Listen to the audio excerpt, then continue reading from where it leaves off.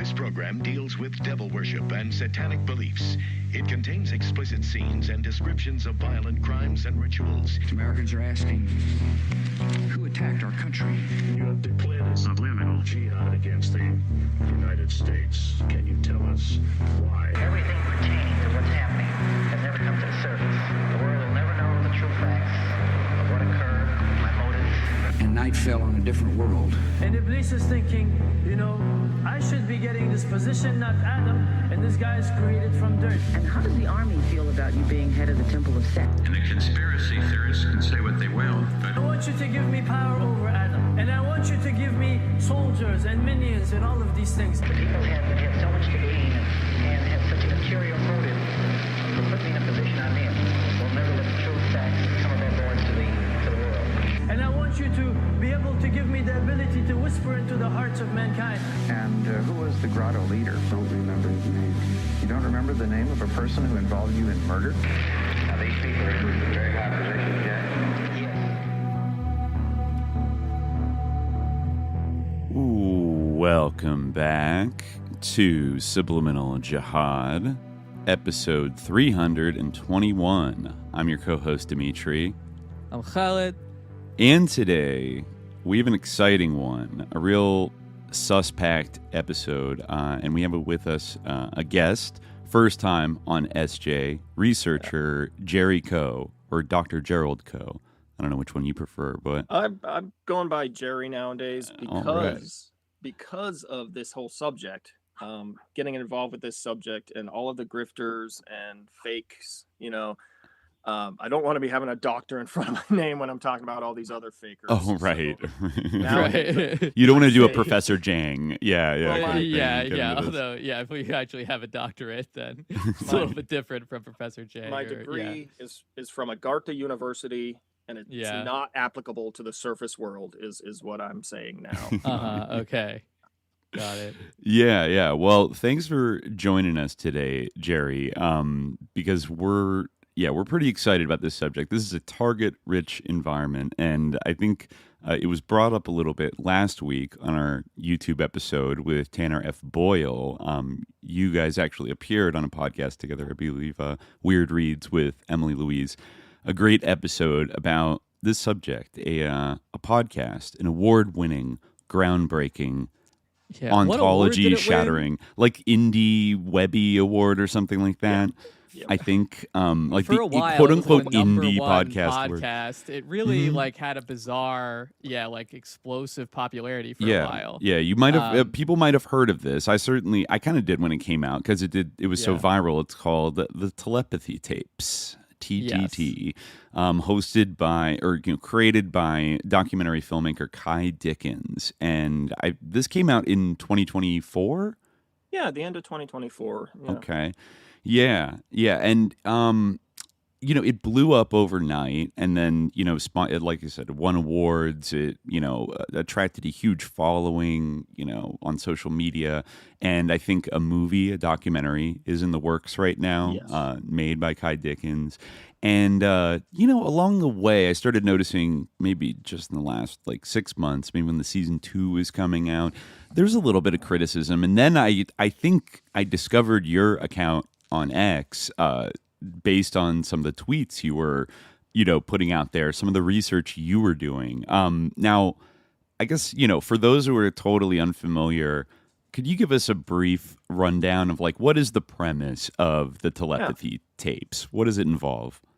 Yeah, so season 1 is this arc of this filmmaker, Ky Dickens, starting to explore this subject. And it's very much like a narrative type podcast where we go on a journey with her. And, she discovers that all of these families with severely autistic children who are being subjected to various kinds of facilitated communication, the families are saying they're telepathic with their children.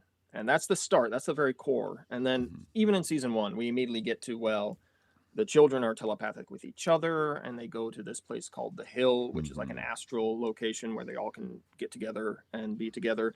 And then it's like, oh, we're all potentially telepathic, and the children can cure cancer. They talk to entities, and this is a big thing too.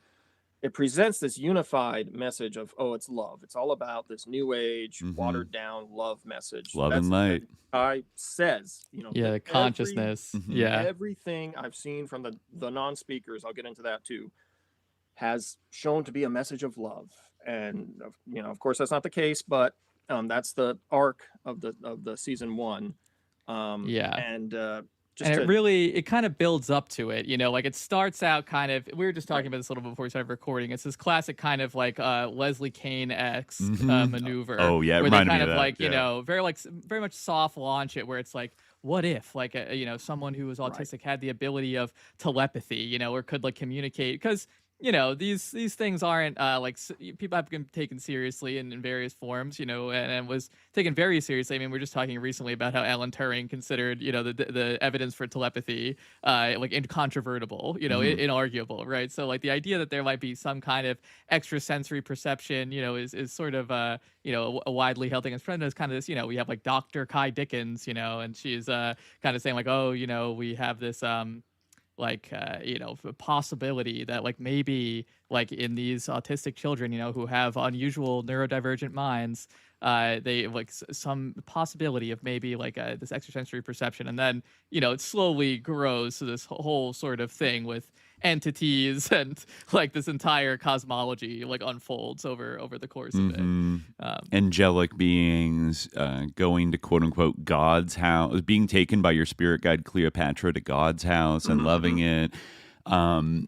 Things of that, things of an increasingly spiritually weighty, kind of profound nature that every time she's kind of like, this couldn't possibly be true.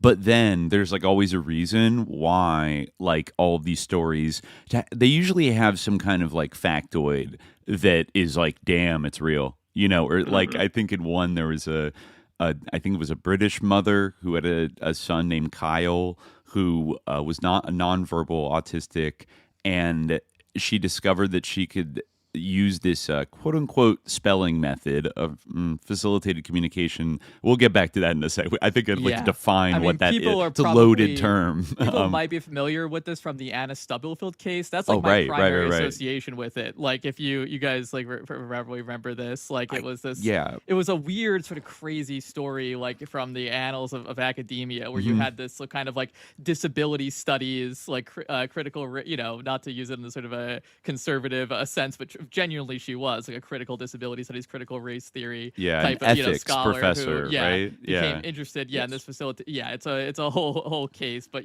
this is a very questionable idea that like with nonverbal people, nonverbal disabled people, you can kind of use these sort of technologies and this form of facilitation to teach them to communicate through these unconventional means, but where the line becomes blurry, and this is kind of the crux of the Anna Stubblefield case, which ended in her going to prison basically for sexually assaulting a disabled man.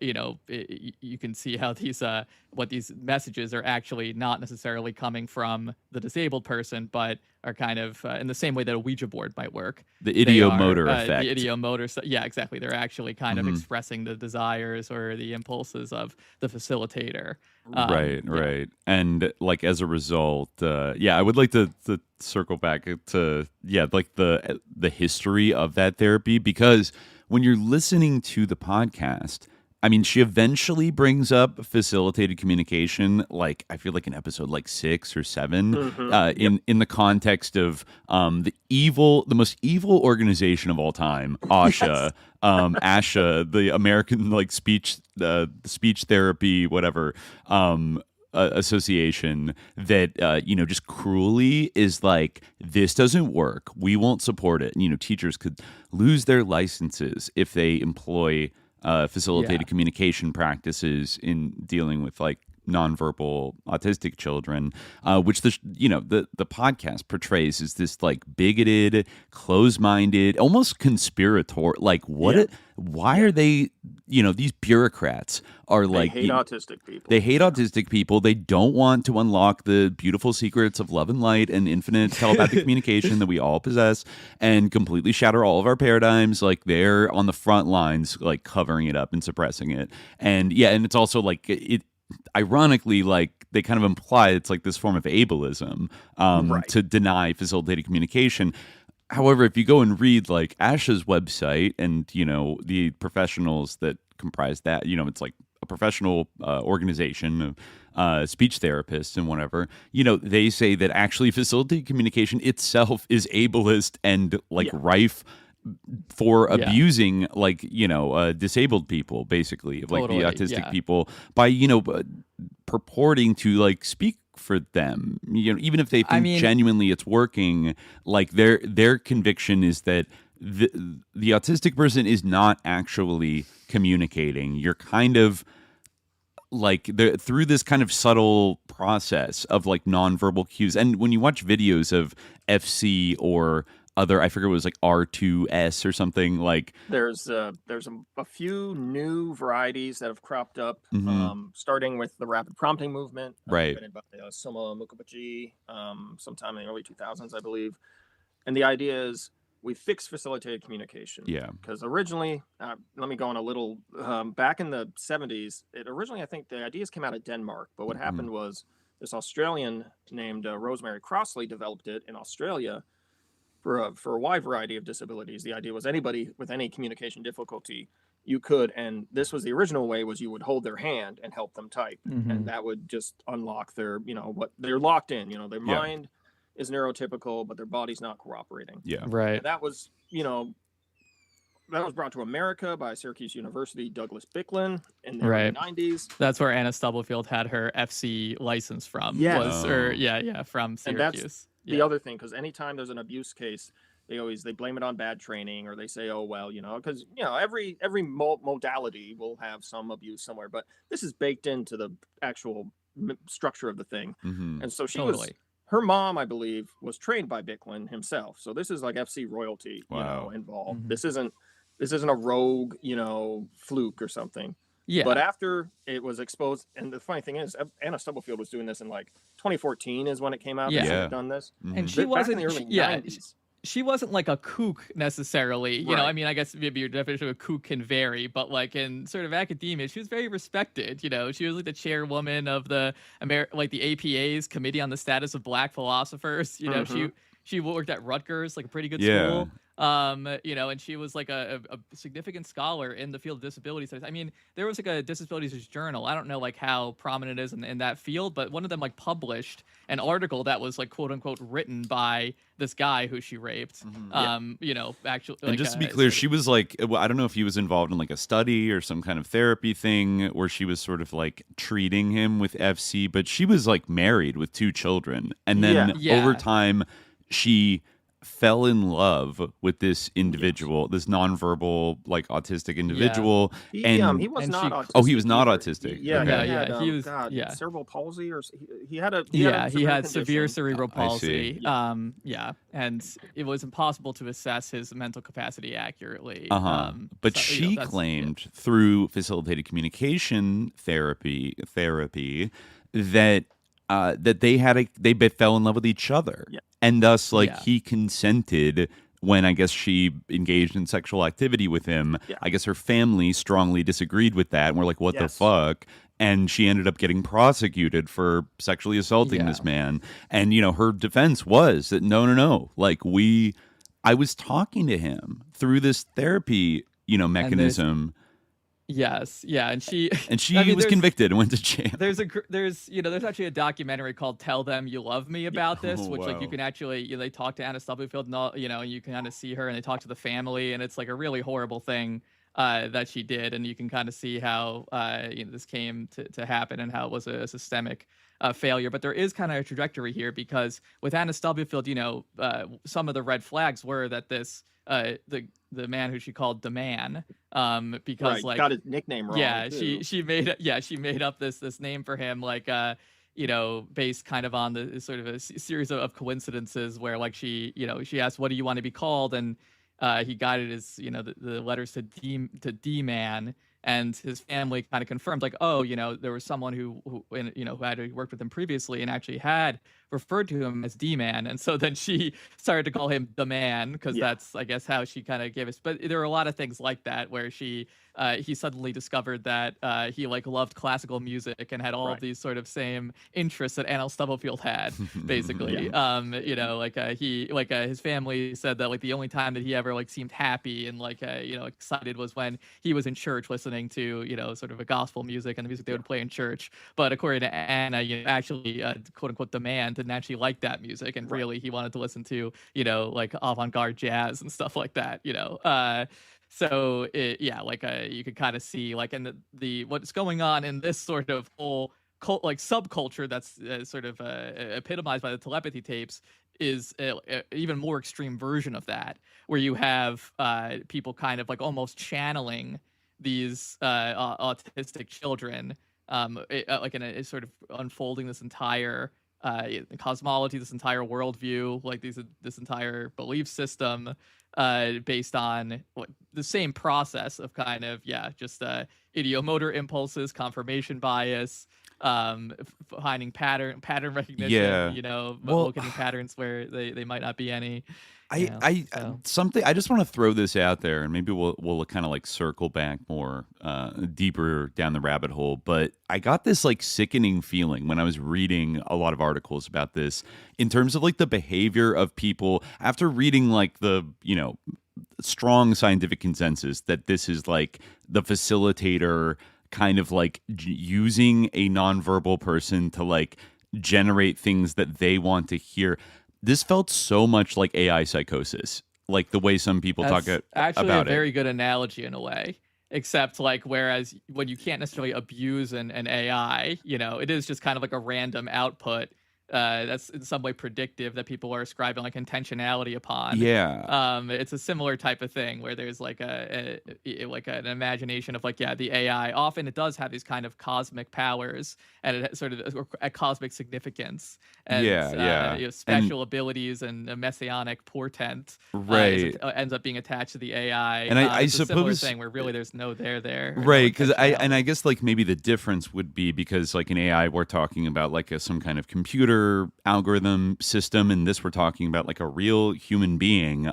Is like the commonality is humanity's propensity to project through this kind of, even like subconsciously project what they want to hear like onto something that mirrors it back to them and makes it feel like it's an outside voice from like either a machine super intelligence or a tapped in nonverbal, you know, type speller that is like on the hill, like in the sort of astral plane with everybody, and always has these like profound like messages to that often happen. Profound that often happen to, it seems, comport with or, you know, conform with the spiritual beliefs of the facilitator, like the parents or the facilitators. And not 100% in all cases, but there's some glaring undisclosed, like, you know, spiritual orientations of some of the people that are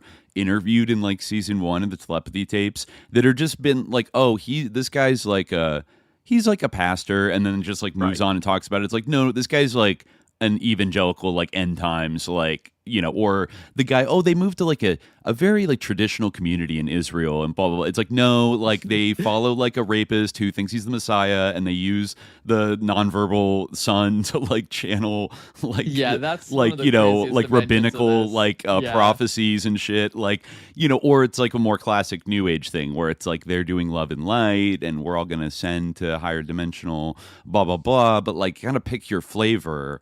Like, it's just interesting how, like, and just kind of like AI, it tends towards like the messianic and like the really like over the top, like I've unlocked the key to everything kind of vibe. I don't know. I just thought it gave me chills. Like, the comparison with channeled literature, I think, is like really another like big one. Like if you read like you know, The Changing Light at Sandover or something like that, you know, like the Seth material, the Seth material, any like this stuff, you know, like there is like unfortunately like a person, a human being who's like caught up in this and is like being, you know, who these things are being attributed to and possibly isn't being treated properly. Like, I mean, but in that, you know, that aside, like, there's kind of invisible presence with the changing light and sent over and Seth material, and these things are the Course in Miracles and stuff like that. This there's still the same kind of basic process going on, but yeah, I mean, one of the stories that before I ever really looked into the show, I remember hearing about this story from someone in the Discord, the Grotto, the SJ Grotto, about this guy who, basically his caretaker, an autistic man, like his caretaker, sort of took a nap and he drowned in a pool, and then after the caretaker woke up, she sort of rationalized that she got a message from him. She got a message from the other side saying that he was okay, actually, and that it was really his time to go, and that he wanted to die at that time, and or that he was meant to die at that time. And he's okay on the hill now. Yeah, exactly, and that and she even and she even kind of implied that he Jedi mind tricked her into taking that nap. Yes. Yeah, like that he's kind of used the power of telepathic suggestion to make her get really sleepy, because she was like, I don't usually get sleepy like this, right? And so this is you can see how really pernicious this is. Yeah. There's a story in season 1 of the Telepathy Tapes where I think John Paul, one of the nonverbal, that is the story. He died. I don't know if does he drown? What happened? Yeah, that is the story. Okay. Khalid was just. Okay, that was the one. Okay, right. That was John Paul. 1. Yeah, no, I was really hit with the wow, he knew it was time to go, and he loved water. And then she would, his girlfriend, was she nonverbal also? Yes. Yeah, and she was taking a long shower in the afternoon, while during the same time he was drowning. So she must have known. She just wanted to be close to him by being in the shower while he was drowning himself. But then everyone was like, we visited him at the hill, and he is 10 feet tall, and he is the protector of children, and they all love him, and he is the happiest person ever, and this was meant to be, that he died. And seeing a lot of that fly around these days, both in the AI space, the psychedelic space, and I guess this space too, of when somebody dies young, or they commit suicide or something, it's it was they made a beautiful choice. Meant to be. Meant to be. Yeah, and it's just I don't know. The AI psychosis, bring that can also go around, because one of the scientists connected to the film documentary that's supposed to come out in the fall this year, Julia Mossbridge, she totally has AI psychosis. She told a little story about she looked herself up on ChatGPT, and it kind of hallucinated some stuff about her that wasn't true, but she thought it was cute. She's like, oh, that's funny that said that. Later, she goes to an AI conference, and the people running the conference use ChatGPT to make her little blurb about her for the conference, and they use that same false information, and which also just goes to show what the fuck are they doing? I mean, right. Pardon my language, but this is what also pisses me off about this whole thing: the lack of diligence or care put into any level of this. Yeah. But anyways, she saw that false information in her blurb for this conference, and she said, "Wow." She went and she trademarked the term, the Future Intelligence Agency, because that's what the AI had spit out that she was in charge of, a thing that didn't exist. But she said, oh, well, it's come around again a second time. It must mean something. Right. So she trademarked it. Keep shaking that magic 8-ball, wow, it said cannot determine 2 times. That means, I noticed, I laughed out loud when in one of the later episodes in season 1, I think there's a moment where Ky Dickens is I was thinking about different traditions. So I asked artificial intelligence to give me a definition of what heaven was. And then this is what it said. And then she reads this fucking ChatGPT paragraph about that is kind of I don't know. It's just you could look up something that says what heaven is. You don't need to ask ChatGPT. I'm sure there's it's called the Oxford English Dictionary. I'm sure that you can, if you have a public library card, you can go look it up in the Oxford English Dictionary, an amazing resource. I'm sure there's an entry for heaven, but instead it's kind of it has a little ChatGPT clever spin where it's it's all about the spiritual thing where everyone feels safe and loved for eternity or something. But just okay, that's a little red flag. Why do you need to use artificial intelligence to do this quotidian Webster's dictionary defines heaven as the thing about The thing about AI is basically they want us all to be using a form of facilitated communication. Yes. That is like kind of the ultimate goal, is that we all rely upon our communication being facilitated by these like awful machines that I loathe more and more with every passing day. But yeah, like, you know, this is basically like what, you know, you can already see it kind of starting to happen where like even the sort of attempt to like keep up like course classes and like teaching of English composition and essay writing, things like this are slowly kind of falling away. And this was kind of the expectation. I mean, I even noticed that like one of the essays like that was, you know, critical of the telepathy tapes that we were reading for this episode was like definitely completely AI generated. I think I know the one you're talking about. I actually I had the same sinking feeling. If it's the one I'm thinking, it was like good. The ideas in it were quite good. I felt like it was. I almost suspect it was like a mix. Like there, it was AI was used to like spice up parts of it. It's facilitated. It's facilitated. Yeah, I think it's largely AI. You think so? About it later, but there's a follow-up essay. Which is much more blatant. If it's the one we're all thinking of, there's a follow-up to that essay by the same author, which is much more blatant about being just AI, the same, all the usual quirks. Well, I mean, that writer, like, you know, admits that originally she was kind of in the community around the telepathy tapes, and that's part of, you know, there's this kind of disillusionment that happened, and I can imagine that type of thing is like almost encouraged and like seen as something, you know, exciting and like with promise that what can allow people to, you know, if you're an autistic person. I mean, like, you know, I certainly am not autistic in the same way. I mean, I think all these diagnoses, you know, obviously there's a little bit of a social component to it, right? But I'm obviously not autistic in the same way that some of the people talked about on the telepathy tapes are. But, you know, I have like some difficulties with it. Like, I'm not the fastest writer in the world, you know, but you got to do it. You know, you can't be taking these shortcuts. Like, I understand where the temptation comes from, but like writing is about, it's about thinking. It's about, you know, like working. I gotta say, like, if you have a Substack, don't use AI. Like, you know, and once like that distinction is like erased, it's like a very dangerous thing for society, right? You can almost see. I mean, Dimitri, you were talking before we started recording about the sort of parallel with psychedelics and like the veterans, you know, where it's like, oh, how can you oppose something that's going to help a veteran, you know, who's about to kill himself? Like, he's going to kill himself right now if you don't, you know, make this like extremely sus, you know, like religiously scaffolded like MDMA therapy legal immediately. Yeah, like it's kind of the same thing. It's like, well, you know, autistic people need these tools, you know, like they need them to be able to. We need to accept that like this is a form of communication, but you know, in this case, like really like a lot of you know, harmful things can be unleashed under the umbrella of this. Like, you know, once we accept that, like, oh, you know, this is real communication that is simply like, because the mechanisms for quote unquote facilitating communication are have exponentially grown since even, you know, Anna Sublefield was sentenced. You know, like just imagine if like demand had been AI assisted, and imagine like the fog of confusion around that, you know, that could create.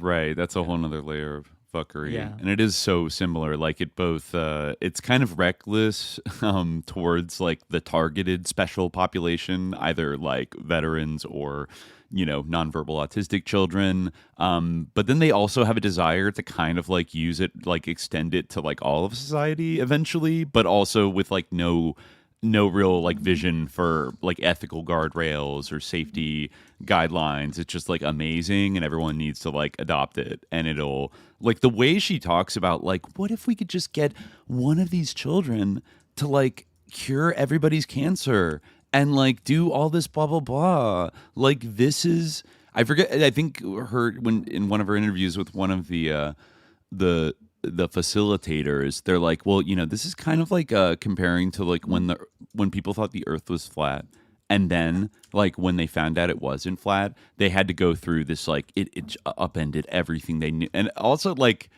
I'm not sure that that's even true about, that's like a trope that like one day everyone realized the earth was round after thinking it was flat. I know it's like, oh, well, they thought Columbus would sail off the end of the earth or something. Well, actually, their measurements were accurate, and they knew he would starve to death because they didn't know North America was there. So the size of the globe. They're like, if there's no continent there, you're not going to make it to India because you're going to run out of supplies halfway across the ocean. They didn't know who was going to run into North America. So how did they know that? Yeah, and I think we might have touched on, in various episodes that, like, I'm not sure when. I know at some point, yes, like early civilizations maybe thought the earth was flat, but like that gradually fell off like over time. Like, for some reason we get told the story that up until like 1492, everybody in like Europe thought it was a flat earth, and then everyone's mind was freaking blown. And I think that is just connected to some biography of Columbus from like the 1800s that was meant to inspire civic, duty in Americans. Just one of those, like, just like the George Washington and the cherry tree, just a completely made up, like, right. And so here she is, like, comparing this very questionable phenomenon, and saying, like, very confidently saying it's just like when, everyone discovered one day the earth was not flat, and it's gonna, I guess that just sparked the Renaissance immediately. Like, it's not that serious. People knew the earth was round for centuries before the Renaissance. Right. Like, every educated person knew the earth was round. Yeah. In, like, the Islamic world and the Western world, and I imagine in East Asia as well. Yeah. I don't really know too much about the history of that part of the world. I'm quite confident that, like, the educated classes considered the earth to be round in East Asia as well. And I certainly, like, in the Americas, like, they had advanced knowledge of astronomy, which would, I think, be impossible if you considered the earth to be flat. But I mean, ideas about all the astrology varied. and astronomy knowledge, like, how would they exactly? I could see how the earth is, like, on some level, like, phenomenally flat, like, but once you start to actually, like, research at any sort of level, like physics or the sort of geography or any kind of thing about sort of the topography of the earth, it becomes pretty apparent quickly that the earth is round. Like, if you stand on top of a mountain and look, you can't just see or forever. Like, you see a ship going over the horizon and just like, oh no, it fell off. Like, that's obviously not what you think. You know that something's going on here, Like, but like, we've had a lot of smart people in history, That's just a little red flag about the rigor of these people, right? Yeah. Well, yeah, exactly. I mean, that kind of lack of, like, kind of historical consciousness is, like, exactly the foundation of, like, this ignorance. I mean, it's very similar to the Monroe Institute thing, where he had, like, no kind of consciousness of sort of the broad traditions across the history of the world of, like, looking into these kind of altered states or outer body experiences or things like this, or the interacting with entities and stuff like that, right? And so they kind of invent these things whole cloth. But they don't have any of the sort of circumspection or the kind of like the actual like spiritual rigor that these things, like, that usually attends these things. So they don't really have rigor of any kind. And that's very new age, is to just take concepts and just reinterpret them, but just grab them and carry them with you, and just keep it. Once you get deep enough too, they just grab everything, right? Just throw it into a giant stew, and it becomes. I mean, you look at the Indigo Children thing. Oh yeah. It's just a kind of this is basically the exact same phenomenon, right? Like, the exact same idea that came out in the 90s. Well, wasn't there a documentary? I didn't actually get to watch it, called The Indigo Generation or something. What happened was, it was developed in the 70s by an author. And this is what happens. A new age concept will come around. It'll be developed. So it percolates for a while. Then I think 2 co-authors came and grabbed it in the 90s and boosted it and kind of put their own spin on it. And that's when Jenny McCarthy grabbed onto it and started talking about it. Really? And then that's afterwards. She now is the executive producer of a recent documentary about facilitated communication, promoting it, called Spellers, which the Telepathy Tapes, Ky Dickens, recommends you watch to understand autism. And this, she executive produced this. It was also produced by a man named J.B. Handley, this Generation Rescue group he has. It's one of the autism is caused by vaccines, et cetera, et cetera. That's another big undercurrent on the show, where many of the people involved believe there's a vaccine autism connection, and Ky Dickens just tamps that right down. We are not going to even mention that on the show at all, because again, She doesn't want to actually grapple with issues. Yeah, she doesn't want to scare the NPR like people and the Goop moms and stuff like that away from the show, so she just ducks it. Well, I've noticed that with like kind of autistic influencers, like in like sort of more normie spaces as well, where like sometimes the families do have those beliefs, but they have to kind of like back away from them for the sake of like their children's like fame and the kind of non-controversial status, you know, because there's a lot of like autistic exploitation media kind of increasing, you know, especially since like the rate at which people are diagnosed autistic is like increasing exponentially, as we were just talking about, you know, with Tanner, right? And Joe Rogan's interpretation of that as a sign of our inevitable evolution into being grays. But yeah, so this is definitely like a widespread thing that people believe that vaccines cause autism. Although it seems like it would be difficult to it's so funny too, because it's like obviously it's like, okay, autism is something that emerges very early in life around the same time that vaccination happens, and it's obviously like if it weren't that, it would be some other kind of environmental thing that, you know, it was attributed to like happening in early life, and it's just because of this kind of cultural meme of the vaccine autism connection that people are saying, oh, it was right when he got his vaccines. It's like, well, you know, that's around when babies are first showing any signs of having any kind of neurodivergence, would be like exactly that time. So it kind of is natural that you would make the association. Yeah. But it is odd though, because they kind of are implying that autism, I mean, you kind of do see like the ableism of it in this way, because it's kind of like, oh, you know, they have powers, but like it would be better if they had not gotten these vaccines and not become autistic to begin with. Like, it's nice that they have powers, and therefore I don't have to feel like guilty or whatever for vaccinating them, or, you know, I can still have this sort of relationship with my child, or I can, you know, leverage these people for whatever kind of ideological purpose I have. But ultimately, like, we would hope that we could get rid of autistic people altogether by, I guess, getting rid of like one of the most important like scientific advances of you know, history. But yeah. One of the big things about modern forms of facilitated spelling, you know, they say they don't hold hands nowadays. You know, nowadays they hold the board up, the spelling board up. Right. One of their justifications is that, you know, supposedly the vaccines cause this injury to the body, which results in the apraxia, which is a real term, but they kind of stretch it to, it's this mind-body disconnect where, again, you're neurotypical inside, but you just have a physical problem. And so the person holding the spelling board is supposed to help guide you with that and train you. And they always say eventually they will be able to type independently, which 99.9% of the time you see that never is actually going to happen. You know, and many times, again, when you watch, you know, this Woody Brown story that's in the news now about this facilitated man who is said to have written this novel with his mother helping him. And she went on this morning show and she did an interview with him, and has him pointing at the board, and the camera happened to look at the board and realize he's not pointing at the letters that she's sounding out and claiming that he's pointing at. Wow. Just completely. And I even seen people be like, well, they must have a shorthand they use. What shorthand is a blank space in between letters? What is that supposed to mean? You know, it just the reach, the attempt to like justify it. It's a thing where sometimes it's very hard to tell what's going on, which is also one of the dangers of this facilitated spelling. It's sometimes very fuzzy. Sometimes it's very obvious that, you know, this person is not being allowed to communicate for themselves through whatever method that may be. They're just being forced into this. And again, it's very ableist. They're being forced into this. You will point at the letters and I'll say what you pointed at, and that'll be it, you know, but it seems like the whole idea that people are neurotypical within, and that autism is basically like an inability to speak or to communicate, or kind of like a physiological problem. Yeah, exactly.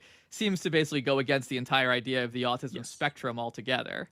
Like, because, you know, certainly, It also seems to contradict then their subsequent claims that they're all like telepathic indigo children that are in communion with with Source and like go to the hill and all that. It's like, oh, they're like pretty much neurotypical, except they have a mind-body disconnect. Part of the justification, I think, is that due to this mind-body disconnect, they've had to develop their mind powers more. I see. And so, and right, eventually, like Daredevil.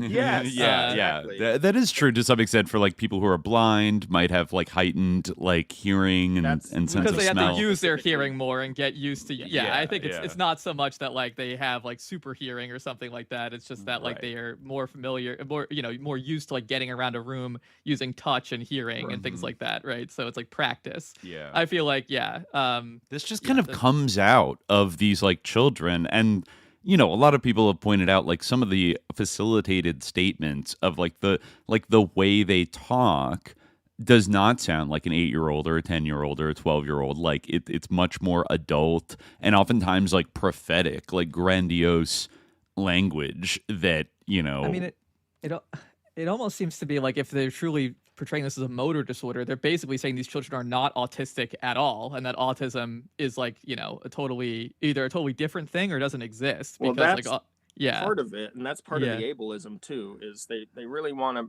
be able to say my child is maybe not normal, but they're a genius, they're a prophet, they have these special abilities, and when you look at this this motor disorder thing, you're seeing it's ad hoc. It's pretty much the science behind it has just been developed to justify the end result, which is the facilitation. I mean, like that, and like what you said about the new age, I was thinking something very similar. Like I think this is one of the examples of like how pernicious and how harmful like the concept of the new age like can be, because it has a similar kind of utilitarian dimension to it a lot of the time, not always, right? I'm not saying that like all new religious concepts or emergent forms of spirituality are like this, but one sort of trend, certainly in what we talk about on this show, one trend you certainly notice in the new age is that it's about getting away from the elements of like earlier religious traditions or earlier religiosity or even earlier like kind of cultural mores and things like this that inhibit like this sort of agenda that certain people have, which is usually like not a pro-human agenda. Ultimately, it's about creating kind of like a spiritual like scaffolding or a spiritual a framework that is going to support kind of this idea of like someone's idea of technological progress or someone's idea of what's necessary as social progress. And usually hierarchies. Like usually it's like a way to like validate like new hierarchies of like ascended spiritual beings. And it's going into that, one thing is over the course of the podcast, they start referring to everyone as not the non-speakers, which many of them are minimally verbal, by the way. Some of them talk, some of them have other means of communication. But this is the other ableist thing about this facilitated spelling is it says, unless it's been facilitated, it's not genuine communication. It's part of the mind-body disconnect. You can actually watch clips of people being facilitated, saying out loud, they don't want to do this.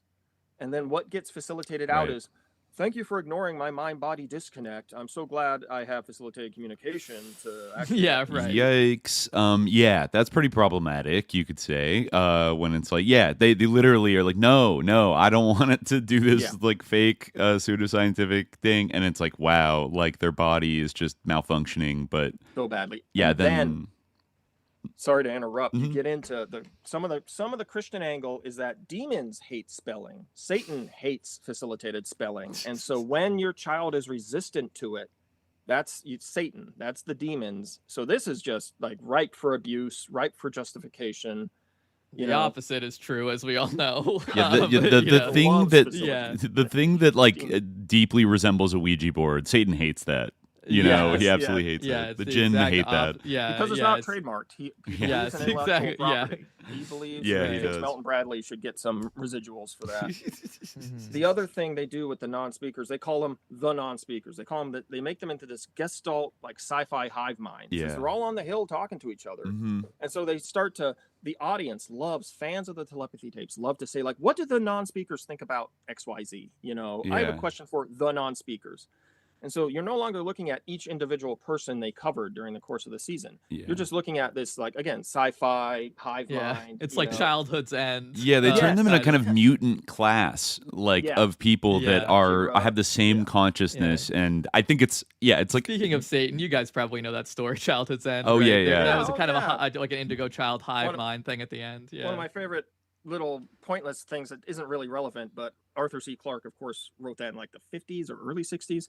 And so one sign, once the aliens come and ascend us, one sign of how wonderful we are now is that anyone can say the N-word. That is it's always stuck with me. Ooh, yeah. Oh my God. Yes. Yeah. So you can. That's not relevant to his main point. I'm just picking that. No, I mean, I'm like, being nasty picking that out.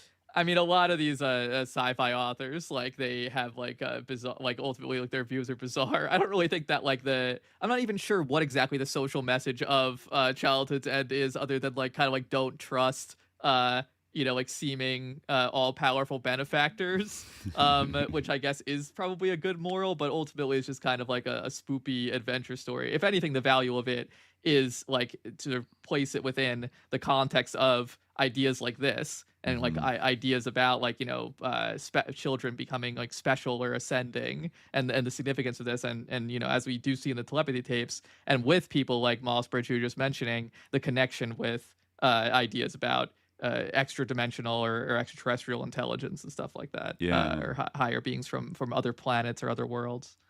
Yeah. Or let's not forget the more recent pop culture example that I think there's a lot of fan crossover of Stranger Things, right? Yes. Right? 100%. And that ties into the other important aspect of this. Early on, when season 1 was big, fans were saying, we don't want Stranger Things to happen. How do we stop psyops from happening to children? And Ky Dickens and the brand, they said, oh, don't worry, we're going to protect the families. We're going to protect the families. And I like to say they basically took the families and fed them into the psyop machine, because, I mean, at least with, like, Julia Mossbridge, for example, she worked with some of them for the documentary, doing some testing. She co-hosts her podcast with CIA veteran Carmen Medina called Pandas Playing Cello, where they talk about all this intersection of the intelligence community and paranormal stuff, and generally just talk about, how nobody appreciates the CIA, and if you only knew how woke they were. Yeah. They interview, they interview a bunch of ex-CIA people or ex-intel people. And well, how hard was that for you when the Iraq War happened and you felt bad about it? Like, tell us how you felt, that kind of crap. Oh yeah. And she also, Mossbridge, has said, wouldn't it be great if the CIA could use precognitive, abilities to do pre-crime? Wouldn't that be great for peace? And she said, this is someone who's so deeply in this bubble that she said, like, well, the CIA's job is to, help prevent violence and help, keep peace and make sure. So that would be so great if we could use psychic children to do that. Fun. Wow. The first time anybody in the CIA has ever come up with that idea, I'm sure. It's so fun. It's like, do you not know the history of the CIA? Like, and this is also the narrativizing where you have Childhood's End, you have Stranger Things. And these narratives get sort of, they are meshed with, actual history and sort of become, like de facto justifications for it. If I'm making any sense here, like the idea is, well, we have stories about it that map to our brain. And so therefore, there's a there, there's, that.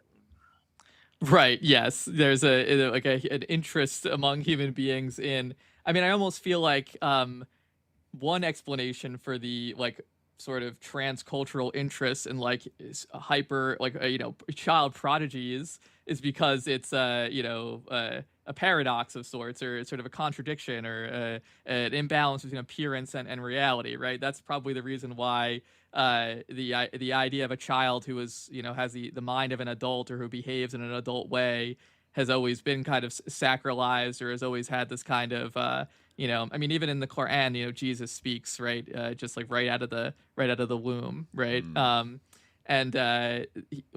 Because that's a sign of that he is a prophet, right? So this is there's all sorts of examples of this, like, but I think that part of the reason why that Miracle is so eloquent is because of this sort of disconnect between what we expect children to be doing and how we expect children to behave, and or infants or young kids, youngsters, and how adults behave, right? So I think that this kind of comes from sort of this natural human attraction to these sort of paradoxical or ideas or these contradictions, rather than sort of like a message that there are that there's a hill and that nonverbal autistics are communicating, things like that. I think that's a kind of a shaky basis for the notion that this is that their beliefs are true.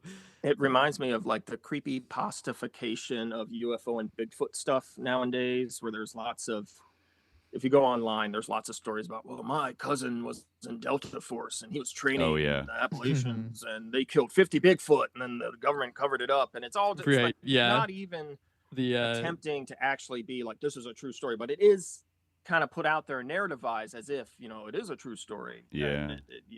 I remember. What is it? The something Creek Massacre. I forget the that was, I think, the Bluff Creek Massacre. The Bluff Creek Massacre. Crazy idea. Because the Patterson film's a hoax anyways, but this crazy idea that actually Roger Patterson and Bob Giblin hadn't just filmed one Bigfoot. They had actually found a family of them, killed them all, and then this one Bigfoot was running away from them. And this, I forget the name of the researcher who came up with this, but he said, "Oh, you can see a pool of blood in the film," and there's and even the majority of the people who invest in the realism of the Patterson film say this guy's. I'm very curious to see like the sort of documentary or like the sort of story finally come out about the nature of the film, and its creation. I'm interested in that. But anyway, that's a bit of a digression. But I mean, Giant of Kandahar, etc. I mean, we do see like a strange. I mean, Dimitri was saying here recently that like the spiritual aspects of everything that we're seeing like in the sort of arena of events is very apparent right now. And we do see these like very explicitly there's like geopolitical dimensions to the sort of uses or the ideas that the uses that people want to put these children to, or the uses that they want to put this idea to. I think like we definitely kind of see this intensification of that type of thing, like all these memes that have been around for a while kind of are gaining a more intense and elaborate sort of a signification in the popular discourse, it seems. But like Stranger Things is one of these things where like that was probably the biggest pop culture thing in the last 10 years that kind of dramatized, like it was kind of ripping off the old conspiracy theories about the Montauk Project, basically. I think it was originally called that. And it's called Montauk. It was supposed to be set in Montauk, actually. I think there was a lawsuit over the script and et cetera that was settled. By the Duffer Brothers. What hacks are the people who write Stranger Things, by the way? Like just incredibly. It's hard to tell. I don't think they. The Duffer Bros. I don't know if they've done anything else. But. Like I watched part of that series. I mean, not my cup of tea, compared to earlier attempts to like, the X-Files, which also had a lot of like doing government experiments on children, even like alien hybrid type plot lines and things like that. But like Stranger Things, maybe because it's so interwoven with this like heckin' like weird 80s nostalgia, but like a weird nostalgia for an 80s that didn't actually exist, but like only in the minds of like millennials, I guess, and like young Gen Xers. For 80s movies. Just like, oh wow, like remember this song? And all that stuff. Remember E.T., remember Friday the 13th, remember and even despite the conversation, I don't know. Despite one of the characters, 11, being like literally like an enslaved indigo child who was subjected to like terrible experiments, it I think by like season 3 or 4 it starts to veer into like a hokey, I guess I see what they're doing here, but like some kind of like Rocky IV, like anti-evil Soviet, or like they really have to do this because the Soviets are out there being even worse or something. And they just overall kind of made the whole thing like campy and fun and like cool in a way where it's like, oh my God, 11, she's iconic with her psi powers. Like it ends up not taking it in a kind of like serious way at all, and almost like paving the way a little bit for when something like Telepathy Tapes comes out subsequently, for people to be like, wow, he's just like 11, you know, and just thinking it's like cool or something, and not thinking about the dark side of just kind of ignoring the dark side of it. A lot of fans are like enjoying this as a kind of LARP or like an ARG, where it is just fun for them to hear about. And you know, on the one hand, the podcast says we need to legalize spelling, because they call facilitated spelling just spelling. That's part of the propaganda. Is you don't tell people that it's facilitated, and which is how Ky starts the podcast off, not telling you that any of these messages have been facilitated with another person. It's only, again, like episode 6 or 7, when she starts to get into, oh, some people have a problem with this because they hate autistic people. But anyways, moving on. So this idea that, you know, what, for example, the drowning, like disabled and autistic people, especially for some reason, severely autistic people, very high risk of drowning, of this weird water thing where, and this is like a real serious issue, and we're going to turn it into this neat little new age, you know, story that we can just, you know, be, oh my God, it was his time. You know, yeah, he loved water. And just in general, the idea of support needs, and like, what do autistic people actually need to be safe and secure and cared for, when we're talking about severely autistic people, which the people in the Telepathy Tapes are, you know, people who require care, require their families to take care of them, or carers to care for them.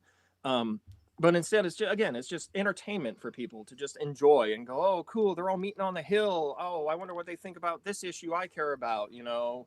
And this also ties into what I think they're going to try with their film release, because if you guys are familiar with this, they, right around the time back in October when they were doing their film testing in Chicago, there was a big to-do.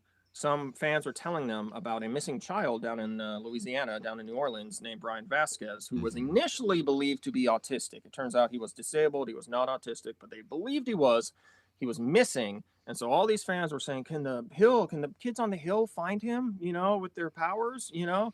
And what happened was, like a day or two, like immediately after they start asking this, Ky Dickens puts out a Instagram video where she is just, you should watch it. If you haven't seen this video, it's fucking awful. Her acting is so bad.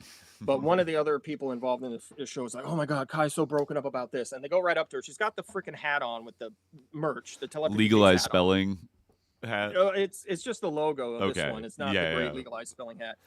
She's got it on, and she's like, whoa, what are you talking about? Oh yeah, they showed us, the kids showed us something so devastating. The idea is they were trying to set up a fucking ARG about this missing child, you know.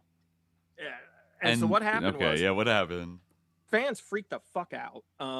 Again, pardon my language. Fans just completely lost it. Like, what the hell are you talking about? Some of them didn't even connect it to this child. Some of them were just like, well, this is a very disturbing video. What the hell are you talking about? So they took it down for a time. They put it back up. They put it back up with a disclaimer that, oh, when she said they had learned something devastating, all she meant was that we were underestimating these children and their abilities, which was a complete, not at all close to how the video plays. You know, it doesn't, it plays like, again, it plays like a dramatic thing, like a revelation. And so the other thing, Ky Dickens and Julia Mossbridge go on a couple podcasts after this, and they start hinting at this horrible revelation. And they say, well, you got to wait for the film, though. You know, this is paradigm shifting evidence. This is incredible, but wait till the movie comes out in a year. Pay $10, see it on Amazon or whatever, you know. But they say, oh, we had real.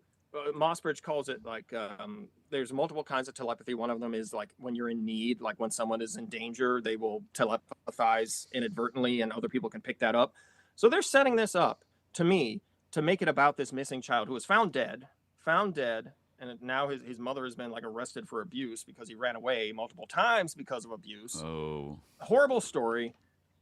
It really feels like, now I hope I'm wrong. I've said this before. I hope I'm wrong. I hope this has nothing to do with what the film is, but it felt like they were laying the groundwork early on for this to be this a part of the movie. Yeah, incredible reveal. And so we'll see, because the movie keeps getting pushed back, because Ky Dickens had said she's had it locked for editing like twice now. And first it was going to come out this spring. Now it's going to come out in the fall.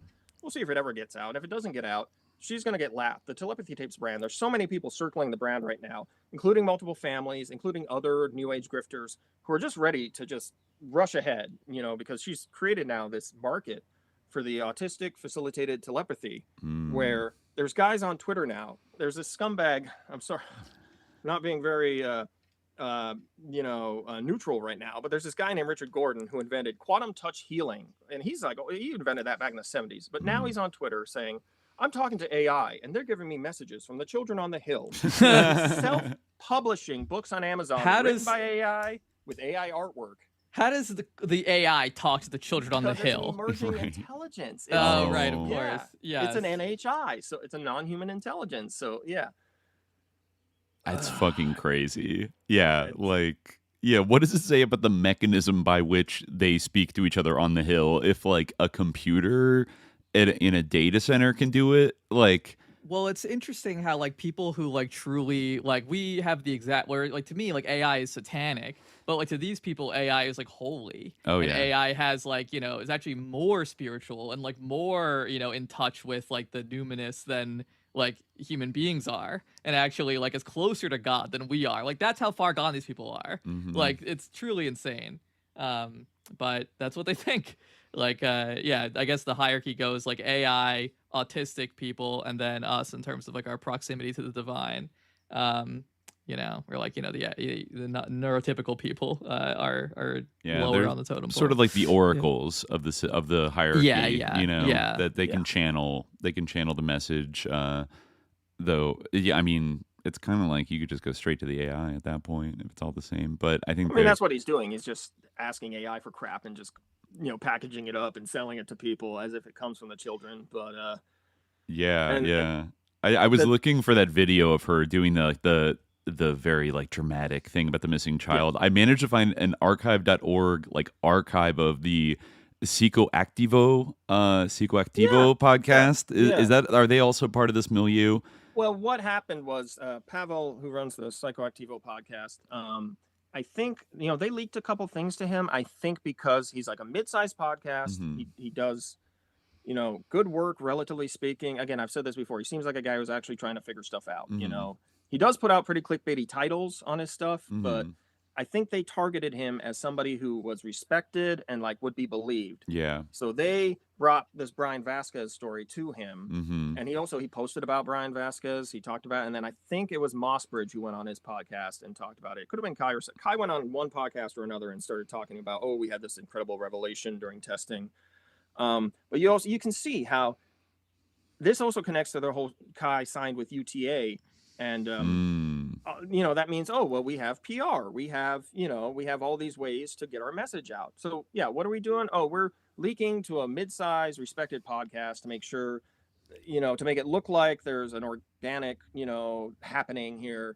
And if you look at how they handle their fan spaces, their paid Discord and their Reddit space, which is, you know, moderated by volunteers. Yeah, it's the same kind of thing. There's lots of censorship, lots of deletion, lots of narrativizing, They have a rabid online community, right? That is sort of are the Janissaries enforcing various things. Yeah, I definitely wanted to touch on that because some people have, like, pointed this out. I think it's extra relevant this week just to tie it up to another thing that's been inundating everybody's, like, X feeds. You know, the revelations about this music marketing company, Chaotic Good Media, particularly, you know, they've worked with a lot of artists, but I think, you know, Geese, the band Geese is the biggest one. And it's brought up this thing about kind of, you know, being not even industry plants, but, like, this new strategy of kind of gaming the algorithm with armies of, like, bot stan accounts to generate the appearance of an organic rise in popularity that is, like, more appealing to people than, like, traditional top down, like, forms of advertising. And this kind of, like, there's you know, I've read some articles about, like, the sort of changing nature of, you know, like, fandom and how to build popularity now is, like, really to get, like, a hardcore community of people that are, like, almost spiritually invested, like, or their whole identity is wrapped up in, like, worshiping, like, a podcaster or a band or something like that, and then getting them to, like, put in, like, spiritual labor for free, and then also augmenting that with just straight up bots, like, so that if they're, I think the Chaotic Good Media guy said, like, you know, if there's 100 negative comments about the post of like a band's performance, we're going to make sure there's 200 positive posts from like a bot army to just drown out. And then like anytime anybody criticizes them, there's going to be like a horde of like reply guy accounts that are just shut the fuck up, like, nah, you know. Right. And then also, you know, creating this thing of like, oh, we just stumbled upon this thing and it's also organic. I see a lot of that going on. I mean, there's like many such cases these days, but looking into the telepathy tapes, like their rise, you notice a lot of those like red flags of like a kind of shaped virality that is not like as organic. And like you said, they signed with was it CAA or UTA? It was UTA. Yeah. So one of the big like three, one of the big talent agencies in Hollywood, and of course they've they're sort of raising money for like this movie, but I think it's actually kind of a double thing. I'm sure they have like the resources of like a PR powerhouse like at their disposal, but they also have kind of the tried and true new age tactic of like kind of like sucking people in and getting them to provide free spiritual labor with like no compensation. So they're kind of pumping on like both of those levels, and it seems to have been very lucrative for them. But to that, well, I mean, there's like a huge. Oh yeah, sorry, keep going. Oh, I just wanted to say, like, I wouldn't say that it's like above a PR company or UTA at this point to help generate like an ARG that will be like used in their documentary to be like part of the movie and all this other shit. Like, you can't rule anything out anymore. Yeah, I mean, there definitely is like a huge market like for the stuff. I mean, like one of the articles that you sent, Jerry, like was talking about how the Telepathy Tapes was promoted and was promoted by and in turn promoted Ian Carroll, who we talked about on the show before. That's kind of like the epitome of like the totally unscrupulous, like friend of the show, slop-slinging Ian Carroll. conspiracy influencer. And like that's a great example of like how there's gold in those hills. Like the greatest sort of example, or like the greatest paradigm for any kind of like product or like sort of consumer media product is like the unification church or like the Manson family. Like everything has to be like that, where it offers some kind of solution to like a like an existential problem that nothing else like can solve. A lot of these things kind of they participate in this sort of matrix, no pun intended, of different ideas, like to use Ian Carroll's matrix: vaccines, aliens, the CIA, brain chips, and all this telepathy. Exactly, like these kind of things can interact and they can create kind of this this whole landscape that you can explore around in. But together they offer a solution to problems that are urgent and that like nothing else like really can solve.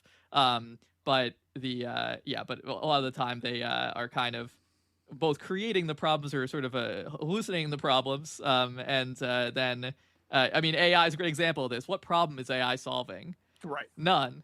Like we didn't think like, oh man, if only I had this stupid thing before it was created. Now we're supposed to think only it had the I Ching, but worse. Yeah. Right. Yeah, exactly. It is kind of like throwing that I Ching. They're both algorithmic. It's the same basic principle. But and I mean that really is the like it is like a technology that has like some meaning and some effect, right? It's even though like we're dismissive of some of the claims and the hype about it, it definitely, in terms of what you're saying, Dimitri, like it lubricates that process like to a huge extent. Like it allows and there even is like, as people have talked about, with these kind of like spiral cults and stuff that develop around AI, for whatever reason, it has that same quality that like channeled literature, Ouija boards, like any of this type of kind of like the I Ching, any of this type of algorithmic, pattern generation. It does kind of have this, I guess, because the ultimate pattern is like the eternal recurrence and the eternal, there's no greater pattern than this. Like they do kind of always end up with like the ultimate telos of human life, or like, the end times, or the reason why we're all here, and offer some kind of like, very like packaged cult like spiritual framework around that. They both kind of have that they both kind of have that, like it sort of has like the simplicity and like the thought canceling nature of some of these like high control religious groups that you might have seen in like the 60s, something like that. It's kind of like a cult leader in your pocket. Yeah. Yeah, basically. Yeah, who can just like one-on-one psyop you in like when you stare into the black mirror and yeah. and Yeah, it's I kind mean- of like it's like custom because of this like feedback loop and its sycophancy. It's kind of like custom, very micro tailored to like your Exactly. I mean, what desires and expectations. What are the and a lot of these CEOs like Sam Altman, who I guess has the personality traits as we were just joking about of the AI, being incredibly like people pleasing, but also having no concept of that it's wrong to lie. Like what is like that is exactly the kind of same personality type that like all these like people like Jim Jones, people like Charles Manson, without getting into the weeds of like these deep events and things like that. They all had those personality traits, right? They would tell you whatever you wanted to hear, and they had no compunctions about lying. And now, like, we basically have an entire economy that is, and almost like a growing kind of a society, cultural sort of a framework or sort of a culture that is based around this I Ching like device that is just spewing sycophantic lies. And it's natural. It's something like the telepathy tapes is going to thrive in that environment, and it's going to have like serious consequences, and people are going to be very much harmed. It's very upsetting. It's one of the clearest examples, I think, of like how harmful a lot of these things could be. The sort of developments we're seeing now, and some of the trends in general, like the new age and such things. Well, and a lot of some fans, I'm not gonna say a lot, but I've noticed a few times now with new episodes that the Telepathy Tapes is uploading to YouTube. People have been criticizing. They say this sounds like AI, and sometimes they're referring to how Ky sounds in narration. Sometimes they're referring to how the script is written. Mm-hmm. So that's a possibility as well, that they are just introducing AI into their production. I got like that kind of vibe even listening to like the season 1, like when they would get to the testimonials. I mean, maybe they were just using speech to text, like computer, to like to read out the words in a voice, but it sounds indistinguishable from like a ChatGPT talking or a Grok AI like attempting to sound like a real person, and talking to you. And I mean, she definitely dropped hints that she was consulting AI for her script, and I could see that even escalating between like when she did the first series in 2024 and then the end of 2025 and now, where it doesn't seem like she has much of a critical mindset about it. And I feel like that's almost the most dangerous thing, is when people are like without any guardrails or any inner vigilance, like they just keep using it more and more and relying on it more and more, and then sucks you in. It's addictive. Yeah. I mean, you can't go without it. Yeah. It's Wilderness of Millers out there. Dimitri and I were joking like not too long ago. We got a comment on our YouTube channel that was like, I guess because like we posted a bunch of our old episodes like all kind of at once, like in bursts, like episodes of our podcast feed, we were kind of uploading them like all at once, so it's like hours and hours of content.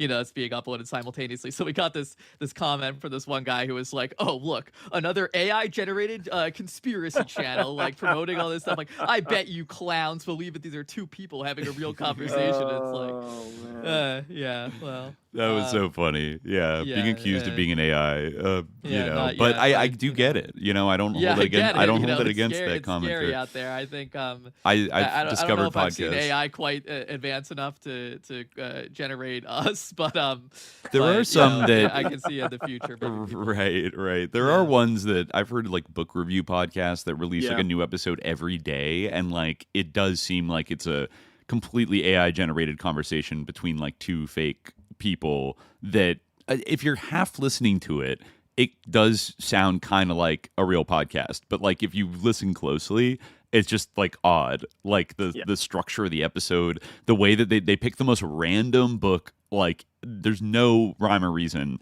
to the book they do every day.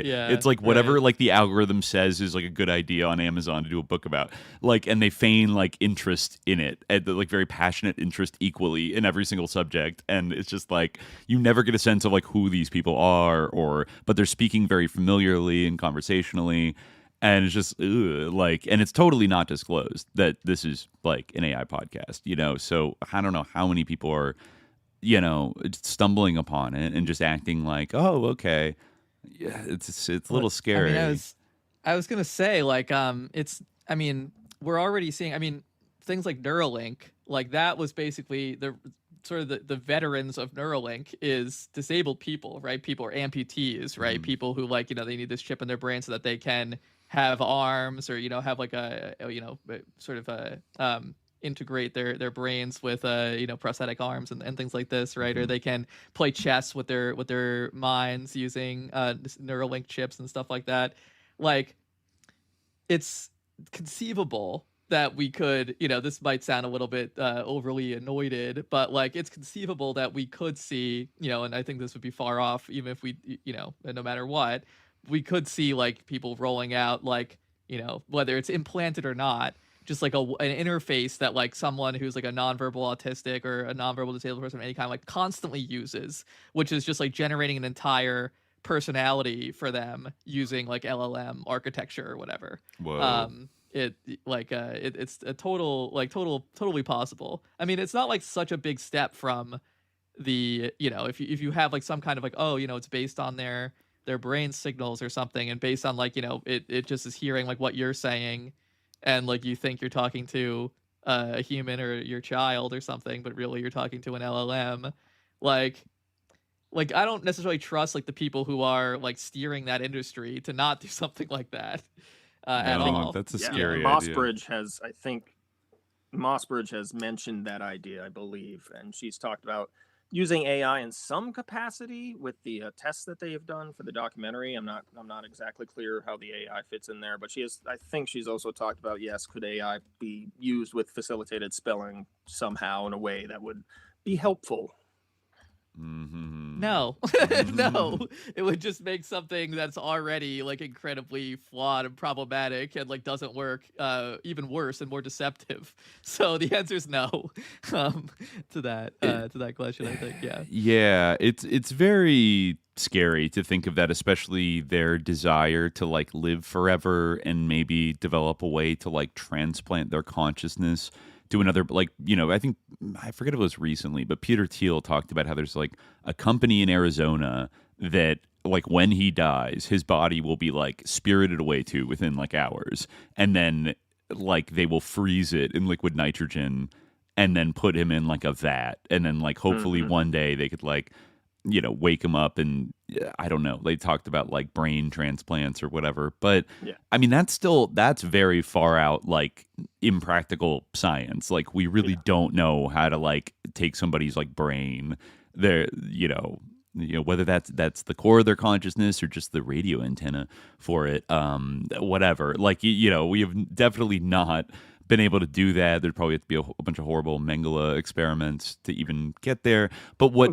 could be a little bit of more like if you could make some kind of AI brain implant chip that can hijack the motor system of a human and almost like a puppet, like use it. That actually might be more. I don't know how close like Neuralink is to actually doing that. They're kind of doing the opposite with like I saw like that they had like a fly like cortex or something that like, or maybe it was a rat. It was some kind of like brain cells that were like playing the game Doom. Like they were like kind of hooked up to the game, and like the brain cells were like, or the brain matter or something. I don't really remember exactly the nature of the experiments, but basically like they had like this brain that just existed like to give like signals to Doom and was just like playing it constantly. Kind of seemed like like a nightmare, like the beginning of like making you into an anti-cloud sort of or sort of tending in that direction. Did you guys see the articles that kind of came out a few weeks ago about there's like a medical startup company, a stealth company that is that has one of its founders has like mused about the goal, you know, his life goal of creating like human clones that could be used for like, I guess, to like harvest organs or something like that would be grown with like no brains, so it would be ethical. Literally the movie The Island. Yeah, no, literally like some of the people covering it were like, this is kind of like the fucking Island, like, which was ripped off from parts the Clonus horror from the 1970s. Yeah, that's right. You know that. Yeah, that's right. And then according to Juliette Bryant, Michael Bay was at Epstein's Zorro Ranch, like talking about making this movie in like 2004 when she stumbled across him. It certainly would line up with his interests, I would think. There's also the whole thing where Epstein had Hanson Robotics. He wanted them to make an Epstein robot, and then that connects because Julia Mossbridge had this whole loving AI project she did with Hanson Robotics and Ben Goertzel and Gino Yu back in 2017. All three of them. Gino Yu, Ben Goertzel. We're getting some names here. David Hanson. Very, all three of these guys, major Epstein orbiters. Yep. And Mossbridge hasn't said shit about it. She made a statement about Epstein just saying it's so bad and awful what he did. And especially because, you know, he was a misogynist. So he's always saying, don't invite women scientists, you know, don't. So she sort of hid behind that, and she's actually saying, now I'm going to start a conference for women in science, you know. So after and Ben Goertzel also put a really poor statement out where he said Epstein psyoped him, you know. So for like 20 years. If you go back to 2008 when Epstein says, hey, I'm going to prison for a while, just letting you know, and Ben Goertzel replies, well, I don't think you should go to prison for what you did. Those girls knew what they were doing. What a psyop. Ben Goertzel was like an OG, I think, Edge Foundation Brockman acolyte. Maybe going back to the Reality Club. He definitely, I've seen him his name pop up on so much shit. Like going back. Humanity Plus, Humanity Plus, the sort of like transhumanist singularity foundation. He might be connected to the Lifeboat Foundation, which is another very weird one that has like basically like transhumanist, but has like a massive roster of alleged affiliated scientists kind of working for it. But Dr. Julia Mossbridge, like, what the hell is up with her? I remember, didn't her name pop up a little bit when the Epstein files were kind of coming out? Or was that more David Hanson, or both? Oh, that was David Hanson. Okay. Definitely, because David Hanson was emailing Epstein his designs for his sexy gynoid robots, he called them. Gynoid robots, that's right. Yeah, he was telling them, hey, this is what they'll look like. They're going to be super sexy. And he was also telling them, here's how the mental level is going to progress. So in like 18 months' time, they'll be as smart as a smart child or a dumb adult, which that's, you know, put those two together. Put a interesting put a child mind in a sexy robot. Ooh. Yeah. Mossbridge is just incidental because she was hooked up with those guys for the Loving AI project back in 2017. Now, the season 1 scientist, Diane Hennessy Powell, she comes up incidentally because Deepak Chopra was trying to find funding for some of her projects. Of course. And now she says she says she doesn't know anything about it, that Deepak just got the funding, didn't tell her it came from Epstein, which, you know, that could totally be the case, because Deepak is just emailing Epstein saying, hey, here's a project, do you want to throw some money at it? And Epstein tells him, yeah, sure. And we never actually get, as far as I know, a confirmation that money went through, but they're definitely talking about it. Yeah. And they're talking about a specific project Diane Hennessy Powell did, which includes Akil, the autistic boy. Now he's in his 20s, but back then he was like 12 years old, and his mother, Manisha. And the disturbing thing is that Deepak was forwarding this information to Jeffrey Epstein. You know, that's the disturbing thing. Right. I think I remember reading those email threads where it's like, why are they talking about like autistic children that have ESP abilities? Yeah. What the fuck, you know? But and so the brand really hasn't reckoned at all with this kind of association. And the thing is, it's not like, you know, I think Mossbridge is much more implicated just for having worked with all three of those guys on that really shitty project. But you know, the defense is just, oh, well, you know, nobody knew, you know, and it's not a big deal. You know, it's very, the defense from the fans and from the fan spaces is that, oh, this is you're just trying to smear the telepathy tapes. But the whole point, what bothers me is, I mean, fans were saying, oh, watch out for psyops. Here we go. Here's your psyop. You know, here's the dark forces trying to work their way into this. And your response is just snooze. You know, you're not going to. Yeah. Right. Well, I wonder how much of that vigilance is dulled by another like wing, another like tentacle of this like new agey psi octopus, which is like kind of like Russell Targ and Hal Puthoff, and like these people that have kind of been coming out on like Sean Ryan and Joe Rogan that have been talking about remote viewing and about, you know, you got Joe McMoneagle and all these people like talking about how real it is, and Project Stargate at SRI in the 70s. But always kind of like I feel like the takeaway of all these interviews, I don't know why, I could come up with a bunch of reasons why now are they kind of coming out on these like alt media platforms and disseminating this, but like it gives you a kind of like comforting feeling that like this stuff is really real and it's powerful and it could upend all these kind of things. And like the CIA, you almost have to hand it to them for being so interested in it. And like the Air Force, like, you know, in the military, whatever, like you kind of have to hand it to them because they were dialed in on this extra consciousness. And like, yeah, you know what I mean? It is like in some way like the Stranger Things-ification, or even like, you know, not obviously, you know, I'm a big, as we were talking about last time with Tanner, like that I'm a big X-Files fan, but you can almost see like the kind of like conspiratainment is like kind of part of the same sort of complex where like the like on one side of like looking into anything like psychological operations or conspiracies or deep politics or anything like that, one path leads to like just like total like paranoia and like an inability to trust any information that you see, and just like kind of an almost like vulgar narcissism, or like a narcissism of the world, right, where like everything is an illusion, or everything is like a false narrative and a lie, nothing can be trusted, and you end up on that route. And then the other route is kind of like a Stranger Things like MCU type of like story, where it's like the white hats are getting them, and like it's inevitable that they're gonna stick it to the bad guys, and they don't really stand a chance. Like there might be like moments of tension where it's like, oh, we're really under attack now, guys, but ultimately like it's all about just like rooting for the epic, the Avengers of love and light will prevail at the end of the day. And the disclosure, the UFO disclosure narrative, is the same thing. Patriots are in control. Our heroes are going to come out and expose the facts, and they're going to go on Joe Rogan and Sean Ryan and Danny Jones, and they're going to talk about Yeah, and Rogan was a huge booster of this too, by the way. That was part of the reason for its like popularity, wasn't it? That he like kind of talked about it and how he lent credence to it, as far as that goes, which I guess probably for some people is pretty far.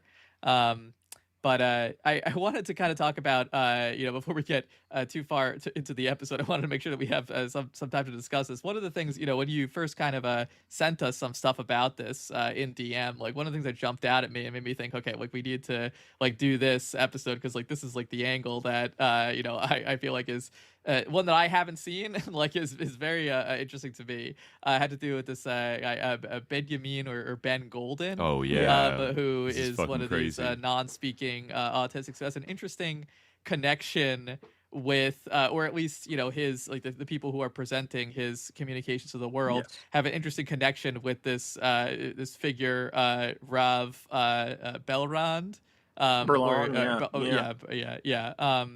Who what's his real name? Eliezer Yeah. Can you break that down for us? Like, this is very, very interesting. So the deal is the telepathy tapes. Part of episode 8 was this Ky talking about how facilitated communication is okay. She's also, what they do a lot now, they make a distinction between original facilitated communication with hand holding and modern spelling forms with board holding. It's kind of a false, it's a real distinction, but the effect is still the same, but they make that sometimes as a way to say, hey, no, it's not facilitated communication, don't worry about it. But in part of episode 8, she talks to this gentleman, Arthur Golden, who talks about some of both his experience with his son Ben and some of like the scientific justification for facilitated communication. And I pair that with episode 7 when she talks to Pastor Joe, who also offers up some scientific justification for facilitated communication. And to me, those are really like part of the pillar that she holds the season up on is, hey, don't worry about the science, because she sucks you in with the emotional narrative. And then a little ways along, she goes, oh, there's some controversy, but we have multiple people here who say it. Don't worry about it. Now, what she says is that Arthur Golden and his son, Ben, she says, Ben is facilitated and provides spiritual messages. That's it. If you look up what these spiritual messages are, now I want to make this clear because Arthur Golden's reached out to me with corrections and clarifications because he wants to make it clear. One, he's never personally met Eliezer Berlin, ever. And 2, he doesn't facilitate with his son Ben when public prophecies are concerned. Anything that's publicized as a prophecy from Ben, Arthur Golden wants to make clear he is not the facilitator in those cases. Okay. And who is? Yeah. That's what I wanted to know. He got upset with me though. I'm not talking to him privately anymore because he's very erratic. He's escalated to threats several times about exposing me for stalking him and intimidating him. So Arthur, if you're listening, and I'm sure you're going to see some stuff on Twitter, just talk in public to me because I'm done with the games. He's been doing this for years. If you go back on social media, years and years, he'll be in people's comments saying, email me at my email address so we can talk about this. And I really think he's one of the original people behind this whole telepathy idea and facilitated communication, because Anne Donnellan was an autism researcher who in the very early 90s had this idea that maybe there's telepathy involved. But since then, I think he's been one of the people who's carried the torch for it. And I mean, it does seem like, like this is a very, very interesting group that like he has allowed his son to become embroiled with, I guess, maybe, I don't know, under the direction of somebody else, I don't know, or like his son has embroiled himself with through his prophecies, if you believe that, which I don't. But like, and they certainly, like, these messages from Ben have like certainly had a lot of meaning to the followers of this guy Leeser. And going back, sorry to interrupt you, going back to like the early 2000s, I believe, is when I first see publicized messages from Ben Golden saying, actually, it goes back to 1994. There was a pamphlet written by a Rabbi Svernik, which was later turned into a book in like 1999 or 2000 called Secrets of the Soul. And this was about many different facilitated disabled and autistic children and adults. Many of them were adults who were facilitating prophecies and messages.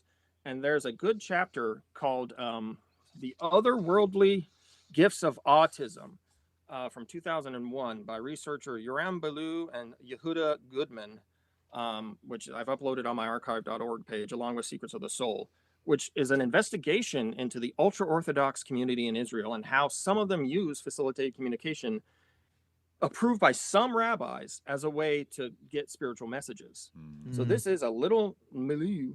And then I start seeing these publicized messages in the 2000s, which are still saved on some blogs. And it's about chemtrails. It's about Planet X, Nibiru. Oh, that's a deep cut. Wow. Okay. It's classic stuff. Yeah. Then in 2019 is when we start seeing publicized prophecies from Ben Golden about how Elijah Berlin is the Messiah. He is the purest man on earth. He is the Messiah. Now, who is this guy? He's, again, a convicted rapist, convicted like of fraud also.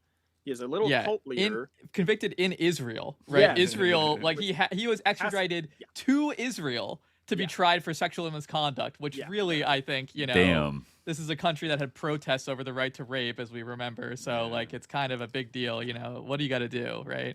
But part of the argument from his defenders is that, of course, the secular government hates these ultra-Orthodox guys, so they're out to get them. So that's their defense. Now, it does tie in. I was reading a little bit. Actually, there was a journalist, Ansel Pfeffer, who back in 2020, the Jerusalem police, he's an Israeli journalist, the Jerusalem police reached out to him because they wanted to investigate COVID restriction violations by these ultra-Orthodox people. And so he was like, well, okay, who do you have like monitoring these people, or who's? And they said, oh, we don't have any, but we have one guy we talk to sometimes who tells us if anything's going on. So there was Pfeffer's argument is that there was no oversight. The police were not paying attention to what these people are up to. And so the abuses that we do see are just, the tip of the iceberg. But it turns out, here's a really good connection. It turns out one of, if not the only person who was advising the Jerusalem police on what the ultra-Orthodox community was up to is the founder of Zaka, Mr. Yehuda Meshi Zahav, the guy who helped fabricate all that atrocity propaganda about October 7th that was totally baseless. Whoa. And he himself has been accused of abuse of, men, women, and children. So that also, again, looking into this. So Elijah Berlin had a case, in multiple cases. He went on the run for a while across the world. And they took him back to Israel. And there was a minister, the minister of health, Yaakov Litzman, was supposedly intervening in his case to help him out, supposedly, and people were upset about that. Mm-hmm. He also, this Litzman guy, also intervened in a case of Malka Leifer, who was the principal of an ultra-Orthodox school in Australia, in Melbourne, the Adas Israel School. She had been accused of 70 counts of sex abuse by the Victoria Police. So she went on the run. She fled to Israel from 2008 to 2021 until she was finally extradited back to Australia and found guilty of 18 counts, including rape and child sexual abuse. Now, what happened, this health minister, had supposedly pressured health professionals to write up that she was incompetent to stand trial, So this is not, again, this is not to memify and say, oh, this is Epstein stuff. We see the abuse in society. Mm-hmm.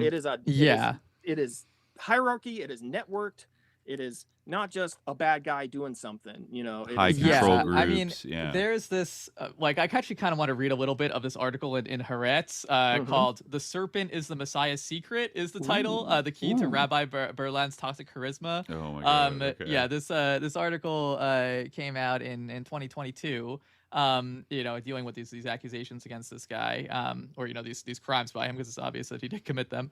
But in a recording made without her knowledge, one of the women who claimed to have had sexual relations with Rabbi Eliezer Berland describes how he told me that only through the secret of the serpent, my whole matter with him is this: the whole matter of the serpent is the Messiah's secret, and the Messiah arrives by prohibition. It is impossible to bring him with permission. Only from there does his light descend, from the secret of the serpent, as though it arrives in the uncleanest way. There were already rumors more than a decade ago in the Shavu Banim community of Bratslav Hasidim to the effect that the leader of the community, Rabbi Berland, was having sexual relations with women in the community, married and single, elderly and young.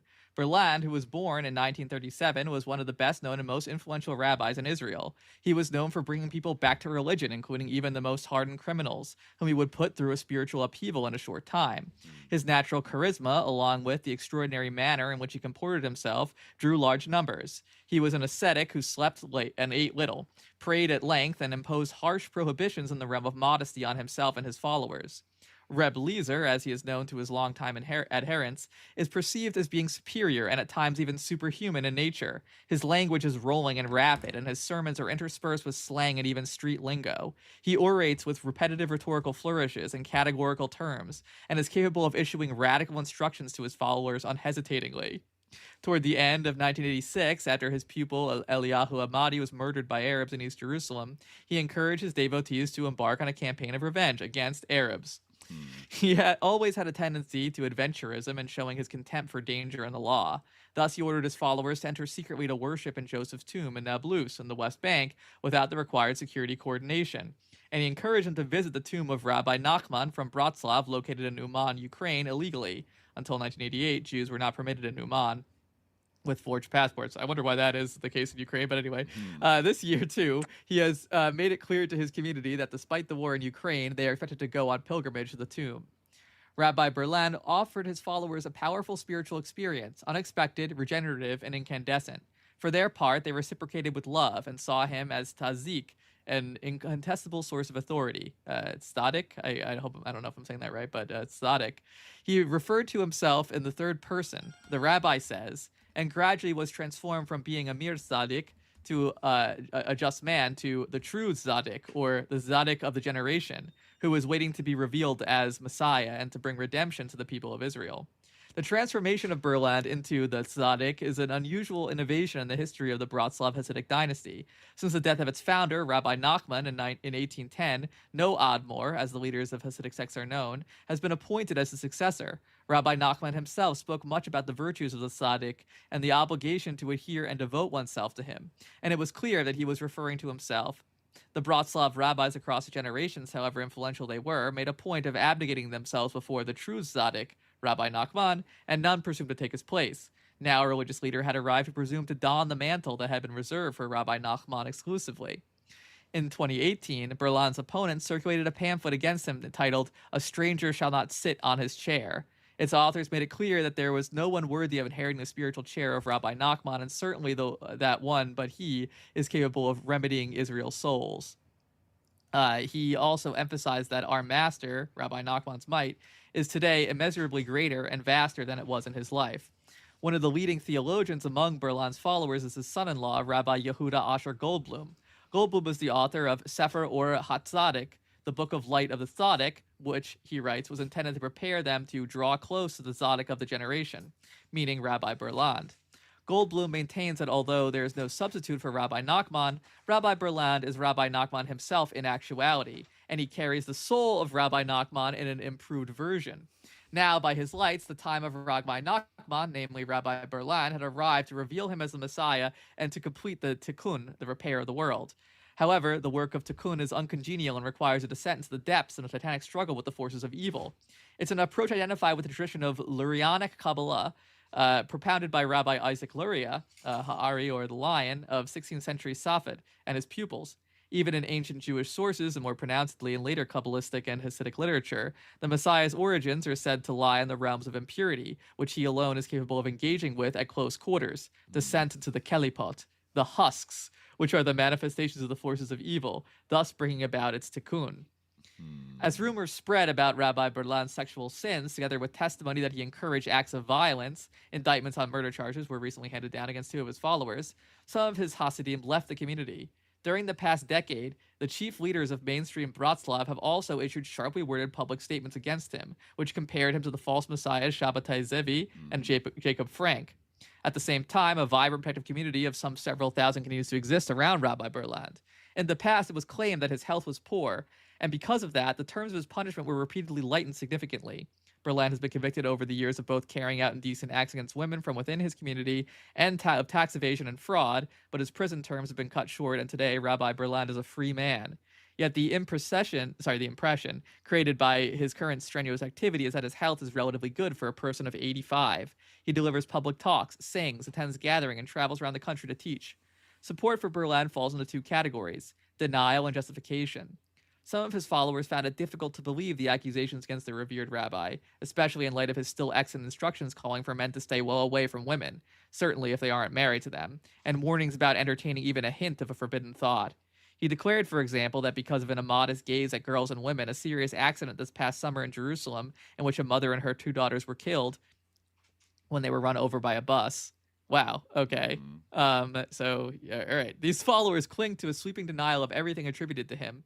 And for every bit of testimony given against the rabbi, they are happy to provide a host of contradictory evidence. Conversations with them reveal a deep-seated suspicion of the media, the police, and also of other Bratslav leaders who are perceived as longtime haters of Rabbi Berland. Some of these followers are ready to admit that he touched women, but will maintain that the contact was not intimate and in any event was devoid of sexual intent. They will also mention other rabbis who touch women, quote-unquote, paternally in the course of blessing them. Other devotees, mainly from the inner circles, are also apparently aware of the stories about sexual relations, but raise theological justifications for Rabbi Berland's deeds. These can be found mainly in 2 books that collate quotations from earlier traditional texts: The Inscription from Within the Trees by Ofer Erez from 2013, and Wisdom of Sages by Halacha by Rabbi Goldblum, which was removed from circulation shortly after publication in 2016. The theology of the justification of sin is multifaceted.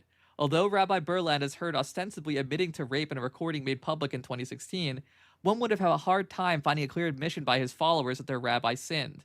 At the same time, justifications in principle exist that grant the true tzaddik, and him alone, permission to sin.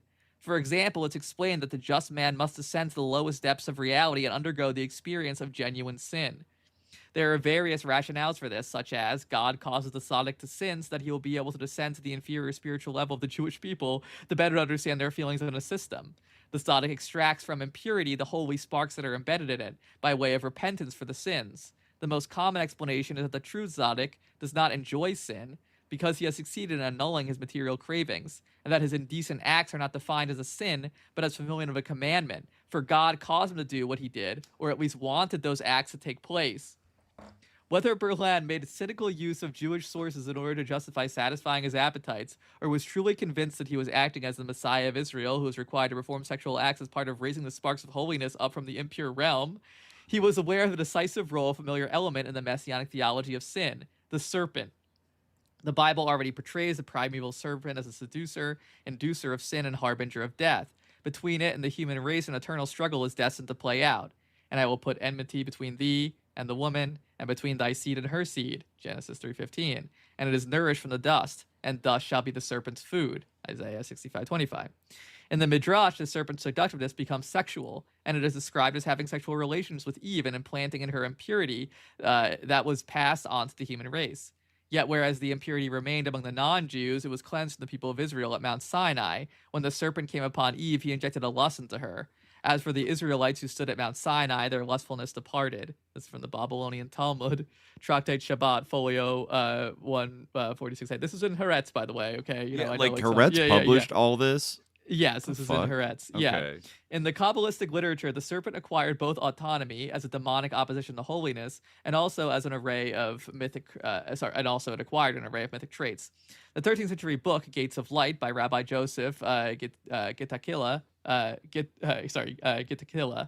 states that despite what happened at Mount Sinai, something of the serpent's impurity still remains in the people of Israel, and the remnants of impurity still reside in the heart of the holy and threaten to burst out. In the Zohar literature, the serpent becomes the leading figure of the forces of impurity, obsessed with the feminine Shekhinah, the dwelling of the divine presence, which is also described as a doe, and seeking to couple with her against her will. The serpent, whose shape is that of a penis, succeeds in forcing itself on the Shekhinah.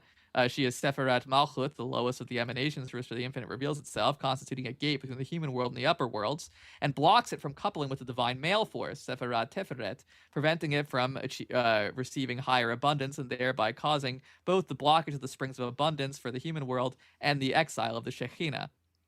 However, counterposed to the unclean serpent that violates divine harmony, there is also a holy serpent, similar to the healing brass serpent fashioned by Moses in Numbers 21:9.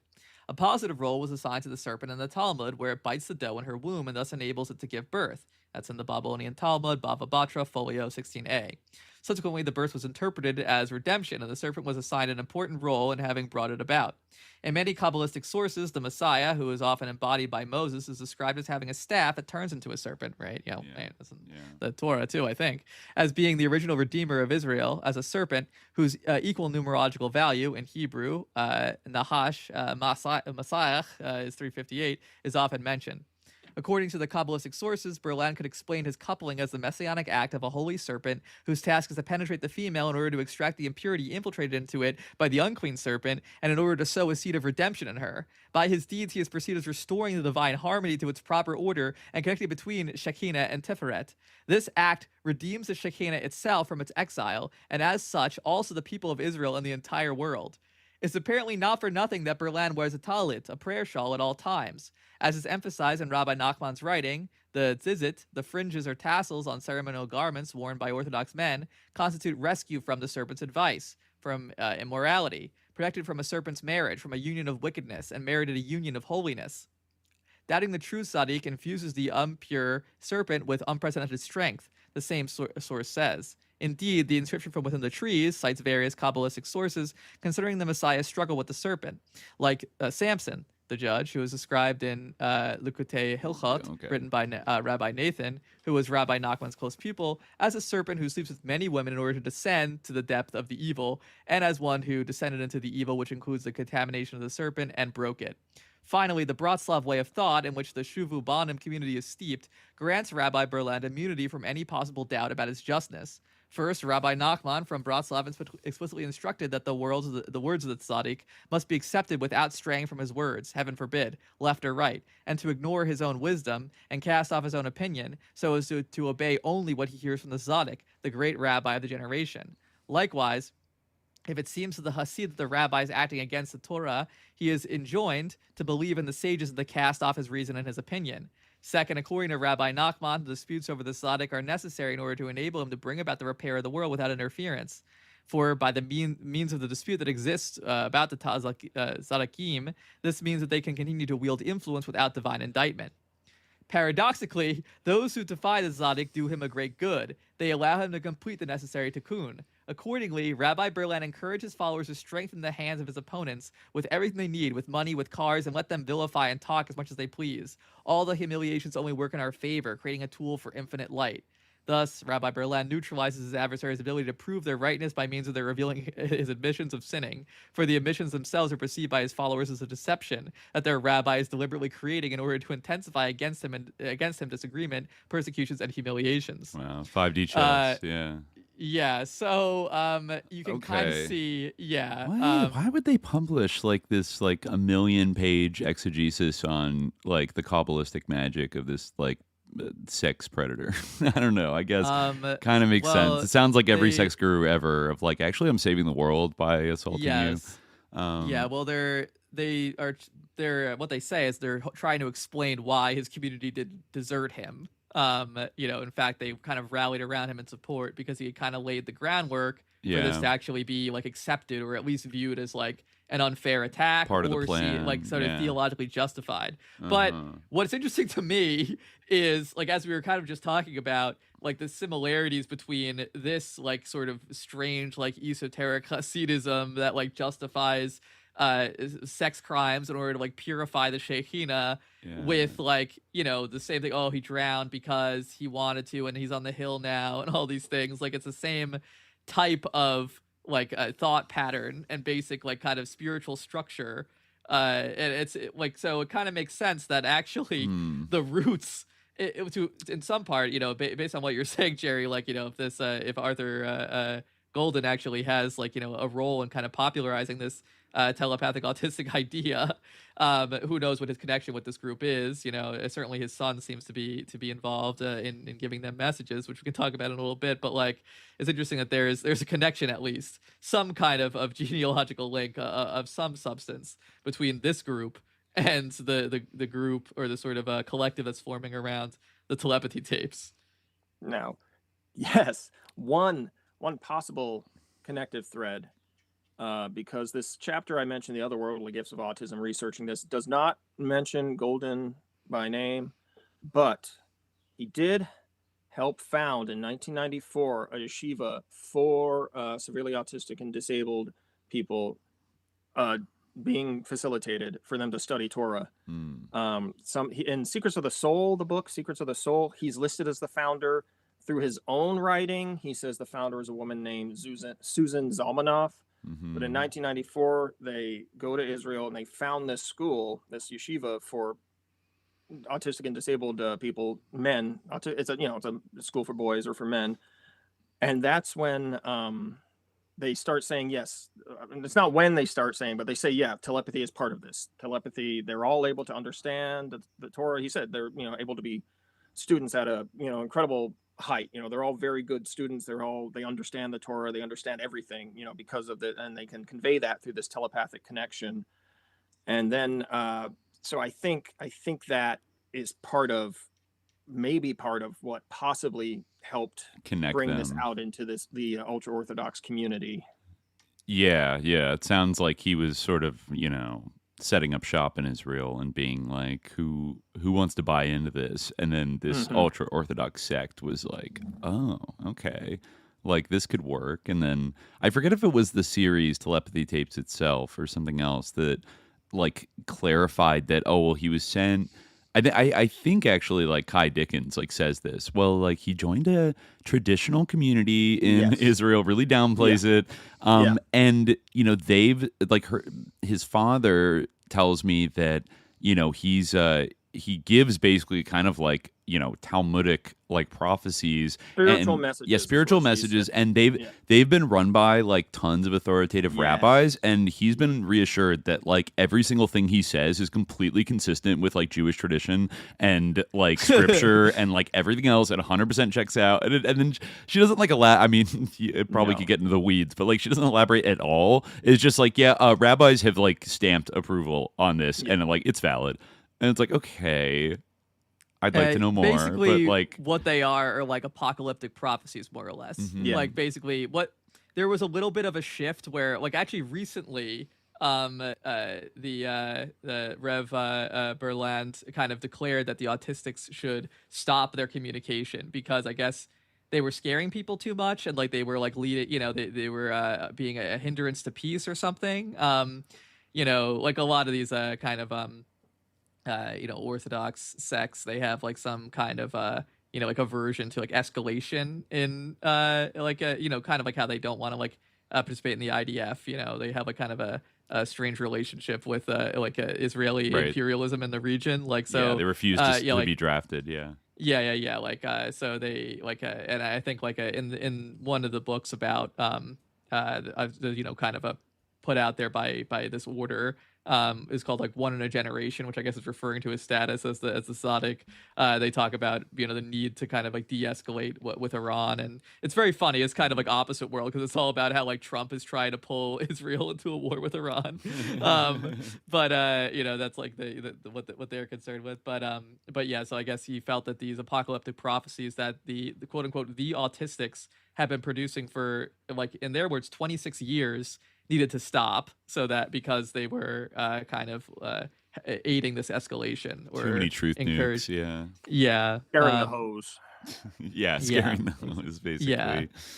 Oh my god. And that's also Arthur Golden wanted to correct me because I referred to kind of Zionist prophecy, because there's also the Christian Zionist group, the First Fruits of Zion, that are connected to the Telepathy Tapes. He wanted to make it very clear that, of course, his son Ben is a religious anti-Zionist in the sense that he thinks the secular government's illegitimate. Okay. But sometimes to me it's a distinction without a difference in some ways, because you still believe in the dispossession of the Arabs. You still believe that all Jews need to come to Israel. But it is worth noting and paying attention to, especially when we start getting into the sort of internal politics of Israel and how that and the behavior of these ultra-Orthodox sects. Right. Yeah, because a lot of them and also even the relationship with the prophecies, because you would think like if you were an arch Zionist, you would want these prophecies coming in to say like the end times are upon us, as we must go destroy Haman or Amalek or whatever. But actually, he's kind of seems like he's kind of wanted to step off the gas a little bit during these times because of that sort of slight difference from the standard sort of Israeli line on the Zionist issue. Yeah. Well, they seem to be increasing their influence in Israel. So maybe they think if they just bide their time and keep doing their little stochastic settler violence, that eventually they'll kind of have a super majority or like a critical majority and be able to sort of make it a full theocracy, like an official theocracy, blah, blah, blah. And in the meantime, they don't want to get drafted. So, they could just leech off of scamming welfare payments or something. And then, but Arthur Golden has also pointed out, not to me personally, but he has argued that some ultra-Orthodox actually serve at a higher proportion than other demographics in the IDF in Israel. He's very outspoken on correcting what he sees as incorrect information. So just putting that out there, because of course the stereotype in Israel is that these guys are bums who just study Torah all day and take welfare money and don't defend the country. And they're not all all these groups are not all just like one group. It's just kind of like where they land on the spectrum is usually like ultra Orthodox. Yeah. So that doesn't surprise me at all. No, we lost Colin. It doesn't surprise me that there are probably some super Orthodox groups that Whoops, sorry. That there we go. That do. Who knows if the numbers are even right? For that argument at all. If it's even a and then correct and then on the flip side, there's probably some groups that refuse to serve in the IDF, but that doesn't mean they're non-violent. Like you said, they're the ones with the weird fucking haircut, like that guy who went viral, like that IDF soldier who went viral. What's up with the haircut? I don't think he even was actually IDF. I think he was just wearing a uniform. Okay. So kind of a paramilitary. I don't think I saw that. What haircut? This was it was in an Italian magazine, and it was this leering, looked like an IDF soldier, but definitely one of these hilltop youth kind of motherfuckers with the weird. I say it because I don't even remember seeing I don't know. They seem to have adopted a very specific style, but he's holding his phone up to her, and she looks sad. It's a Palestinian woman. Yeah, it's a Palestinian woman that he's harassing, and he's and they were trying to harvest their olives. Yeah, something like that. These hilltop fuckers came by and were harassing them about it, and so that picture was taken. Yeah, and then it was published on the cover of this Italian magazine, and people in Israel denounced them immediately, and were like, "You that's an AI generated image, or that's Photoshopped to look anti-Semitic. How dare you? This is disgusting." And then they showed the video, and there's a video is real, So, but he has that hilltop look to him of just a scuzzy.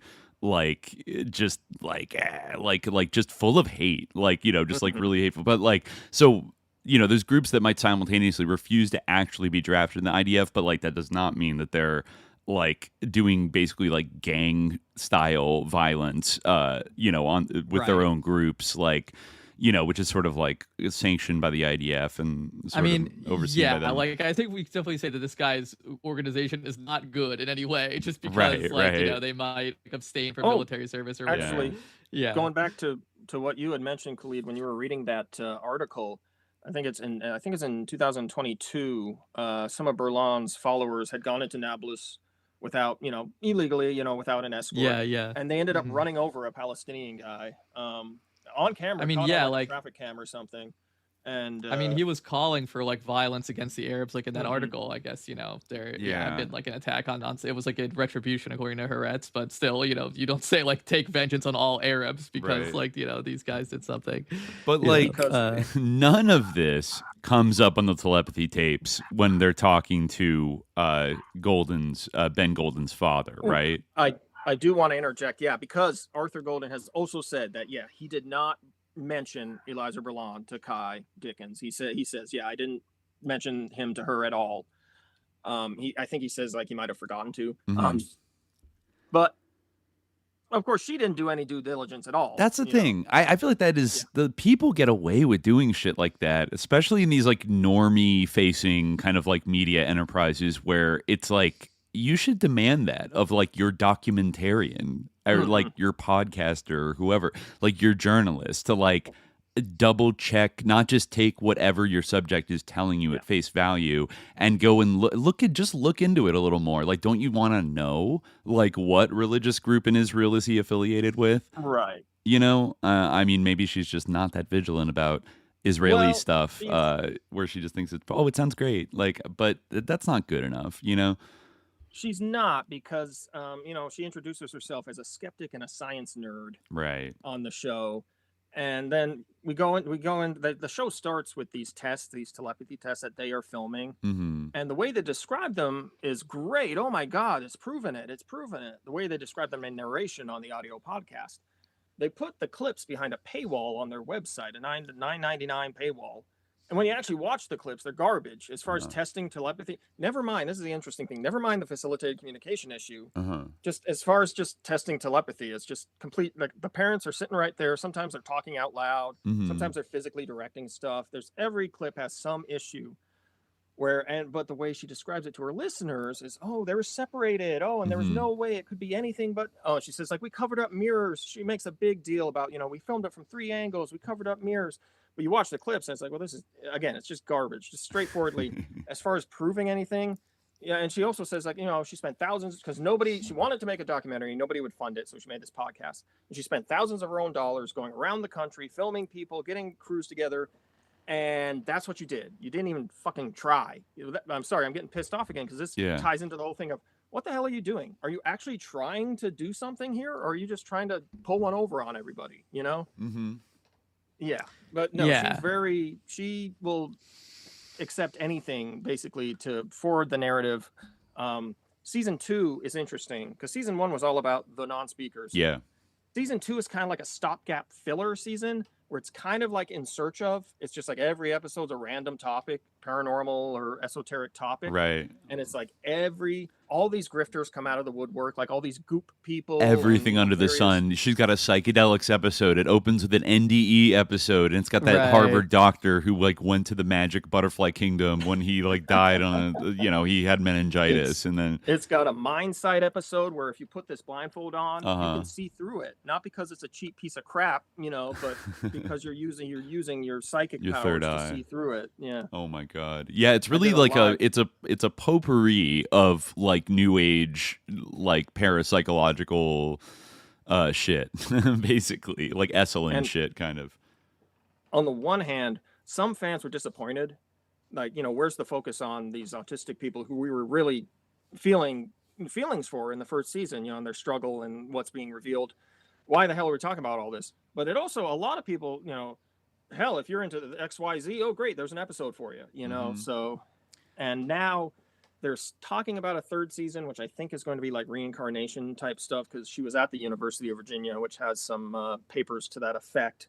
And she posted a picture of a bunch of files and was like, oh, the research is going to happen. Like past life regression kind of thing? Yes. Okay. And what what for Ky Dickens research means she's going to read them for 20 minutes and get bored, and that's a low blow. But that's my interpretation of her research skills. Listening to the telepathy tapes, she strikes me as somebody who doesn't want to know the truth, has decided what the truth is going to be, and then wants to construct like a series around it. It's a big problem, especially in documentary filmmaking, because there's really no. It's so slippery, and there's no real like guardrails. If you make something that's like a compelling story, that's kind of all that matters. And so, there's not even like really like a kind of newspaper editor or something being like, wait a minute, that's we could get sued for that. Like, there's it's not much even a basic fact checker. Yeah. I remember, even one of my documentary teachers in college being like there's no such don't think about like the truth. Like, there's no such thing as like the truth in a documentary. There's just a truth that you decide to tell, like your truth, basically, of like what you, which like at one level I think is like kind of valid. Like, it's kind of like the thing about, is there really true objectivity in kind of writing or journalism? Like, maybe it's more honest to like sort of be upfront about your positionality Wear it than on your sleeve, yeah, as opposed to like present, I'm just serious and like I have no opinions about anything. Yeah. But on the other hand, like you could take that too far. Certain things, yeah, you totally can. Yeah. And sometimes very twist like a story around and puff it up, and through selective editing you can really shape a narrative, and through omission, like just simply through omission, you could present a person and people will take something away that is so different than if you added a few pertinent facts about that are just a little more specific about, and then things that would make you want to like kind of inquire about that and be like, but then you wouldn't be able to tell a love and light story that's like two-dimensional and kind of serve your broader narrative. So everybody just gets a little bit, another one of that is Lawyer Joe, right? Yeah, Pastor Joe. Yeah. Pastor Joe. Does. I think he mentions his little intro. He mentions, I was a lawyer and then I retired and became a pastor. Not saying he was a lawyer for the Alliance Defending Freedom and that he was responsible for Prop 8 in California. Banning gay marriage. A host of other attempts to do the same thing. That's a perfect example because she doesn't say his last name for some reason. Can't Google him because if you Google him, holy shit. And he says, she left out a bunch of the religious stuff because he talks about how these autistic children being facilitated, they know where Jesus was nailed. He says that he was nailed through his hands, not his wrist. Big deal. This is kind of like heaven is for real. Indeed. Yeah, you can see the Christians are very much getting it. Like, they have their own line on this, that they want to use it to prove like the existence of angels and demons and these kids going to God and everything. But like, she leaves in like the testimony of the spellers, but then leaves it as like, do you believe these kids, or are you a fucking ableist, materialist piece of shit? Or do you believe these kids? Like, that's kind of where she leaves it. It's like, oh, they're the only ones that are kind of saying this. The facilitators are just there, kind of like being chill and supportive and helping. And like, oh yeah, he's a pastor, but that's not like a big deal. Let's not dwell on that. Like, it totally misrepresents the milieu that this is happening in, right? Yeah, on that point, I want to talk a little about this book by Rabbi Eliezer Berland, which is one in a generation, as I was talking about before. You kind of sent me like a little excerpt from this, so I was like, oh, let me look up this book and see what he has to say about the autistics, as he calls them. And I looked up his other book too. I didn't read it, but I looked through it to try to find any kind of references to this. Sort of this is the third volume of One in a Generation. I looked up the other volumes to try to find it, and I couldn't find any references to this. So it seems like this is something that only factors into the third volume of One in a Generation. But it first comes up when he talks about basically he's talking about the sort of context of all this. It says May 13th, 2019. Today we're bringing the Gula, or redemption. Mosaic is already here. Today we're bringing the Gula. Mosaic is already here. The Mosaic is going to come from Givat Olga. Now everyone is going with the Messiah. The next day, Houthi rebels in Yemen destroyed an oil pipeline in Saudi Arabia, and by the end of that week, President Trump was blowing off more steam at Iran, tweeting that if Iran wants to fight, that will be the official end of Iran. Never threaten the United States again, all caps. The precarious seesaw between Gula, redemption, and the war of Gog and Magog continued. On May 20th, the Danny18.com website posted 2 messages from the autistic young man Benjamin Golden and Menachem, stating that Rabbi Eliezer ben Etia was the Messiah ben David. The announcement sparked off such a huge storm of controversy that the site's owner quickly decided to take the message down, even though his own son, the autistic man Daniel, had communicated his own message that also said Eliezer ben Etia is Messiah ben David. The next day, with Lag BaOmer 5779, May 23rd, 2019, just 2 days away, Rav Berlan said the following: on Lag BaOmer, all the trumpets of war that are heard around us will be canceled. On the merit of Rebbe Shimon Bar Yochai and Lag BaOmer, may there be no more wars in Eretz Yisrael. We are standing before the great moment when the great shofar will be blown. We are standing before the most dramatic moment ever, the moment when, and it will be on that day, the great shofar will be sounded, and those lost in the land of Assyria and those exiled in the land of Egypt shall come to Hashem at the holy mountain in Jerusalem. The Gula Shalema, complete redemption, will come via Lag BaOmer, and we will see how the sea will split anew. To our great sorrow, that didn't happen back in 2019. Perhaps the Rav was explaining why things needed to be slowed down again when he gave another shiur a few days later, where he explained, the calamities will not take place in another 200 years, not now. Messiah will come without anyone dying.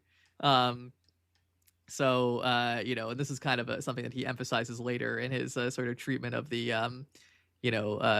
autistic non-speakers. He talks about... at a later point in the book. Nearly 4 years ago, before COVID-19 began, Benjamin Golden and some other well-known autistics put out several messages stating Eliezer ben Etia was the Hekzat Moshiach ben David of our generation. A few weeks later, Rav Berland asked the facilitators to stop the communication, at least at that point. It seems the world was not ready to hear what the autistics were saying back in May 2019. Back then, an autistic young man named Menachem said the following: for the last 26 years, we've been writing essays all the time to strengthen Am Yisrael and to demonstrate that where the sheker, all the lies are to be found, and where the truth is to be found. But now there is no more need for our talents. We are now obligated to leave this work because the King Messiah has come, and he will provide the answers to all the questions everybody has, and he will direct Am Yisrael towards complete redemption, and we are going into retirement. However, after taking the break that the Rav had asked for, the autistics started communicating again. In April 2023, Ben Golden put out another message. So this is like right before the telepathy tapes, is going to start. Put out another message about the Rav, which seems fitting to conclude Volume 3 of One in a Generation. This is the final quote of this whole thing. Ben Golden said, "The Messiah is working hard to save Am Yisrael, Hashem's most beloved nation. No one in the world can attain his level of prayer, learning, and love of the Jewish people. At the same time, he is very humble and has taken on the mission of helping Am Yisrael to do teshuvah. He prays that his people will accept the truth of Hashem. Even though the world is falling apart, wherever you are in the world, if you're connected to the tzaddik in some way, you can successfully do teshuvah and return to Hashem and his Torah. If Messiah has been sent especially to save you, the Messiah has been sent specially to save you. Don't miss out on this. It is not your physical life, but also your olam haba, I guess the next world. May Hashem help us connect with the true tzaddikim and to find that one in a generation who will lead us forward into the gula, that is the redemption, the sweet way, speedily in our days. Amen." So it's very interesting. So it seems like there's almost like a group of autistic non-speakers who have been giving these messages, according to them, for 26 years in support of Berland as the Messiah. And then I guess they only really took note of it recently. There was some kind of controversy. Huh. Yeah. Technically, I think 2019 was the first date that anyone started saying Berland was the Messiah. Specifically. But before that, they had just been giving messages and prophecies. I see. Okay. Wow. Yeah. So everyone on the Hill agrees that he's Mashiach? Well, that's the interesting thing, because if you listen to the Telepathy Tapes Season 1, they make a point when they're talking about Arthur Golden. They say, he talks about the hill. He says there's a hill just for Orthodox Jewish kids and people. Oh, okay. I bet there is. There's it's the Golan Heights. Oh, yeah, the Golan Heights. Heights in the astral plane. Rough chuckles. Oh, come on. There's a segregated Orthodox it's taller Jewish than the hill. other hills. They kind of are squishy about what the hill actually is, because they start talking about, oh, there's a hill here, there's a hill there, there's a hill over there. It's more of a mount, really. Yeah, it's all ley lines, is what it is. So but, I mean, so this group. So what you would suggest, or like what you kind of think? I mean, I know it's kind of murky because like people aren't being like forthcoming about the nature of this, of how this is all being run, and like who's operating Danny18.com, and like how these messages are coming through, how these people are coordinating, who's even facilitating these messages. Right. But it seems like Arthur Golden possibly, allegedly, set up this like institution or like this group, and that they were producing these kind of spiritual messages, but only, in 2019, one of them suddenly, they all suddenly arrived at this idea, through their hive mind, I guess, or through talking on the Orthodox Jewish Hill, that, this guy was the Messiah, and that caused like kind of this, sort of a hiccup or this sort of strange reaction. But then I guess it seems like they kind of fell in line, and ultimately, at least, or it's possible that Berlin is portraying them as kind of, in his circle, and that he has influence upon them more than he perhaps has, because he's like, they took a break on my command, but then they came back and kept supporting me. So yeah, it's a bit murky, but yeah, it seems like, so like this is like Golden sort of like he set up this network, or who's like involved in it, and yeah, how's it operating in your, I know this is just like your inference. One thing I will say is that Golden's school, the yeshiva that was set up in 1994, closed sometime in 2009, 2010, sometime in the 2000s, it was shut down. So then I don't know, maybe that is part of what influenced this new development, because, these people have to go somewhere, the autistic people being facilitated. So perhaps then they fall in line with Berlin's group, or... Yeah, because my understanding, he said he's not going to tell me who facilitates Ben, because I've been so rude to him, but he does say that it's somebody from this school originally who was set up.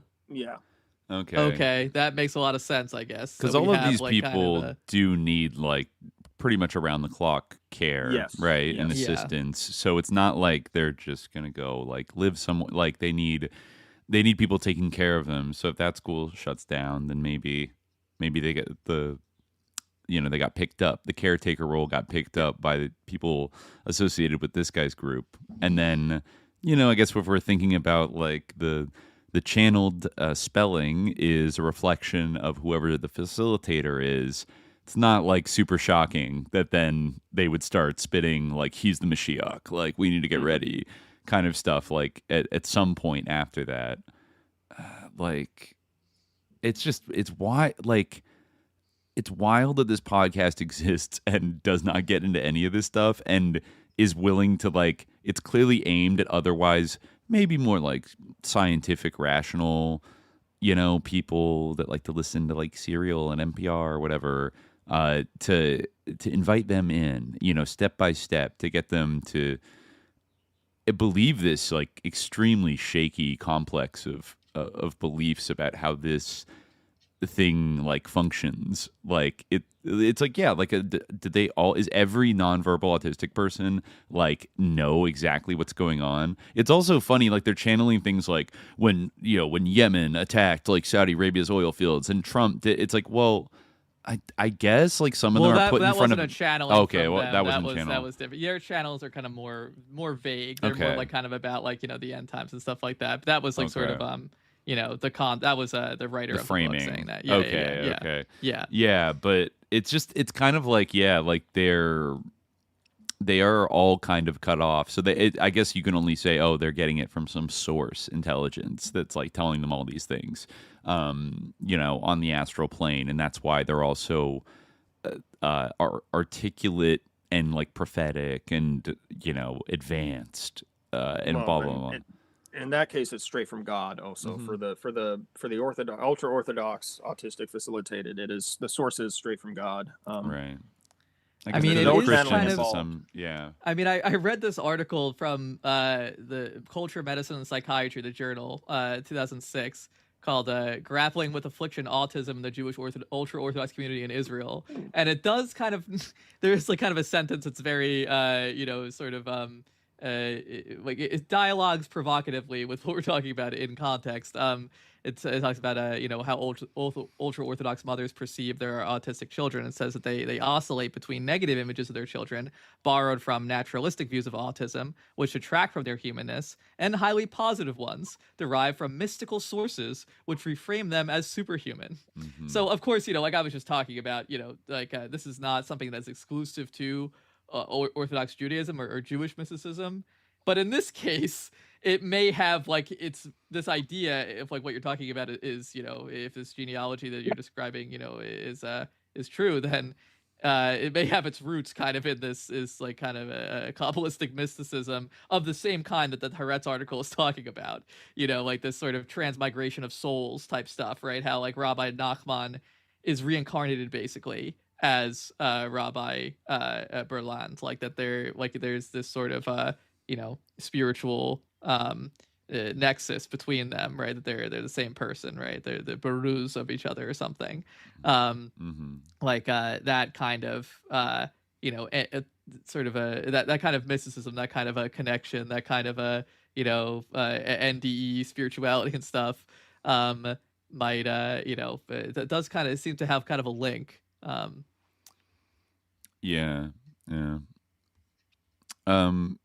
Jerry, there's also another group called the First Fruits of Zion that also happens to be one of the families profiled in the Telepathy Tapes is tied to this group. What can you tell us about the First Fruits of Zion? So these guys, that's why we got dog inception here. Dogception. These guys are Christian Zionists, and they, so they believe the Jews have to die for Jesus to come back. And that's that typical thing where, of course, they'll play off each other, so they're into the red heifer stuff and, all the wacky shit. They have kind of a nebulous intersection with the Telepathy Tapes, because I believe it's Joe and Franco has written for their website. Okay. And a couple of the other parents involved in season 1 have written for their website, and they have a few books out from different kids where it's an autism miracle. This child now has visions of God and prophesizes. I see. Josiah's fire. Autism stole his words. God gave him a voice. Wow. Right. Okay. Yeah, by Tawny Khan. David Ferrier's very excellent article, "The Telepathy Tapes Are a Trojan Horse." I'm reading from that right now. Yes. Yeah, it's good. There's one point where he says, the podcast recommends all these books, but they've since deleted it. Well, actually, they still recommend these books, all of these books from the First Fruits of Zion people and associated people. What happened was the Telepathy Tapes went to a new website. They redesigned their website, and it's a mess. The book list is still there. It's also huge now because all the season 2 topics get a couple of books here and there. So it's just a huge undifferentiated list of everything under the sun, including facilitated communication propaganda.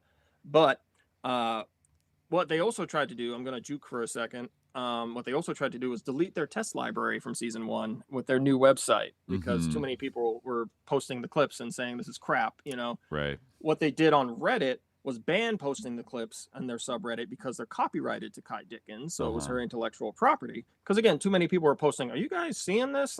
She's saying this happened, and here's the clip, and it's not shut working." It down. So I think they wanted to just, because I bought the fucking clips, I paid my $10, and one day I'm like, oh, they're going to a new website. Interesting. Hey, where's the test library? I can't find it. Then I got an automated Squarespace email saying your test library access has been canceled. Your lifetime test library access had been canceled. Wow. And I think that was an accident. I don't think they knew that email would go out, because fans started posting, "Hey, what happened?" And then they rushed out this, we're so sorry. We never meant to get rid of your access. Here's a Dropbox link where we've thrown everything on. You can even see by the upload dates. We've just literally yesterday or today, we've thrown everything onto this Dropbox link.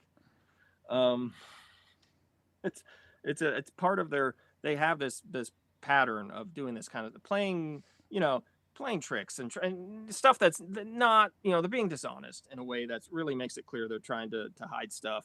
Yeah, I saw that one example, which was kind of funny, about how they took down the first season at some point after it got really popular, and then they re-uploaded it with different music in the background. Yes. And like, but that's not so sus as like the tweet announcing it, which was like, hey, everybody, you might have noticed, like, we deleted and had to re-upload. We decided to replace some of the original music with new music in order to be more sensitive to our artistic listeners.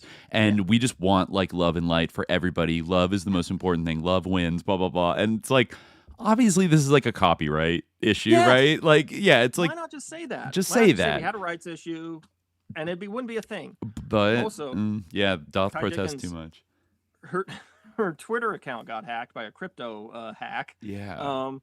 So she never went back, which is fine because Twitter is awful. You know, I don't begrudge anyone not going back to Twitter, but she had been again reposting Ian Carroll, reposting QAnon people, just anybody who had anything good to say about the telepathy tapes. She would hit that repost button, And a fan asked, hey, what's up? Her account is all messed up now because a crypto scam hacked it. And the telepathy tapes account, which is still up, they said, oh, we're looking into it. And then nothing, which is not the end of the world. It's not, but it is just one more thing where, come on, just be honest with your fans. I mean, God, just say she doesn't want to be on Twitter because, nobody would blame her, but.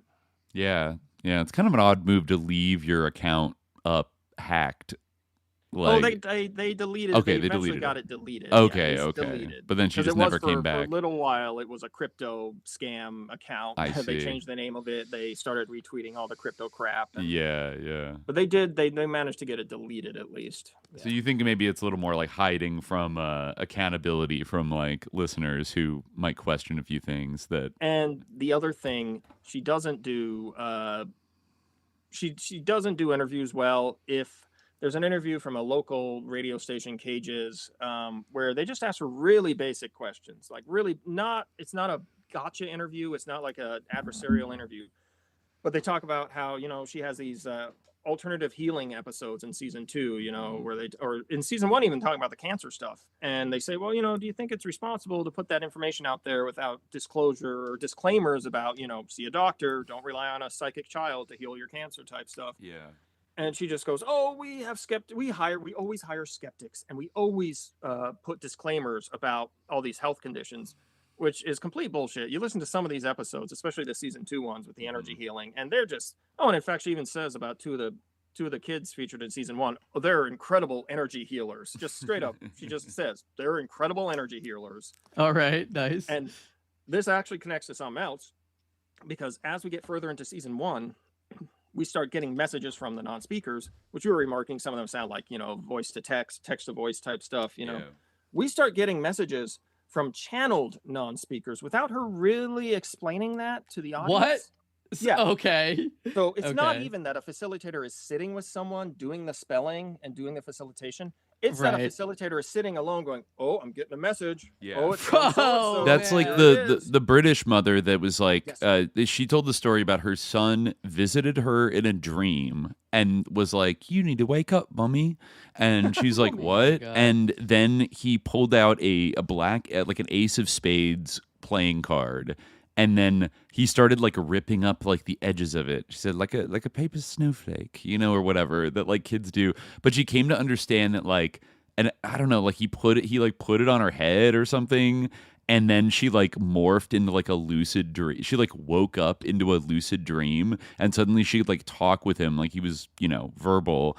And then the next morning she woke up and was like, oh, that's funny. And then like during breakfast, like her son pulled out like an ace of spades, like the same card. She's like, whoa. Then I knew that like that was real. And so like her communication with them, she claimed, I mean, I actually don't know how to kind of explain this, like perhaps it's like savant behavior, but they played audio of like allegedly this kid like singing and playing the piano, and like apparently he can do that, but he can't talk.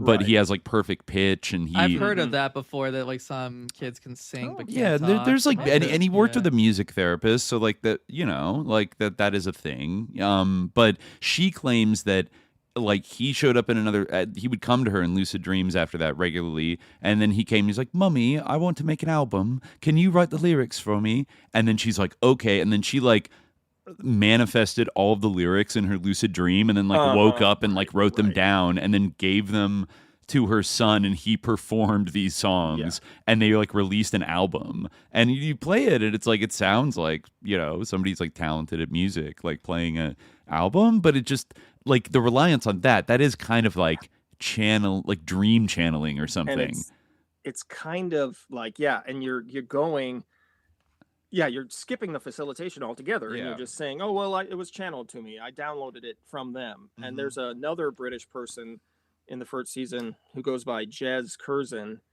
and they're Asher person that they communicate with. Mm-hmm. Now, this is great because this is a pseudonym for a woman named Jan Stone, an author who in 2015 wrote a book called The Words of William, which was about her experience with this boy with Asperger's. So not nonverbal. Okay. He did learn to speak, also, she said. But then he started communicating telepathically with her, according to him. But then for some reason, she ends up deleting her old blog, comes out with this new pseudonym and this new pseudonym for this supposed child, now an adult, William, where she now calls him Asher. Mm-hmm. And she said on her new blog as Jez that, oh, you know, Asher didn't talk to me for a long time. He said he didn't want anything to do with me, but he started telepathically communicating with me again. Oh, man. So this guy grew up, wanted nothing to do with her. She even says, oh, he lives across the country now.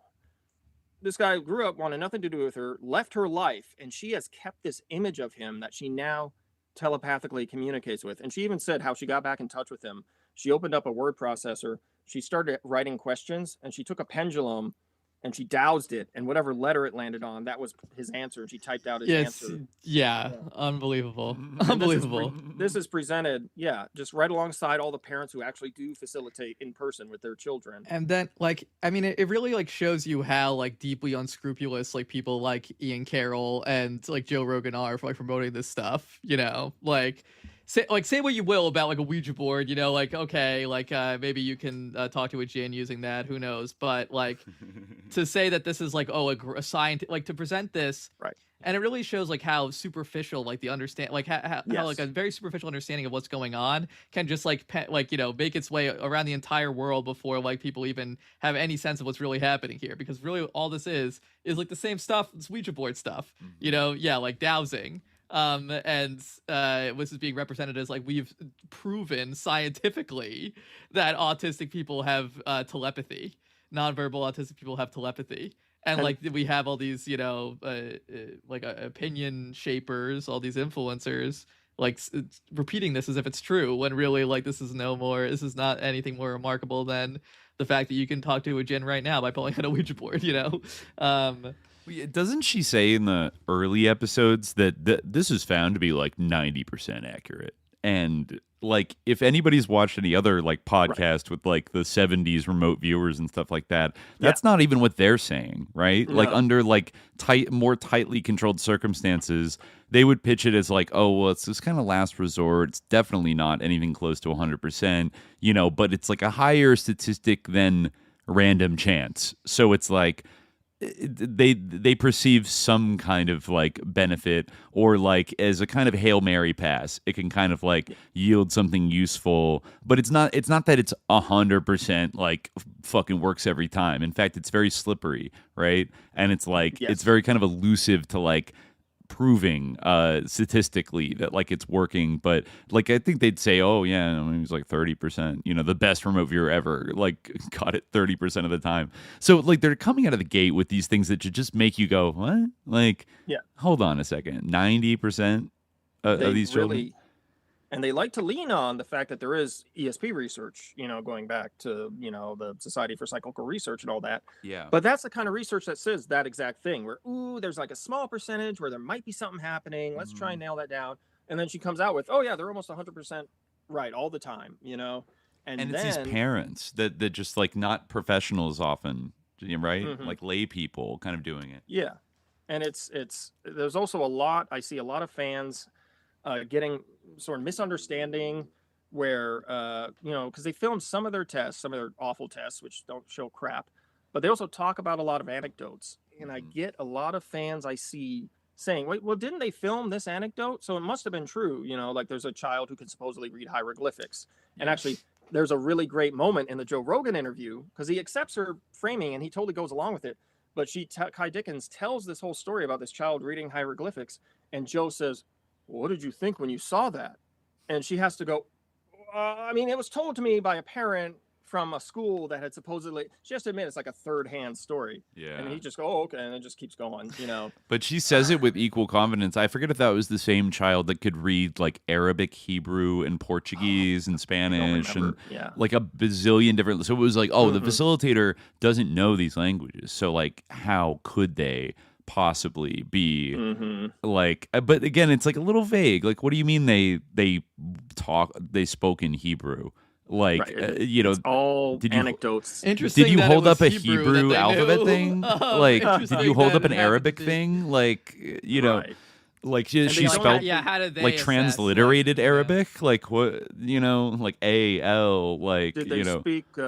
Did they speak the ergot of the streets of Cairo, or did they speak, you know, classical? I assume that, I assume it was classical Arabic. Must have been. How do they know that it's not nonsense Arabic? Since nobody, it seems like they don't mention specifically like taking it to like a speaker of that language and being like, I mean, yes. It's like infuriating when people like say these things and like they don't like actually provide any evidence to justify them at all, because there's no way to assess like what they're talking about. Yeah, and it's also. It's impossible to imagine that they were at like the Museum of Natural History, and then like, you know, somehow like they facilitated a correct translation of like a hieroglyphic script at all. You know, like it doesn't make any sense. Well, yeah, the anecdote was that they were at school and they had some like hieroglyphics on a card or something, you know, and the child could supposedly read those. But again, it's like a third-hand anecdote, and this is the thing too.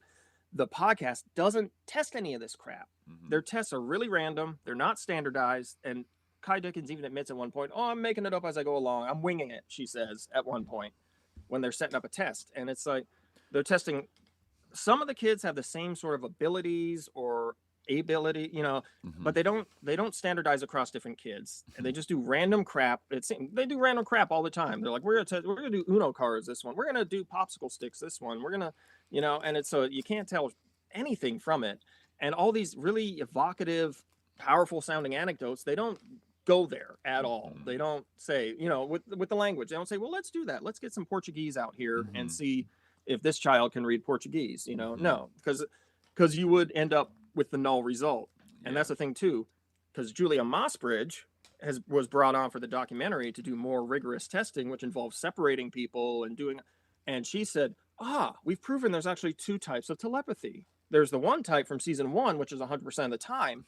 And then when you separate people and add all these rigorous, you know, protocols, there's a different type of telepathy that doesn't work as often. And requires interpretation. So now they're going into the remote viewing area where, you know, her good example she used was they showed a video of a countertop getting wiped off to a non-speaker, and no, they watched it. They watched the video and saw if the non-speaker could telepathize it. And what the non-speaker came out with was people in a church reading a newspaper. And Julia Mossbridge goes, "Okay, that's not a hit." And she wrote this in the magazine of remote viewing Aperture spring edition this year. She goes, "That didn't seem like a hit, but actually there's a Jehovah's Witness hall right next to where we filmed that video. And when you think about it, a newspaper's kind of like the Watchtower." And you know, I don't even know why I'm bothering to nitpick this, but you know, if you've ever looked inside a Jehovah's Witness Kingdom Hall, it looks like a freaking, you know, hotel business meeting area. They got all the chairs, you know, it's not a church. It's not, they don't go for that aesthetic, you know. The whole point is we're just here to do the work. We're not about, you know, but you can, and it just ties right back into the narrativizing, how you didn't actually go and check and make sure that was 100% hit. You just said, "Oh, wouldn't that be clever if this was the case? Perfect. It works." And Mossbridge is like that a lot. She has no rigor. She absolutely, if you listen to her, you know, she's done the same thing. She's talked about her own remote viewing where she was like, "I drew a ram's horn, and then it turns out the target image was a guy reading a book, but he had darker skin, so he's probably a Muslim. So I think that's a hit." Okay. Yeah, that's an exact quote from her. Wow. What? Well, yeah. I should point out also that you know, she has some credentials, and I noticed this institution being mentioned like earlier in season 1, but Mossbridge works at the Institute of Noetic Sciences. Used to, sorry. No yeah. And also, recently. I think it was Dean Radin, right? Yep. Who was kind of profiled, I think, later in season 1, who was like one of the founding driving forces of ions, from the 70s. This is like a very, very connected, very plugged in, like Silicon Valley based, partially maybe a little CIA funded, kind of post MK Ultra, thing that is still around today, but was like an incubator for a lot of these psi ideas and psi research and shit over the decades. So to see that group pop up, and then she just kind of like says like, oh yeah, this guy, he's an expert. He works at the Institute of Noetic Sciences. No background on what that is or like what its history is and how it itself is like connected to like the psychedelics movement and parapsychology and probably like artificial intelligence bullshit, like channeling, like all kinds of stuff that she eventually gets into in season 2 is kind of like this organic, broadening the horizons a little bit to see what else is out there. Yeah, what else is out there about consciousness research? It's like, well, that's literally been their bag since the 70s, and also they're like totally staffed like CIA sus lords and like MK Ultra people. A lot of opportunities there to be a little critical or wonder, but she's not here to do that. I don't think. She's even said on a podcast she was interviewed on, she said, because people are, I think the podcaster literally asked her, what do you say about all this, stuff about the CIA and government? And she said, well, that's not the story we're telling. I know a lot of people ask about that, but we're not concerned with that. That's not the story we're telling. And then on a different podcast, a comedy podcast, conspiracy comedy, conspiratainment podcast, that's when she told a story about how the CIA tried to infiltrate the telepathy tapes, but she bravely warned the parents and scared the CIA away. This is as she's got Julia Mossbridge working with them, who is literally connected via Carmen Medina and all the work she does to the CIA. So this is, this is completely cheap heat for the fans to get them, oh my God, get them all worked up and, get them invested in the LARP and the ARG. Right. Carmen Medina, she's like a decades long CIA person. 30 years. What was her specific background in the CIA? She became a deputy director at one point. Oh. And she was involved with, again, like the idea of the woke CIA. Like, how do we actually leverage everyone in the CIA to make sure we actually get the results, so that anyone, women aren't left behind or divergent people aren't left behind. Because the mission of the CIA, how do we get that? How do we make that really happen? How do we unlock with the power of diversity?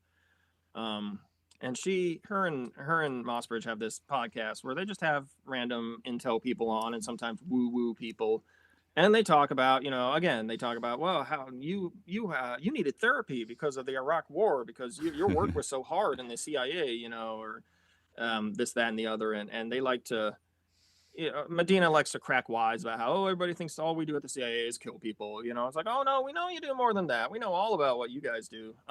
Yeah, plenty of mind war, plenty of non-lethal mind war.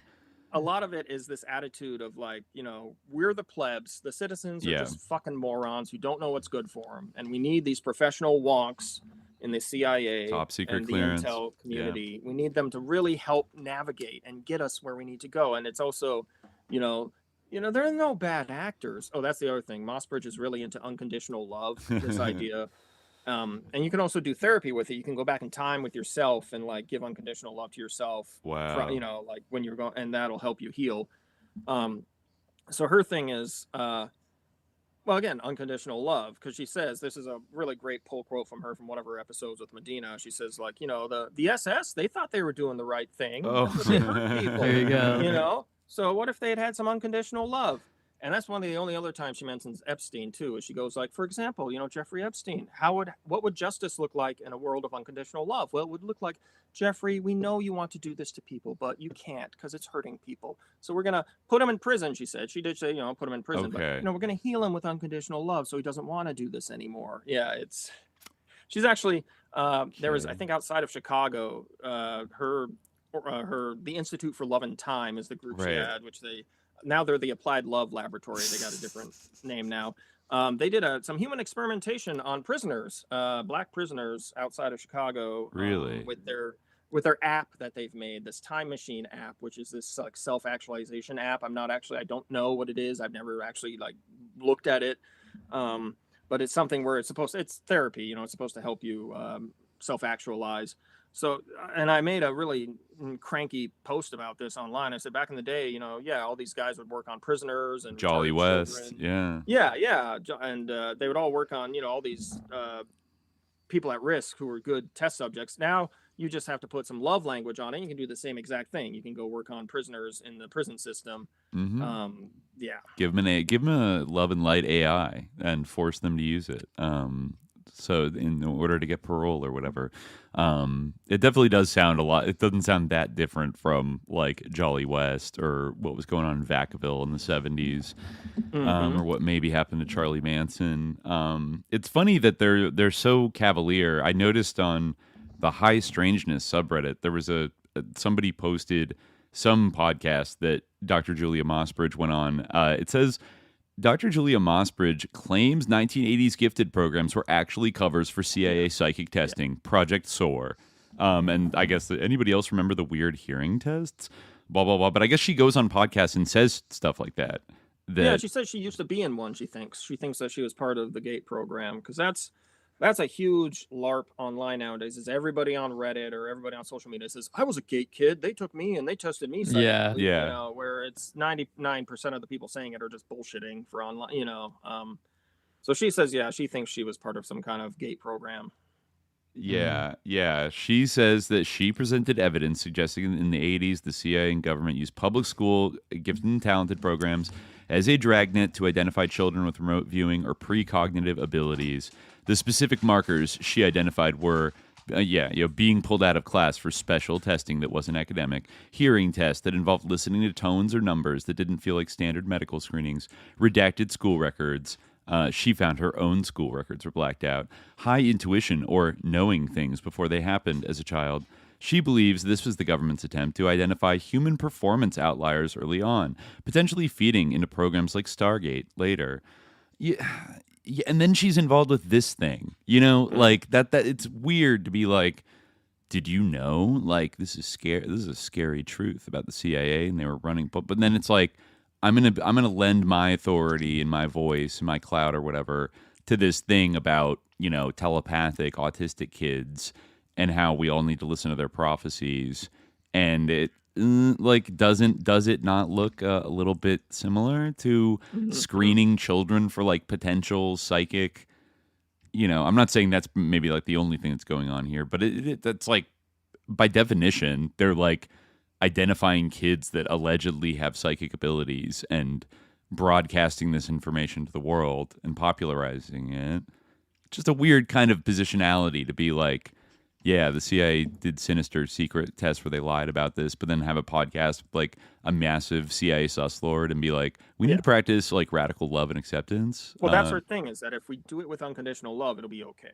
You know? Oh, she my even God. says, to be fair to her, she says when she's talking about what if the CIA used pre-crime stuff, she says, well, you know, a reformed CIA, she's careful to say. A reformed CIA. Not all the bad stuff, you know. When bad stuff happens, it's just a mistake, and we can just move on. Oh, that's the other funny thing. Medina said, 9/11, our response to 9/11, she says, doesn't rise to the criminal level. You know, it's just a bad call, you know, that kind of stuff. You know? I feel like the whole idea of prosecuting crimes before they happen is meant to be like this kind of sci-fi, like immoral parable, you know, like not like something that we should implement. You're supposed to be like, oh, how horrible if people are being judged for crimes they didn't actually commit. Like, that's not supposed to be like an exemplar to be followed. Minority Report wasn't about, this is great. Yeah, exactly. Right, it's like classic thing of like, the torment nexus. But I found this other great article that was posted by it ran in, I guess, I don't know what you call this periodical, but Israel 365 News from 2018, kind of about it seems to give like some names that might be like involved in this like kind of a facilitated communication group. And they start off saying For many years, a small group of autistic children has been consulted by rabbis who believe the gift of prophecy rests within them. But as the gift becomes rarer, the message becomes clearer. The Messiah is already here, and the final painful stages are about to commence. Rabbi Eldad Shmuel, one of the rabbis who organizes and attends a group of autistic children, explains it is accepted in the ultra-Orthodox community that these children have a certain level of prophecy. He cited the source for this opinion as the Talmud, Baba Batra 12b, which states, "Since the temple was destroyed, prophecy was taken from the prophets and given to the shotim." That's like a halachic category of like sort of fool. It means like fools literally, but I guess like, mentally like disabled people is kind of what it means, and children. Rabbi Shmuel emphasized that the prophecies are warning the world to prepare for a great change. They have been saying more and more that the redemption is very close, the same idea, the Gula. Rabbi Shmuel said, but before it comes, there will be a horrible war, the likes of which has never been seen. Entire cities, huge urban centers will be destroyed. The United States will be unrecognizable after the war. The children are frustrated that we cannot see this, even though the beginnings are already here. They tell me they are tired of telling people that the Gula is close when people refuse to listen, refuse to change their actions. And it explains the show team, as I kind of just said. The special replicability of the show team was also stated in the Zohar, the basis for Jewish mysticism. Rabbi Shmuel explained why this might be so, quoting a verse in Psalms. "I praise you, for I am awesomely, wondrously made. Your work is wonderful. I know it very well." I don't know, like why? I guess because I'm weird, I'm wondrously made. I'm like a little freak, I guess, and that makes that's kind of how they're interpreting that. Again, you gotta see the ableism. He cited Rabbi Shmuel Zalman Auerbach, one of the most prominent Jerusalem rabbis of his generation, who passed away last February. "Our minds are wondrous things, but sometimes the intellect interferes with our understanding God," Rabbi Shmuel told Breaking Israel News. "On one hand, autistic children are handicapped in their understanding of the world. On the other hand, they have a clear and unclouded vision of things which are hidden to the rest of us. Their souls connect directly to the world without the mind getting in the way." This was also explained by Rabbi Eliyahu Dessler, one of the greatest Jewish philosophers of the 20th century. Rabbi Dessler believed that prophecy, requiring a high spiritual awareness, could come as a result of what is considered a developmental disorder. Prophecy, this is his quote, "Prophecy was given to the show team since the screen, the intellect is not so strong. The brains of show team are different, and one can peek within the world of the soul without any physical concealment or cover. When the brain is thus different, the soul is freed. It is unlimited and sees all. The brain is what limits and conceals the soul. The children are aware of their special ability for prophecy." And then, this guy explains how, like, you'd think they would be depressed because people look down on them as being handicapped, but they tell us they can't believe how much we don't see things so clearly. And Rabbi Shmuel says that this form of prophecy is diminished, but is particularly suited to our generation. A generation that merits it will receive a higher form of prophecy that comes through holy men.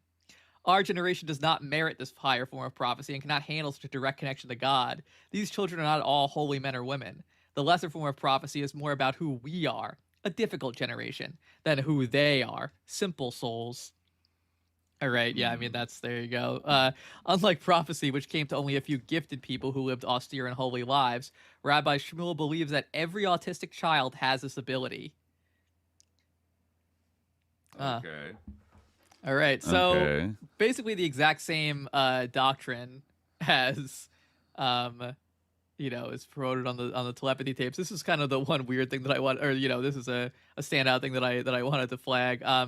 The people who communicate with these children use facilitated communication, a technique that has been in use since at least 1985 as a way of communicating with those who cannot speak normally. Mm-hmm. Proponents of the technique claim that people with debilitating autism or severe mental retardation actually can communicate if given the physical support of pointing at letters on an alphabet board or by typing on a keyboard.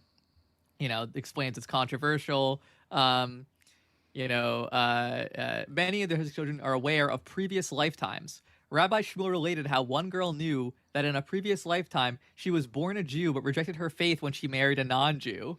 She needed to return to this world just to repair this blemish in her faith, Rabbi Shmuel explained. For that, being autistic was just enough, since it allowed her to have the most simple and clear faith in the God of Israel. Rabbi Shmuel was approached by the mother of an autistic child who recently passed away. The woman had a phobia of closed spaces. In her final days, her daughter told her that in her previous lifetime, she had died in the gas chamber of Bergen-Belsen concentration camp. It was due to this past life experience that the mother feared such places. Daniel frequently describes a large star. We have Daniel. I think this might be, that will approach the Earth, and though it will not hit the planet, it will cause great damage, Rabbi Samuel said. Scientists have never seen anything like this, so they don't know what to expect.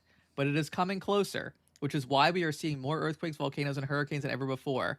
As it comes closer, this will only increase. It sounds like Nibiru. Yeah, basically Nibiru. Yeah, Nibiru slop. Yeah. There was a time for that. So, like, past lifetimes, it's, like, crazy how... I mean, again, like, I don't want to overstate, because obviously there has been this sort of, you know, mysticism, like, within kind of evangelical Christianity as well. Things like heaven is for real, you know, the kind of sacralization of nonverbal children, or children who are you know, developmentally different in any way, or neurodivergent. So that exists, like, basically in all traditions to an extent. But it is interesting that there was, you know, Jerry, as you observe, which I find to be a very fascinating angle to this that no one else has really, you know, observed, that I've seen, that there is, like, this you know, very clear, like institutional developed, like kind of or like a group or network that is, like, promoting this exact ideology with all the features in Israel in 2018. And these exact same people end up being in the show The Telepathy Tapes. You know, much like Euphoria and Homeland, some of our most toxic cultural products have an Israeli origin. You know, that is crazy that they were kind of like I mean, I guess you could say that it goes back deeper in America as well, but this is, like, very on the nose of like using these as gifted children. Like, every autistic person is psychic in some way, you know, like they have past lives. They're, you know, teaching their parents things. Like, it's the exact playbook, you know, like obviously, you know, I'm just trying to, like, you know, cover my bases and say I'm not saying that, like, you know, Jews invented autistic mysticism or whatever. But I mean, like, they are older than Christianity, so maybe in that respect. But, you know, I'm sure that, like, places elsewhere in the world, it's a very ancient thing. But this particular, like, modern strain of it that we see expressed in the Telepathy Tapes does seem to have very strong roots in this particular, like, articulation, you know, even more so than, like, in kind of the evangelical you know, version of it, you know, whereas that almost seems like kind of tailing the Telepathy Tape stuff a bit more, kind of adapting pre-existing, you know, I would say in Franco, like, kind of, heaven is for real type stuff. All of in Franco's research that he brings to the show, I mean, I really think he's featured a little more than Arthur Golden, but I think all the crap in Franco says really comes from Golden, and Franco is like a latecomer to that scene. He's just he's just repeating what he's already been told about why this is all okay and why this all works. There is another thread from Wisconsin, from America, from this Marianne Harrington, who's also featured in season 1. So she is also another person who's developing this mystical idea of facilitated communication, and she's doing it in kind of a non-denominational way, or very new age way. She's around, I don't know if she's exactly as early as Arthur Golden, but she's around the same time now. Like, you go back on social media and she'll be talking with him, you know, in 2015, you know, I think even 2008 maybe. Don't quote me on that. She's developed this energetically connected communication where you're saying, yes, the facilitator has an influence over the letter output, but that's good because it's because of the telepathy. So it's kind of like people are kind of mind melding. I see. And that's how she gets around. But she's also said, like, she wrote a letter to a judge in 2017 saying, you know, don't use FC, don't use facilitated communication in court to prove stuff, because most people aren't educated about the connection and how you can have influence. So she's saying it works, but you have to be aware that what's coming out is kind of like a Gestalt message. Okay. And she says she can navigate that and do that fine, you know. But she's also, like, she commented on the Anna Stubblefield story in the New York Times back in 2015, and she said, you know, I think Anna Stubblefield is a victim because she wasn't warned about the danger of the telepathic connection, which is why she got into this whole mess where she raped this disabled man. Wow. That's the other thing. There is, you know, the doctrinaire facilitated communication people, like the old school type, like Rosemary Crossley, who invented it, and Douglas Bicklin, who popularized it. They are very hard on the no telepathy, you know, because they want their thing to be taken seriously scientifically. Okay, so interesting. No, there's no telepathy, and the message is completely the person being facilitated, not the facilitator. So then you have these telepathy people come along who have varying, you know, takes on it, and so it's very Arthur Golden has written about how he doesn't do he does old school facilitated communication, but he doesn't do best practices according to Rosemary Crossley's version of it because he accepts the telepathic connection when he's doing it. Interesting. So it's more hybridized. Wow. Mm-hmm. Yeah. It's really something. I did want to clock here, or note or read a little bit from this debrief.org, the debrief.org article from November 2024 that mentions some of these people. I guess this would have been right around the time Telepathy Tapes season 1 came out, right? Mm-hmm. This is called U.S. Advocates Urge White House Support for RISE Initiative to keep U.S. ahead in, quote, edge science. Oh, that hit different? No, after Epstein apocalypse, that edge science, let me see if I can bring it up here for everybody. They can see that with the big one eye with the American flag behind it. Yeah, by Chrissy Newton. So a coalition of scientists and former intelligence officials is urging White House support, I guess this is still Biden, for an initiative to advance U.S. research in edge science and controversial fields like quantum computing and consciousness studies. As American advancements in technology and science rapidly evolve amid global competition, officials from the Executive Office of the President at the White House in Washington, D.C., recently met with a group of scientists and former intelligence officials for advocating for a groundbreaking new initiative, Research and Innovation at the Scientific Edge, or RISE, which aims to push the boundaries of scientific exploration. RISE seeks support for projects dedicated, this is a heavy list, dedicated to unconventional or cutting-edge research areas such as quantum computing, consciousness studies, remote viewing, micropsychokinesis, PK, time-agnostic cryptography, don't know what that is, evidence-based tools informed by indigenous knowledge, and potential applications for the study of unidentified anomalous phenomena, UAP.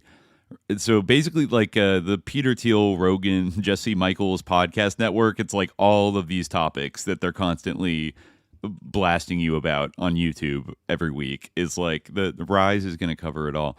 RISE advocates argue that pursuing these fields is essential to maintain America's competitive edge against rapidly advancing nations like China. The initiative's proponents further argue that the U.S. can overcome obstacles and stigma surrounding unconventional research with chief executive support, allowing the U.S. to develop game-changing advantages related to everything from national security to human resilience. The organization consists of heavy hitters, not only from the science community, but former internal government officials with a diversity of agency insights, including neuroscientist Julia Mossbridge, Ph.D., Chitra Sivanandam from the National Security Institute, Daniel Ragsdale, former Assistant Director for Cyber in the Office of the Director of Defense Research and Engineering, Research and Technology. That's a scary job title. And Carmen Medina, a retired senior federal executive with more than 3 decades in the intelligence community, including work with the CIA. Quote from Medina, during my more than 30 years in national security, too many times we were surprised by things that others claimed could never happen. The best way to prevent that in the future, in the science and technology domains, is to have a dedicated program to scan the horizon for new discoveries. So she's bringing the X-Files into real life, I guess. Discussions about foreign adversaries gaining a technological edge have recently intensified, with reports suggesting that China is investing significantly in fields like quantum computing, photonics, and brain-machine interfaces. In July, the Chinese government announced an ambitious goal to set a new world standard for brain-machine interfaces. Parallel to these efforts, China has already invested $15.3 billion in quantum technology, compared to the U.S.'s $3.7 billion, an investment gap that highlights the urgent need for the U.S. to prioritize advanced research. Along similar lines, a February 2022 RAND Corporation report comparing the U.S. and Chinese industrial bases with relation to advancements in quantum technology emphasized that Chinese efforts are primarily concentrated in government-funded labs, some of which have made rapid progress. Given such concerning advancements by adversary nations, a related area of focus for RISE also involves problems associated with overclassification within the U.S. intelligence community, which even U.S. Director for National Intelligence Avril Haines has said potentially undermines critical democratic objectives by limiting access to information that could help advance U.S. capabilities. Overclassification is a considerable burden, said neuroscientist Julia Mossbridge in an email to the debrief.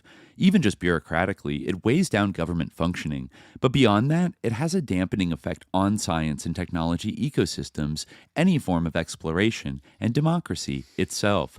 Mossbridge told the debrief that problems like overclassification are paralleled by separate issues that include stigmas that have long hampered serious studies into unconventional research topics. Quote, right now, the edge science and technology ecosystem has to be very careful since we've experienced all sorts of shaming, blaming, discounting. It's funny thinking about her referencing like the Epstein network of like they've been shamed, blamed, discounted, and dismantling of genuine scientific and technological advancements in administrations on both sides of the aisle. This multi-decade-long problem needs to end so researchers can get back to discovering again. Echoing Mossbridge's sentiments, Daniel Ragsdale, a former federal official and recipient of the Secretary of Defense Medal for Outstanding Public Service, said, "The time has come to give edge science and technology the permission, priority, and significance it deserves. We must empower our best minds to rise to this challenge, expanding the boundaries of knowledge for the benefit of the public and national security." A key challenge RISE faces involves the attitudes that have long prevailed over unconventional research within the scientific and governmental communities. Remote viewing, for example, is a highly stigmatized and controversial topic that the U.S. intelligence community has seriously explored in the past. This is a great quote. A limited number of people in government almost certainly understand this topic and its potential, said Dean Radin, chief scientist at the Institute of Noetic Sciences, and associated distinguished professor of integral and transpersonal psychology at the California Institute of Integral Studies, founded by Alan Watts, sus institution, in an email to the debrief. Fewer may appreciate that the U.S. lags behind similar research and development efforts in other countries, and I believe that presents a real threat to our national security, Radin said. Remote viewing research, of course, was pioneered in the 70s by SRI, Hal Puthoff and Russell Targ, funded by the CIA and DoD, Stargate Project. It was shut down in 95 due to skepticism. But there's other people like Lou Elizondo that have said they worked, of course, because it's all kind of one big thing, right? All these areas overlap. While the Department of Defense currently has DARPA to explore cutting-edge tech, Mossbridge and her colleagues feel that there are other areas that warrant serious research, which it and similar agencies have traditionally avoided. Quote, RISE was an idea I had for RAND. Interesting. That's where this came from, Mossbridge told the debrief. But I heard from RAND when I presented this that it was too controversial, and RAND would need direct outreach from the White House to pursue this stuff. Then I heard the same thing going to DARPA. There's a general fear that it's not okay to pursue edge science and tech openly, and that there has to be a culture shift from the very top, she said. Radin similarly told the debrief that in his experience, federal agencies tend to avoid having involvement with such pursuits, emphasizing that this shyness factor has severely constrained government funding for research on these topics. These agencies are understandably concerned that the public might misinterpret their work as being woo-woo or weird.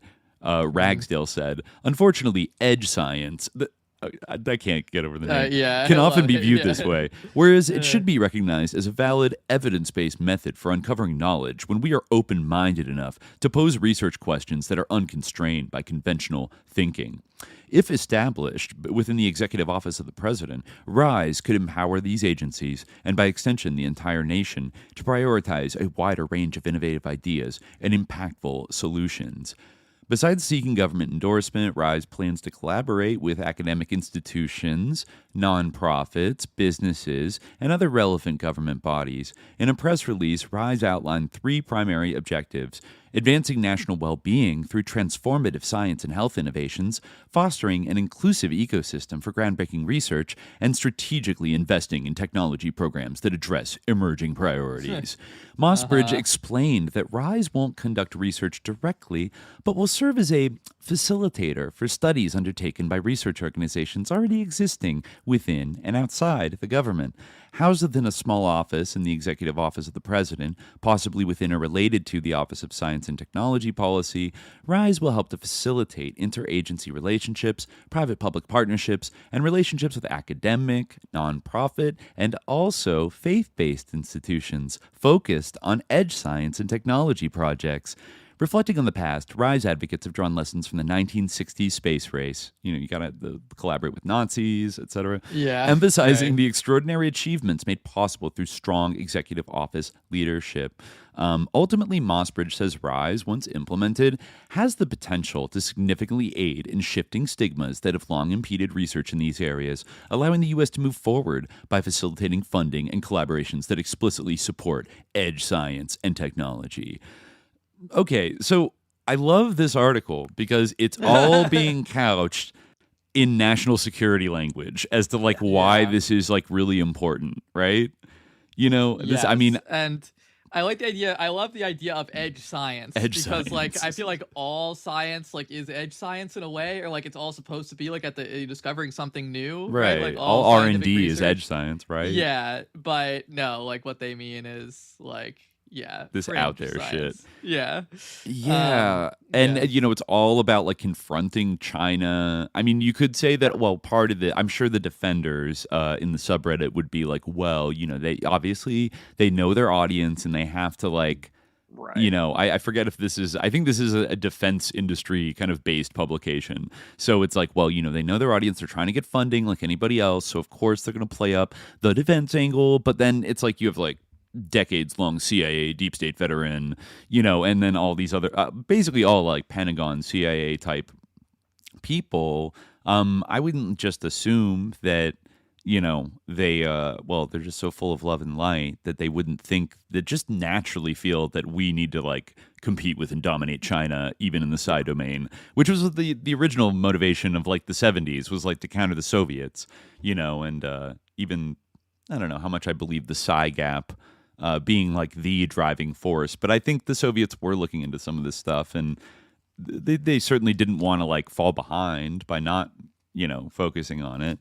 So I don't know. It just and then it's okay, this comes out. They're trying to push. I don't know if this ever came to pass because then Trump came into office a couple months after this. But this is the same, right when the Telepathy Tapes, the scrappy indie, just out of nowhere podcast that features at least one of these people prominently, who then becomes a consultant for the film that she's making. So pretty embedded in the project. This just splashes out across our algorithm, and suddenly all these normies. Okay. I don't believe Mossbridge was associated with it at that time. Right. Okay. It comes on for the film, but yeah. But it makes you kind of wonder, was all of this just scrappy independent? She just had this idea randomly and started doing it, or was there something from the beginning where she reached out to some of these people? Maybe they were trying to push the RISE initiative, and maybe there's some kind of partnership that was. Now I'm speaking purely speculatively here. Was there maybe a quiet partnership from the very beginning to I can see it go either way. That this comes out and they're oh, this is the perfect PR vehicle to promote what we want to promote anyways. Right. Or you could say, maybe from the beginning there was some kind of collaboration or contact going on that was concealed, as she concealed so many other facts about the series, to present it in a certain type of way, and then kind of launder in, oh, look, this... Dr. Mossbridge just stumbled upon. She opened up her Apple Podcast app one morning and stumbled upon, her friend emailed her a link to it and said, she heard a word of mouth, so organic, about this scrappy little podcast, and then decided to reach out and then kind of get involved. I actually do wonder if did Ky Dickens reach out to her first once the thing was a hit, or did Julia Mossbridge kind of hit her up and be wow, I love your work, if that's how it went down, oh, I love your work so much, I'd love to be interviewed by you and contribute to you. Either way, I think the end result is the same, as this is in convergence with like at least certain factions of people promoting edge science within like the national security state in order to bolster American national security, right?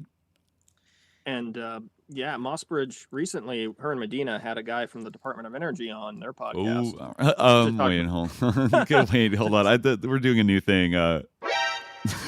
Did people hear that? I played the MGS alert. Department of Energy, very underrated in susness. Wait, talk about AI? AI. Oh, and what'd they say? They talked about how China's conception of AI is to control people. But here in America, our conception of AI is to unleash potential and human potential. So it just makes sense. Oh, great.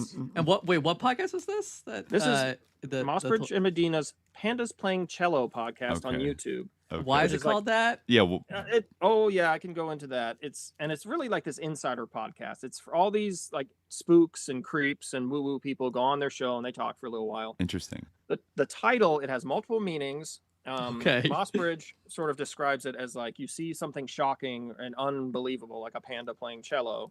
You're walking one day, you see it. First, your mind is blown. But if you start seeing it let's say every morning on your way to work, you see this fucking panda, you're going to start to actually interrogate it on its own, as its own. You're going to say, well, is the panda any good at playing cello, as her example? You know, the idea is, you know, looking into what may seem like shocking or bizarre things with an actual eye towards the texture of it.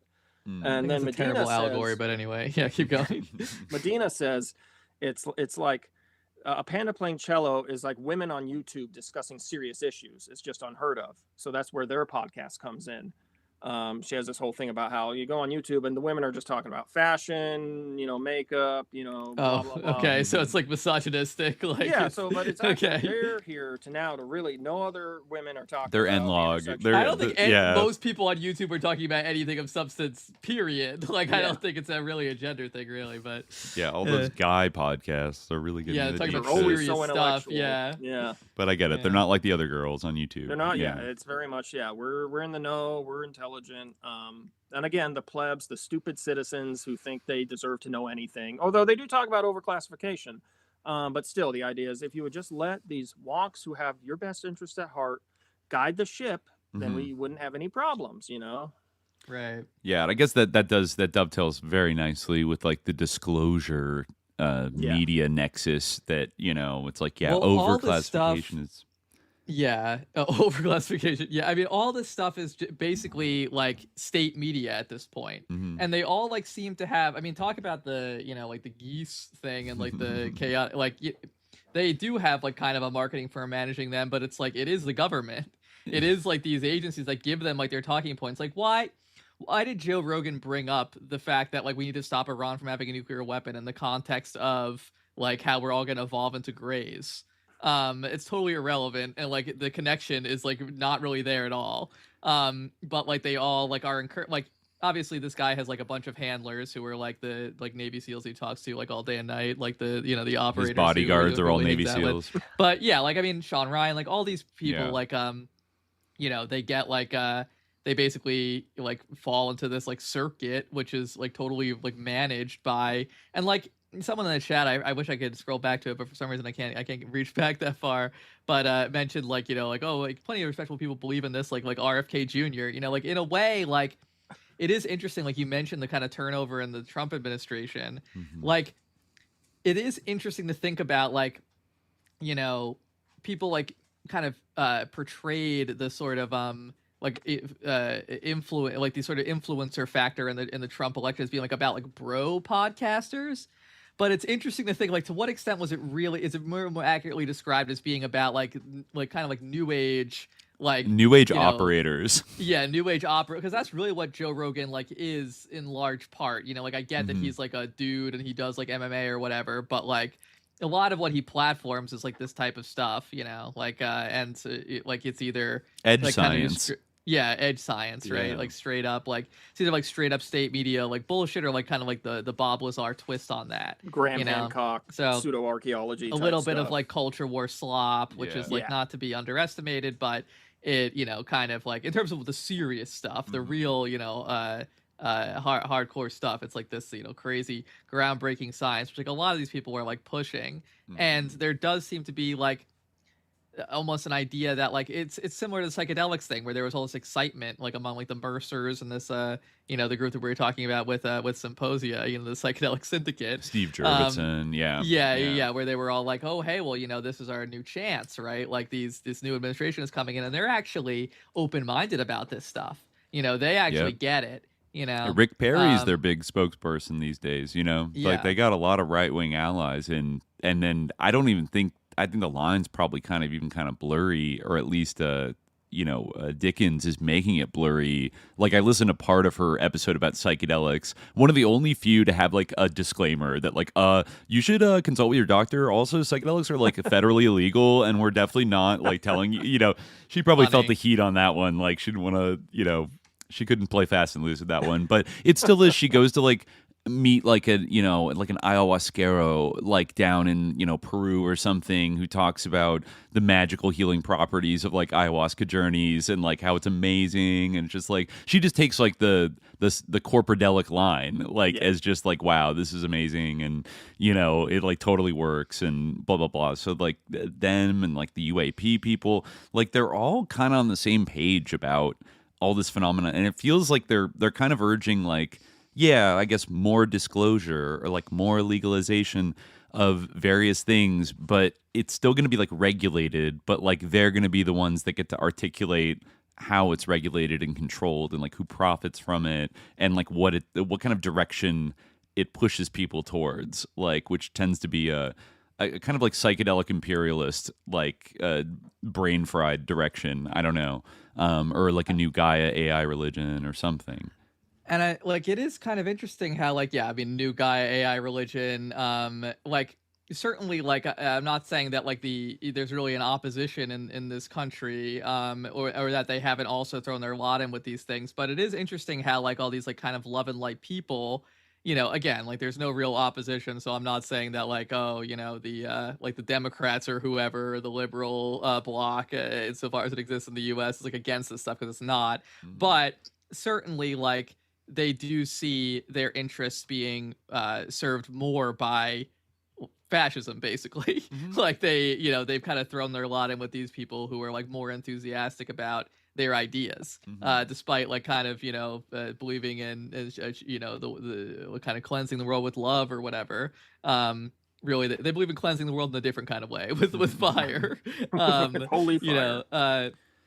That kind of the long Esalen mission of getting everybody in the love and light new age community to just kind of be blank and non-reactive and non-oppositional to the crimes of U.S. imperialism has it's really paying off right now. They've managed to engineer a sort of counterculture where you can totally those two things can coexist without any very little cognitive dissonance. Of it's all about good vibes, man. And then you try to bring up something, it's whoa, man, it's low vibrational to demonize the IDF like that, man. You gotta reach out to them and use love. Love conquers everything. But There's a really good example from the podcast, because I don't know if you've seen Heidi Rachel Brown. She's on TikTok, she's on Twitter. She's someone who worked with one of the parents from season 1 for a time, worked on that parent's own podcast, separate from the Telepathy Tapes, for a while, and then was fired for asking a difficult question about, where does Gaza fit into this love and light language when someone is talking about loving Israel and wanting to go there after all the trouble's done, And by her telling, she was not blowing up about it. She just asked, a difficult question, and then she was canned from that project. And we've spoken a little bit. She's talked a lot on her TikTok just about her experience and about her idea of the Telepathy Tapes as controlled disclosure. The idea is we're gonna bring this out in a managed way, and so that right there, that's another Israel connection around the back door. So just asking. All this love and light language and all this crap about, we're so enlightened and it's all so beautiful. Yeah, what about genocide? Where does that fit in? Where does that fit in? Yeah, even our warmongering government right now, they don't. I'm not seeing too many love and light people being stop the war. Like, well, that's the thing about, like, you know, I mean, people know I'm religious, but obviously, like, I think, like, there's a lot that is negotiated in the domain of religious ideas. Like, that's why, you know, why I'm religious, because I think, like, religion is quite profound and contains, like, many nuances, and is really, like, an important thing to understand in order to understand the vicissitudes of human life. And certainly, like, it has, like, religious belief and, like, religious conviction has, like, very dark potentialities, and you see that as, like, in the same way that it has, like, the highest potentialities for human beings, right? It also has the you know, I think maybe even Belram would agree with me about this, or Berlan. Sorry, I don't know why I keep mixing up those two letters, but anyway, yeah. So I think, like, there is this sort of tendency that we've noticed, like, in a lot of these domains, like, that we've talking about is interconnected, like psychedelics, like UFO disclosure, like, where it's very, like, as Dimitri said before, like, totalizing. It's very, like, you know, only this matters, right? Like, if we can just get this medicine out, if we can just get this medicine, it'll fix everything. Yeah. It'll fix the whole world. So, like, everything is justified if we can get the medicine legalized. You know, like, everything is just, like, if we can get these autistic people to, like, teach us about the hill and, like, this world that they've seen, like, and basically bring about bring forth the Messiah, then, like, anything is justified for that, right? Like, and everything else is kind of a distraction. Exactly. The so, rising like, inequality, when war, you're genocide over something silly like, you know, genocide and, like, massacring an entire people, you know, you're actually kind of low vibrational. You're distracting from what's really important, which is that, like, we need Israel as, like, a lab to help with these psychedelics, and, like, they're so progressive, and they have these great music festivals, all about peace, and, like, they have these great centers where they're working with autistic kids and teaching them about, you know, the importance of, you know, the serpent, you know, like, so, yeah, it's sus. It's pretty sus. That ties in also the new age narcissism that I see so frequently in new age thought, where you're talking about the universe and connection and love, but you're navel gazing. It's all about you, you know. It's all about self-help, you know. And so you're not doing the work, you know. It's not about community and connection. It's just they're very limited blinders on, just me.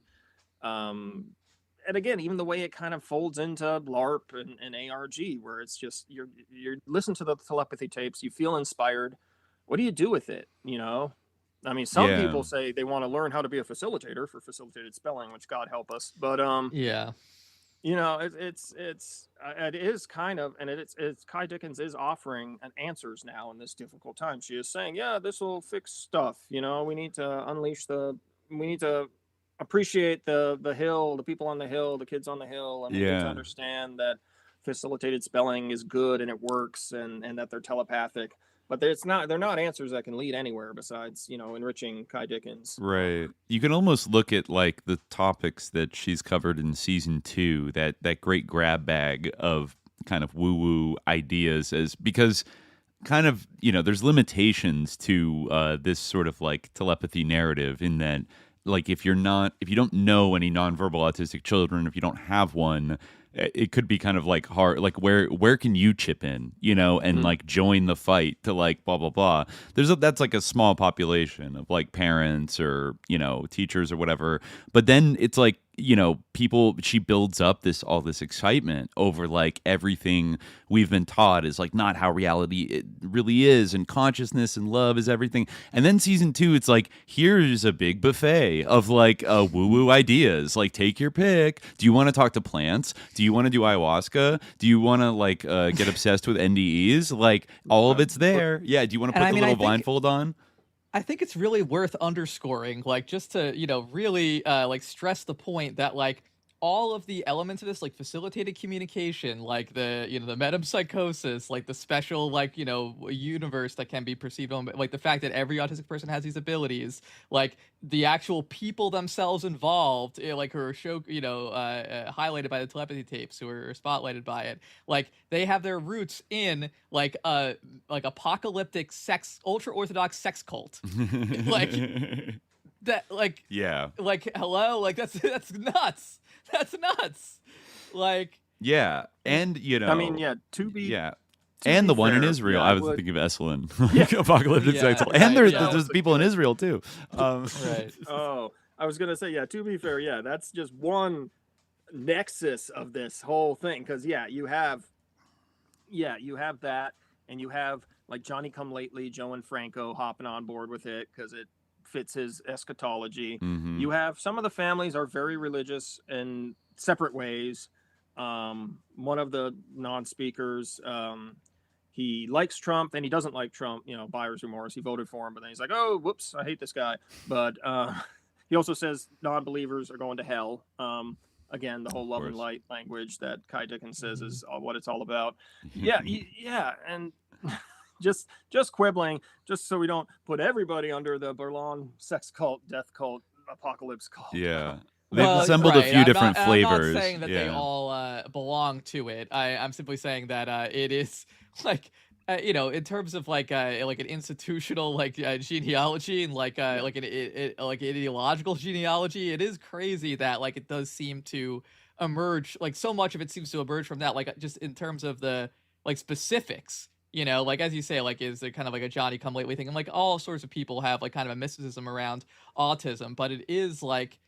There's a weird correspondence between like the specific beliefs of that group and the specific the whole the use of facilitated communication, like all these things, like and of course, like Euphoria season 1 was made in Israel, and then they ported it over to be relaunched on a larger scale, as in its American version. I'm trying to think of like a better analogy. Like, I think it fits perfectly. Or Homeland, another sus product. An analogy with like well, I'm trying to think of like the point about like that people who like come into the orbit of this thing might not even have knowledge. Oh yeah, because it's kind of been hidden from them in the series, right? And exactly, and they might not, or even or they might not be associated with, and they might not agree with it, right? Yeah. So it's like kind of So I'm trying to think of like an example that is like a network or an organization or a religion or something like that, but something with like very sus roots that like you might want to know about if you join this group that just seems like magical. And then yoga's not a bad example,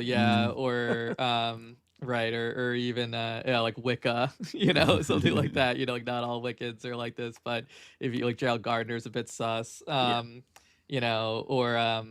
like that, even that has like its roots kind of in the OTO, and Aleister Crowley is very, but that doesn't mean that like every Wiccan is necessarily sus, or go with psytrance, not everyone who is interested in the psytrance necessarily is. They don't know about the Israeli tourist, the Hare Krishna connection.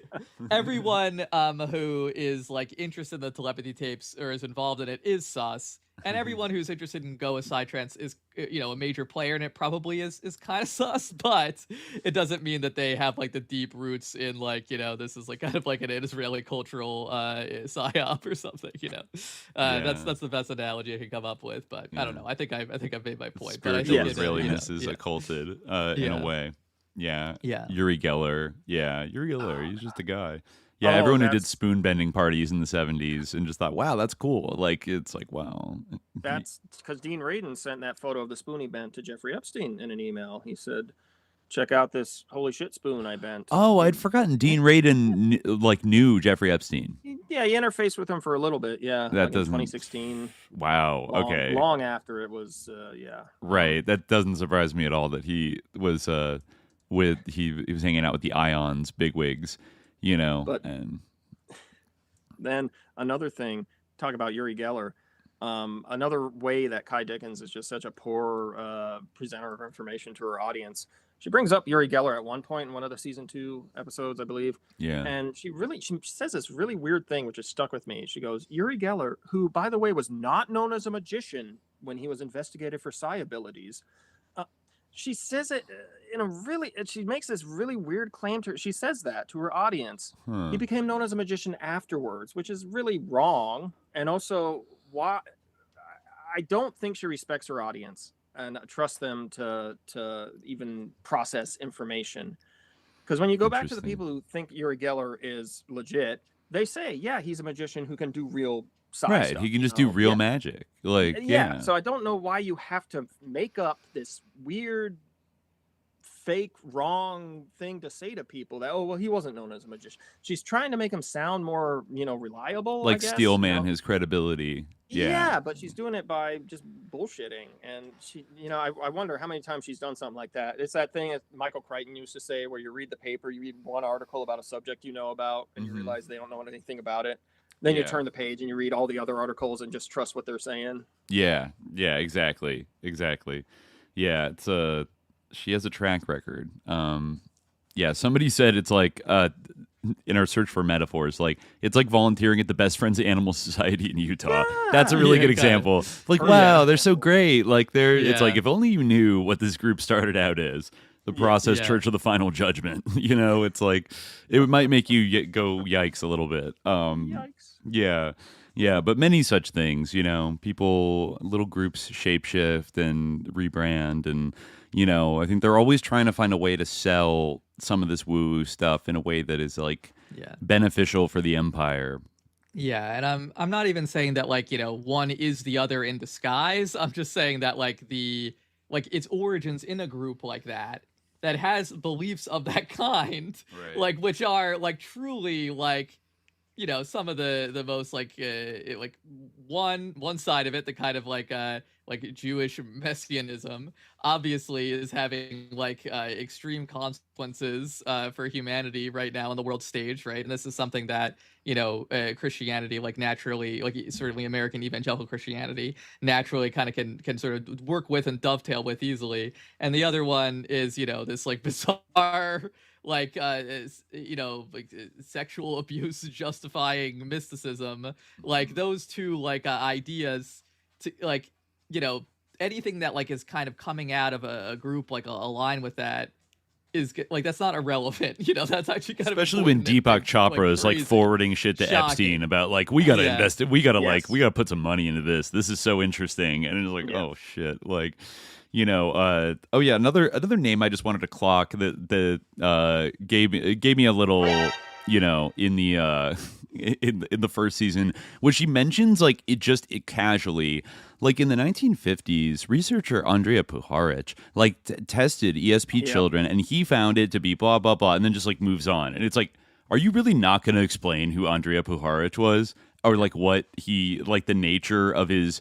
I think maybe she didn't want to get into the whole channeling thing with the 9. And the groups at Esalen where he's channeling messages from ETs, because that might look a little it might make the spelling thing look a little bit like channeling, and then oops, we don't want to make that comparison. So she just kind of throws it in. It's just another data point of this has been verified by serious scientists Puharich. Are you fucking kidding me? So I thought that was that was a little much, just to slide that. And it's the normie. She does have a low opinion, I think, of her audience, because it's by me not drawing attention to it, either in my affect or just spending a minute talking about this guy, it kind of signals to just a normie who's not noited that oh, okay, just a guy with a name. Okay, moving on. Don't worry about it. Yeah, don't worry about it. Don't worry about it. Yeah, that is a huge thing with them. They really don't want their audience thinking about anything they're telling them. They tell them, facilitate communication is fine. First, they tell them modern spelling isn't facilitate communication. Then they tell them, but facilitate communication is fine. Then they have, after season 1, they have a fake skeptic. They have this Becca Kramer person come on and say, well, I tried to debunk the telepathy. They love that move. Yeah. I just couldn't. It's so true. So they don't actually go through and present a real strong argument for it, but they're touching base, and they know their audience is going to go, well, they said they took care of it. I've even, when this first came out, I was talking to people, and people were like, it's not facilitated communication. Ky says it isn't. She explains how it isn't. And I'm like, but she's lying. That's why. And if you actually watch the videos, which I made myself do, you realize how badly she's lying. But a lot of people just take it, they trust that the podcast host is being honest. They really do. They really do. It's a powerful medium in that regard, where if you get somebody that has the seething conviction of the huckster, then if she puts on that voice, that concerned and pure voice, about these kids. If only we could open up to love and light, then maybe, and you're just driving around the car, going to the grocery store, and you're just getting emotionally sucked into it. And it's they're playing, they're playing this kind of emotional manipulation game and constructing this narrative and making it all seem just so wonderful and like organic, like serendipitous, almost synchronistic in you know, like what in this messed up world, what if like love was the ultimate force, you know, in blah blah blah, and like consciousness is eternal, and every time you die it's actually beautiful because like you go to the hill and frolic with the children or something. And it's just like it's fucking sus. Anesthetizing. Yeah. It does nothing good for even digging into what I think is still an interesting field to me in terms of the question of like ESP, psi, what remote viewing, whatever. I can't like 100% be like it's all just like made up bullshit to like psyop us or whatever. I think it's not. Like I mean, things like shared dreaming, like I could consider those things to be possible, but like at the same time, like this is not just like, you know, even things that like on the show before we've said to be careful with, like channeling, you know, or even something like, you know, going down the rabbit hole of like thinking that an AI is sentient or something like this. This is truly like harmful because like these like kids like can't advocate for themselves and are being like manipulated and exploited in a horrible way. Like it's like I have no mouth and I must scream, but like it's really creepy when you think about people projecting, like attributing words to somebody who's kind of trapped like in their body and can't actually communicate like what they're feeling, to have somebody else be like, I know what he's saying, blah blah blah blah blah. Like he's in love with me and wants to have sex with me. Like the fuck? Like obviously ripe for abuse. And also like facilitated communication kind of on the other end too. It got in a lot. There were news stories and court cases in the 90s, right, Jerry, where still ongoing actually. There's really still cases come out still to this day. Wow. If you're gonna of the false sexual abuse allegations. Right. Yeah, it was steamroll you because I'm like, It is kind of wild, but it is kind of wild that, you know, given the like the idiomotor effect or something, that if you think, oh, it's not them saying it really, that they would, I don't know, maybe it's when they're working with a different facilitator, then they'll make accusations against like a third party who's like not there or something. Sometimes they're working with a paid facilitator. Sometimes it's one parent against the other, you know, and you know, there was one fairly recently within the last couple of years where the family ended up divorcing. No, the parents divorced. The father finally got, you know, vindicated, at least to the point where, you know, he was found not guilty, you know, or they dropped the case is what it was. Because instead of testing the facilitated communication in court, they just drop the case, which happens a lot. That also happens when parents sue school districts to have facilitated spelling used in school. And the school says, we're not going to do that. So the parents sue. And a lot of the time it goes right up to when they're about to test it in court. And then the parents will settle because it doesn't pass the tests. But modern facilitated spelling people say the tests are ableist. They have excuses and reasons why that those tests don't matter. The stuff that shows it doesn't work, don't pay attention to that. It's all lies. I mean, it's the same thing with like Uri Geller's psychic abilities, you know, that like it doesn't. And like, you know, are there like, can you see the future? Like, but like, I could see it being true that like someone might have the ability of clairvoyance, but like if you exploit it like for a reality show or for like selfish purposes, you know, like, but this is like totally different situation, you know, like we're talking about like the, you know, it's not like a matter of like just a James Randi-esque interest in like whether this is testable or whatever. We're talking about like, it's not even, you know, a matter of like, you know, like just these are people who need to be treated like as they are, you know, and they need to be like that's the thing, like everyone like can communicate to an extent, you know. Obviously some people have limitations, but everyone can kind of communicate and they can kind of express their needs, and you can kind of have a relationship with, you know, like I think, you know, I knew someone who had a sister who was like severely disabled in this way, you know, and she felt strongly that she was able to have a relationship, you know, with her sister, and that her whole family was, and they, you know, they loved her and like they had a relationship with her. but it wasn't based on like a lie that like she was like, living in some kind of psychic plane, or like a false idea of who she was, right? Like you can't have a relationship based on that. It wasn't based on like this kind of wishful thinking and like this facilitated communication, like channeling stuff, and like, like I think it's quite spiritually dark, honestly. Mm-hmm. And I think like it's, in the same way that like, for the same reason, like Aleister Crowley cautioned against the use of Ouija boards. Like, think about, like, if all these people are so woo-woo and so spiritual, like, you're basically using a Ouija board and you think that, like, you're talking to your kid. Like, what are you really talking to? Think about it. Just saying. Or it's like, going back to my initial, like, gut feeling about it, it has a lot of similarities to, like, if, like, you have a child that, like, goes into a coma or even, like, dies or something, and you create, like, an LLM that has their personality, and then like you talk to them and kind of believe that it really is like them. It's got a similar, it is very dark, because then your capacity, like, it's not really them. Like, that's not what's communicating. It's an imposter that you've kind of like you've summoned kind of to like pretend to be that, like to be speaking for that person, which is, if the person's alive, that's bad for the person. If they're either way, it's not really good for you, the person doing it, because you're kind of participating in a thing where you're kind of like psyoping yourself. And if someone has special needs, like they need to be treated like someone with special needs and not like a secret psychic genius. Like that's right. Not to say that like I don't really like love these like hierarchizations of intelligence or like kind of this like like this Epstein sort of ideology of like what matters is like who's the most intelligent, and like if you're mediocre, then you can just die, like that type. Like I don't like believe. I think that's like one of the most pernicious but widespread like types of kind of like hierarchy and like supremacism that people believe in is like across the board. Like the smartest. It's like Aaron Sorkin, but then also on the other side like the kind of IQ people. Like it's a universal thing of like like you're dumb.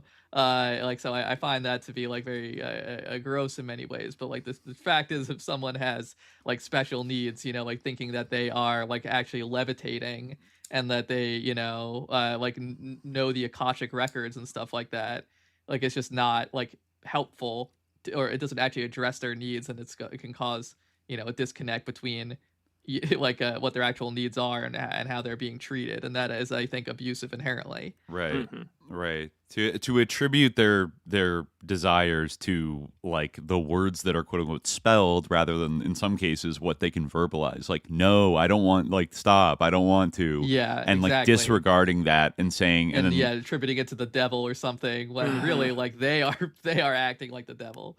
They are, this is like it's one of those things, like, again, the Robert Monroe thing of like I don't want to make it out like we're constantly glazing the Catholic Church, because we were complimenting them recently for their anti-war stance, but like they did learn over like the course of history that like there have been many people who like died in the process of exorcism and things like this, right? That this is like a very dangerous thing to do, and now like they have protocols like, these, for it. Like very stringent protocols, right? Not saying that like it's still that they're perfect or whatever. I'm just saying that like they are more stringent than these protocols by far. What they basically are doing is a kind of like the same way that like in the past people who are neurodivergent might be treated as being demonically possessed or saints or something like this, like or angelically channeled, right? They're doing the exact same thing, but they don't have like the actual like stringent protocols or the sort of a wisdom of those like centuries of experience, because this is the thing of the New Age. They just threw that all out. It's the New Age, and what's really important is like our views and like how we can, whether we can bomb Iran and the red heifers, et cetera, not change anything about our Treat-Lorite empire. I mean, I have to say, like, I have some kind of like compassion for like the parents of these children who get kind of sucked into this. Like, I totally understand like the desire to want to like be able to like quote unquote communicate like with your nonverbal child, and like it's a very comforting thing, right? To like believe that this is like real. Like you can see the allure of it for a kind of parent that has to confront this whatever. But I don't have a lot of like grace for like somebody that makes a fucking podcast that like pumps up all these people's delusions and amps them up to like 1,000 and then makes like tons of money and like builds an entire career off of it while like selectively hiding anything and like diluting her entire audience and like disrespecting them and then partnering with a bunch of CIA sus like MK Ultra fucking Epstein associate sus lords to make it seem like it's totally love and light, and that like some people hiding that some people involved in this research are literally like Epstein eugenicist, like pedophile freak, like sickos. Doing all of that, and I don't have a lot of grace for that. That's pretty fucked up, actually. Like it's pretty bad. That's a pretty bad thing to do. I get it's just media. We all got to make it, right? But like, I don't know. That right there too is the defense. Sometimes, if in the subreddit, for example, things get too heated with criticism, a mod will step in and say, "Hey, she didn't say she scientifically proved all this," even though she does. Ky Dickens totally does make that claim, but the defense goes back to, well, it's just a podcast, okay? That's research is going on to prove it, but this is just an entertainment podcast. It's very Mon Bailey, whatever you want to call it, going back and forth between this proves it without a doubt and we need to believe it. And then if you pick it apart, it's, oh, well, hey, it's just a podcast, man. The people that parasocially worship podcasts like a cult member the hardest are always the first ones to say it's just a podcast. You need to chill out. You need to chill out every time. Every time. Why do you hate it so bad? That's suspicious. You're very suspicious that you're. Exactly. You're actually the Fed. This popped up organically on my feed. I have a special relationship with it. It wasn't totally fed to me by chaotic good media. I did buy the hat, and the merch and yeah, legalized spelling. Oh yeah, legalized spelling. It's so sus. Like people gotta have standards. Yeah, but, I mean, if these people get their way, we're gonna have like legal like MDMA, facilitated therapy that also has like your facilitated communication with the ancestral spirits that you're channeling. Yeah, during Akashic your record. MDMA therapy. You'll have a menu. Do you want to consult the Akashic record? Do you want to do past life hypnotic regression? Do you want to talk to your deceased ancestors? Like, and if you have a psychotic break from too much ayahuasca, then actually, they'll facilitate communication with you, and you'll tell everyone that actually you're on the hill and it's fine and it's great. You're doing fine. Yeah, as machine elves are playing you. Ritual suicide. You're 10 feet tall. You're the king of the machine elves, and it's awesome. And everyone should do more psychedelics. And then you'll get an ad in the LLM generated text for Compass Pathways. The ads now in the telepathy tapes are fucking awful. I saw you guys are pointing that out when you were Tanner and Emily, like 10 sponsors like per episode. It's like kind of crazy. It's like olive oil sheets, like like discount codes for everything. It's like what a scrappy podcast. And like when she started she said, oh, we're only going to do ad reads for things we stand behind, blah blah blah. Now it's every single you watch an episode. And now they're doing more video episodes where they're actually in the studio, like getting videoed. And she'll cut to her ad read and she'll be like, it'll be an ad for bras or something. And it'll just, sometimes I swear to God, they cut it right in the middle of a mother discussing her child dying. Wow. Yeah. Ad about bras or something where, Ky Dickens is like, in this crazy mixed up world, it's good to have natural blah, blah, blah. That's why I support this brand. And you can get a 5% discount if you use the code, Telepathy Tapes on their website. And advertisers pay for that because it has that like authoritative transference, like that hypnotic quality, especially when you slide it in that almost like imperceptible where you just switch imperceptibly to talking about like like Brooklyn and sheets or like whatever, like at 3 p.m. I get a little hungry for a snack, like or just whatever the fuck she does, like and then you just kind of like you're already like zone. I mean, I guess that was always the philosophy with TV commercials, is it kind of like hypnotically entrances you in a subtle way, like in a low level way, and then boom, cut to commercial, and then it's much more effective, I think, than TV ads, though, because the creator will like weave in, whatever they're talking about. I don't know if the Telepathy Tapes like, well, if your child dies, you're gonna want a bra, but the only real parallel on TV I can think of, and this used to piss me off to no end, is like back when Mad Men was originally still airing, but it was in the later seasons. All of the main actors had signed really lucrative advertising contracts to do commercials during Mad Men, and it's like maybe if it wasn't a show about making ads, it wouldn't be as like annoying. But it's like, scene where like Roger and Don Draper are talking, and then immediately cut to like Roger walking through the desert, like, I love the Lincoln MKZ, but he's like acting, he's doing the character of Roger in the commercial, or like Don Draper's like driving in a Mercedes, like, elegance is about blah blah blah, and it's like, this is fucking like, that had the opposite effect on me of like, this is fucking taking me out of the show and making me resent the advertisement. But we're self-aware about it, so that covers all sins, basically. Right? But I think because podcasts are like, you're not playing, you're there's not like, you're acting is like it's whatever. It's full intimacy. It's you and the listener, and you're talking to the listener, and then you go right on, right into, well, I really think, it's all natural, and I love this product, and super male vitality. That was the thing. Methyl blue. The goop and the brain force pills having the same ingredients. Branding. It was you probably made it the same factory, it's just it's all the same stuff. God, remember when Paul Joseph Watson said, well, there's soy in there. Yeah, there's soy in there, but that's only to prevent it from making your brain too powerful. That was the whole thing. That's great. Soy boys. That's great. Yeah. You need why not just like leave out some of the brain enhancing ingredients? That's just to prevent your brain. They had to dial it down. You'd be too locked in. It's pretty fun. That's really great. Oh man. Oh my god. That's awesome. That's epic. I remember that one. That's great. There were some good ad reads. That's amazing. Yeah. Wow. Yeah, we still haven't found the right ad read for us. We still waiting. Still waiting. Yeah, if any, we need the right pitch from our loyal subscribers come to us for a product that we truly believe in. But so far nobody.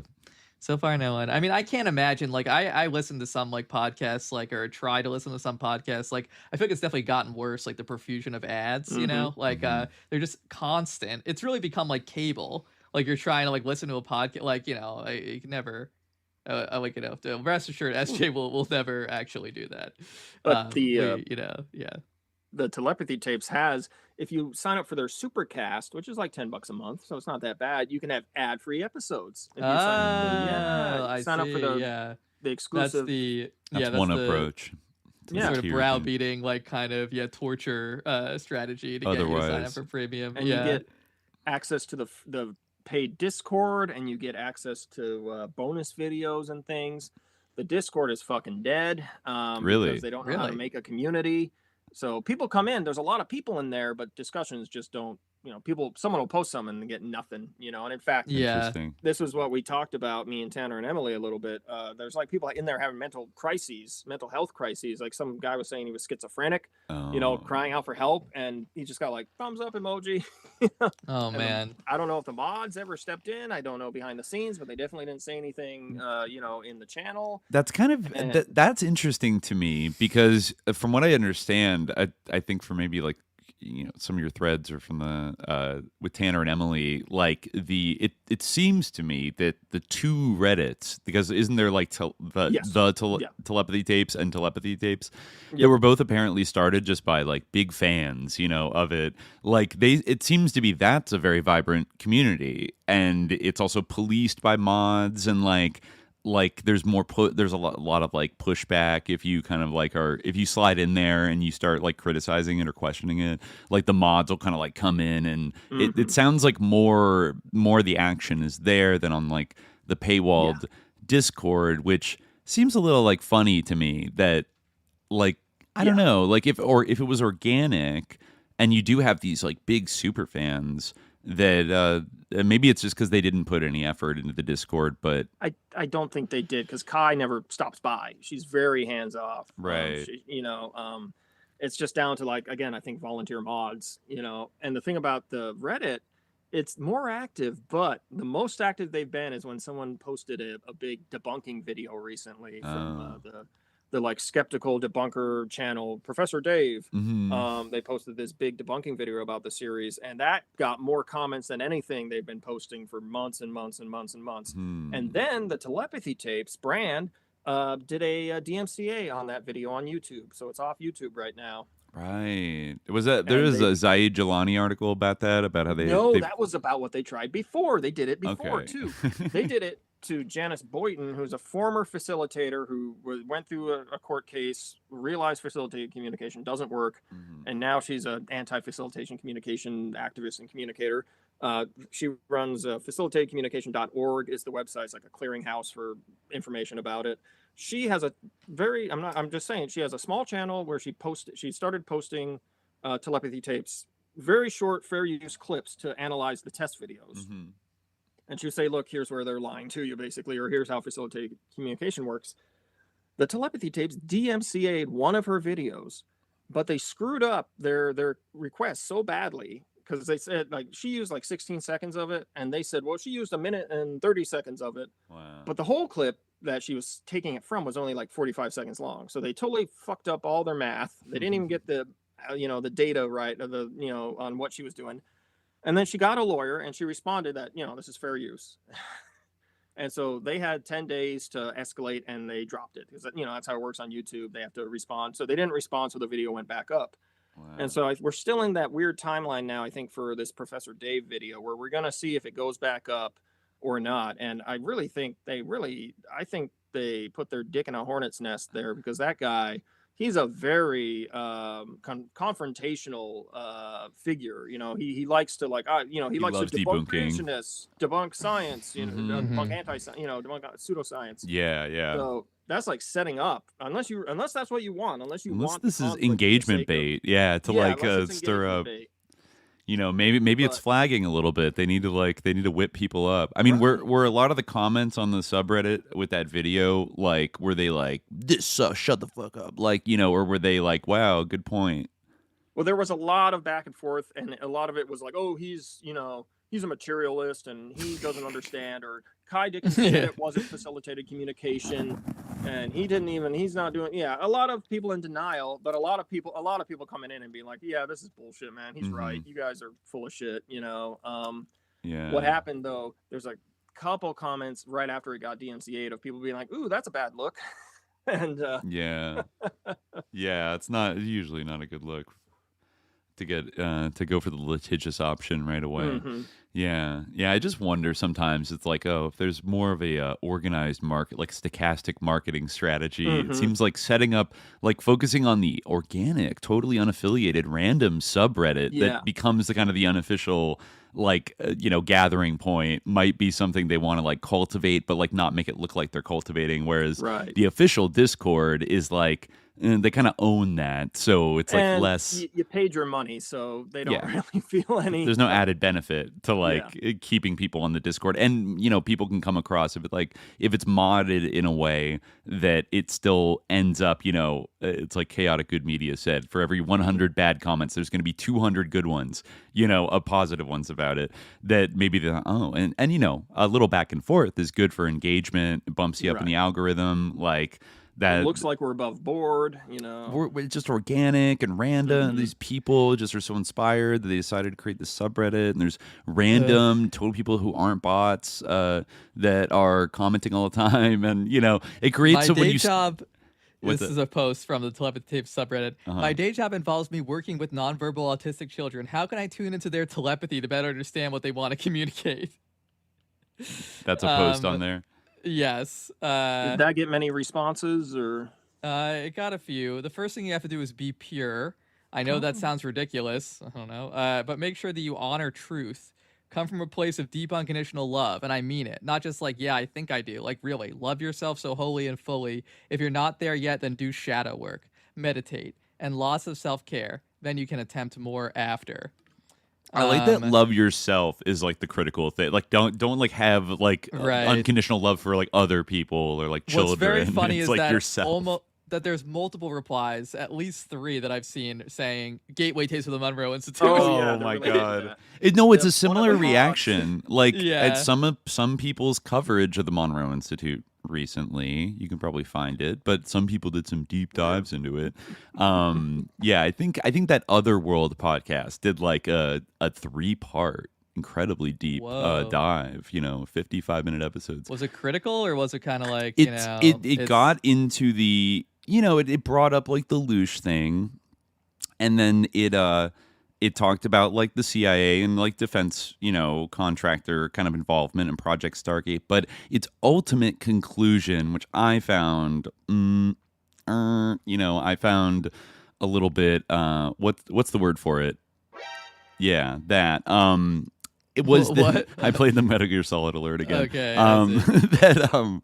That they said what it looks like happened is that there are some like real heads, like real New Age heads that for whatever reason like really believe they got results out of like doing the Gateway tapes and the Hemi sync and believed Robert Monroe and especially like one of the majors, I forget what his name was, that was sent to like do it and write a report on it. Like he became a true believer in it, and some other people in the CIA and the military, like kind of lower level officers, like really thought it was like epic, and they conned their superior officers. By kind of overblowing like the defense applicability of these things and how important and epic. Yeah, so it is. We had done our episode after this, or is it? This is from like a year. This is from like a year or two ago when they did it. Okay. And I remember talking about this like idea that like the CIA were just swindled by the epic New Age people, and they ended with a kind of, you got to hand it to them, kind of cool. Yeah, like it's kind of epic that these one-shotted like majors and colonels tricked their like old ass crew cut general superiors into funneling millions of dollars because they genuinely believed in like the astral plane and like the wondrous possibilities for blah blah blah. So they it's like not very sus, like pretty much cool, and like we should be happy. We should be tickled that like the deep state, it was kind of like a little a little bumbling deep state with a side of like psychedelic puckery. Like we address the truthfulness of this idea and whether it is actually factual. Right. Given that they've had a resurgence in popularity in the last 5 years and now are like normalizing people going on these retreats and still doing CIA shit. One of the mods on the subreddit is also a mod on the Gateway Tapes Reddit, and is always, and might even be one of the responses, Khalid, that you saw, is always pushing the Gateway Tapes, and is also like a mod on a bunch of UFO high strangeness subreddits, sort of making this circular narrative thing. And then a lot of the people featured, especially the season 2 people, are all people with like, they have getaways, they have conventions you can go to, they have wilderness getaways you can go to. So yeah. This is interesting. I didn't quite pick up on this. I admittedly didn't listen to the entire Telepathy Tapes, as I think you guys did, but I just read through the transcripts. But this person in the chat, ZFCBRM, says, TTT really pushes the idea that only pure people can do telepathy.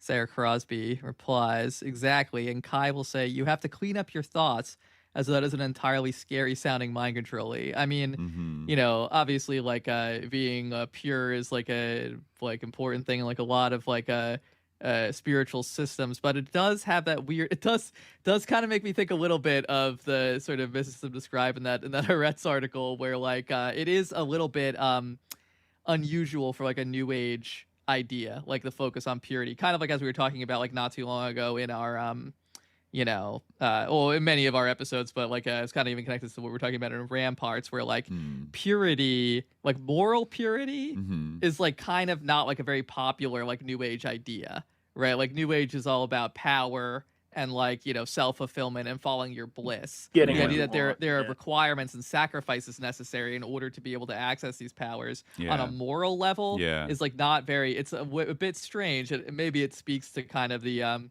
unusual kind of eclectic origins of some of this stuff in like more traditional or less new agey forms of, I guess in some ways Hasidism is, you could call it new age somewhat, but not quite in the same way that a lot of this stuff is.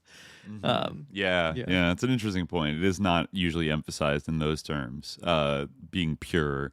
Like sometimes it's like, oh, you have to like They have different kind what of they words for mean it. might be that like they, Wipe you know, your you brain. need to not question the. I mean, I guess it might be the type of purity that again you have in that Haaretz article where like do not doubt the tzaddik. You know, do not question this. That might be as far as it goes, but it is a bit strange. Yeah. That's right. She also says, Ky Dickens also says, you can't be telepathic if you lie. So that was part of that too, the purity thing, which sets it up. Telepathic if you lie. Yeah. Well, yeah, exactly. Yeah, well, there you go. Because then, they might be lying. Right. Yeah. And to date, has she engaged in telepathy herself? No, and interesting. She does say sometimes that like, the non-speakers have put like a protective bubble around her to like keep her, you know, neutral and like make sure she's the good steward for this. And she's also in season 2, she went and she did this mind sight training to become a teacher of this blindfold reading. And I don't recall if she says how it worked out, if she can actually do it or not. Because the idea is you put the blindfold on and you just do this. I'm just gonna do it. You fucking do like this basically, except harder to see. I see. But you get it a for little. the audio listeners, yes, you're putting a blindfold on your head. Okay, got it. Yeah, slightly askance, so you can kind of see. It's the oldest magician's trick in the book, you know. And then you can read stuff, and you literally have to go like this. You tilt your head back, and look down your nose, and you say, "Oh, I can read. And some people are impressed by that. It's funny to be like, I want to be able to do that. Like, that's going to be so satisfying when I can trick people into thinking. I taught myself how to do it. It's very simple. It's crazy to imagine that someone might trick themselves and think that they're like having some kind of special sense, like when they can see through the bottom of a blindfold. So that is part of like the training that I understand. It's like very like self-hypnosis, weird, like the way they do. And some of these trainings cost thousands of dollars, by the way. You put it on and they just tell you, look for the windows, look for the windows. It might seem like some light is coming through, but that's your mind powering up. Right. So, and because there's a couple of different grifters associated with the telepathy tapes who do this specific act. And there's one, Dahlia Burgoyne, who's associated with Diane Hennessy Powell, the season 1 scientist, who she split from the telepathy tapes brand. They had some kind of falling out that we don't know about. And now there's just it's just this to me to focus. This is such an obvious, just a tell. They're rubbing in our faces, folks. Yeah, there's something deeply ironic about the idea that the non-speakers have put a psychic bubble around me so that I am impartial, to make sure that I'm not being too credulous about anything. Thankfully, the non-speakers have used their telepathic powers to put me in a bubble. They had a meeting at the Hill. They had a production meeting. They're actually executive producers of the telepathy tapes now. That's crazy. The self-psyop. The capability to do so is and they do this with children a lot, the blindfolded vision stuff. There's a school in quotes, air quotes, in the UK that does this. And to me it's very messed up because you're putting kids in a weird position where it's like, how many kids go through this and are like, oh, I can't do it, what's wrong with me? And then how many kids know they're faking it? Yeah, they're like gaslighting kids or training them to lie, and like how many know or think of it's like a weird kind of play, like it's pretend, I don't if an adult tells a kid that faking psychic powers are real psychic powers, the kid probably I think would believe them, and just that's kind of my impression. Having been a teacher and having been a child, my impression is that if an adult, an authority figure says no, that's being psychic, then you'd probably and they're kind of giving you praise for kind of pretending to be psychic, then that you would just consider that to be actual psychic abilities rather than feel like a fraud. That might happen later in life, but the gifted child pipeline. You get told that you have real psychic powers when you're 6, and then later on you're like, what the fuck? Well, I mean, in fact, actually, they were talking about in their teaser for season 2, one of the things that they were going to do was set up their own school, right? They wanted to set up their a school for the the spellers. they've got a like nonprofit that I think it's called the Bridge to Thriving, and the idea is they're going to connect parents with resources for facilitated communication. They're going to train facilitators, etc. I don't know where that's at right now, if they're actually doing it or if they're just talking, if it's just like setting up right now.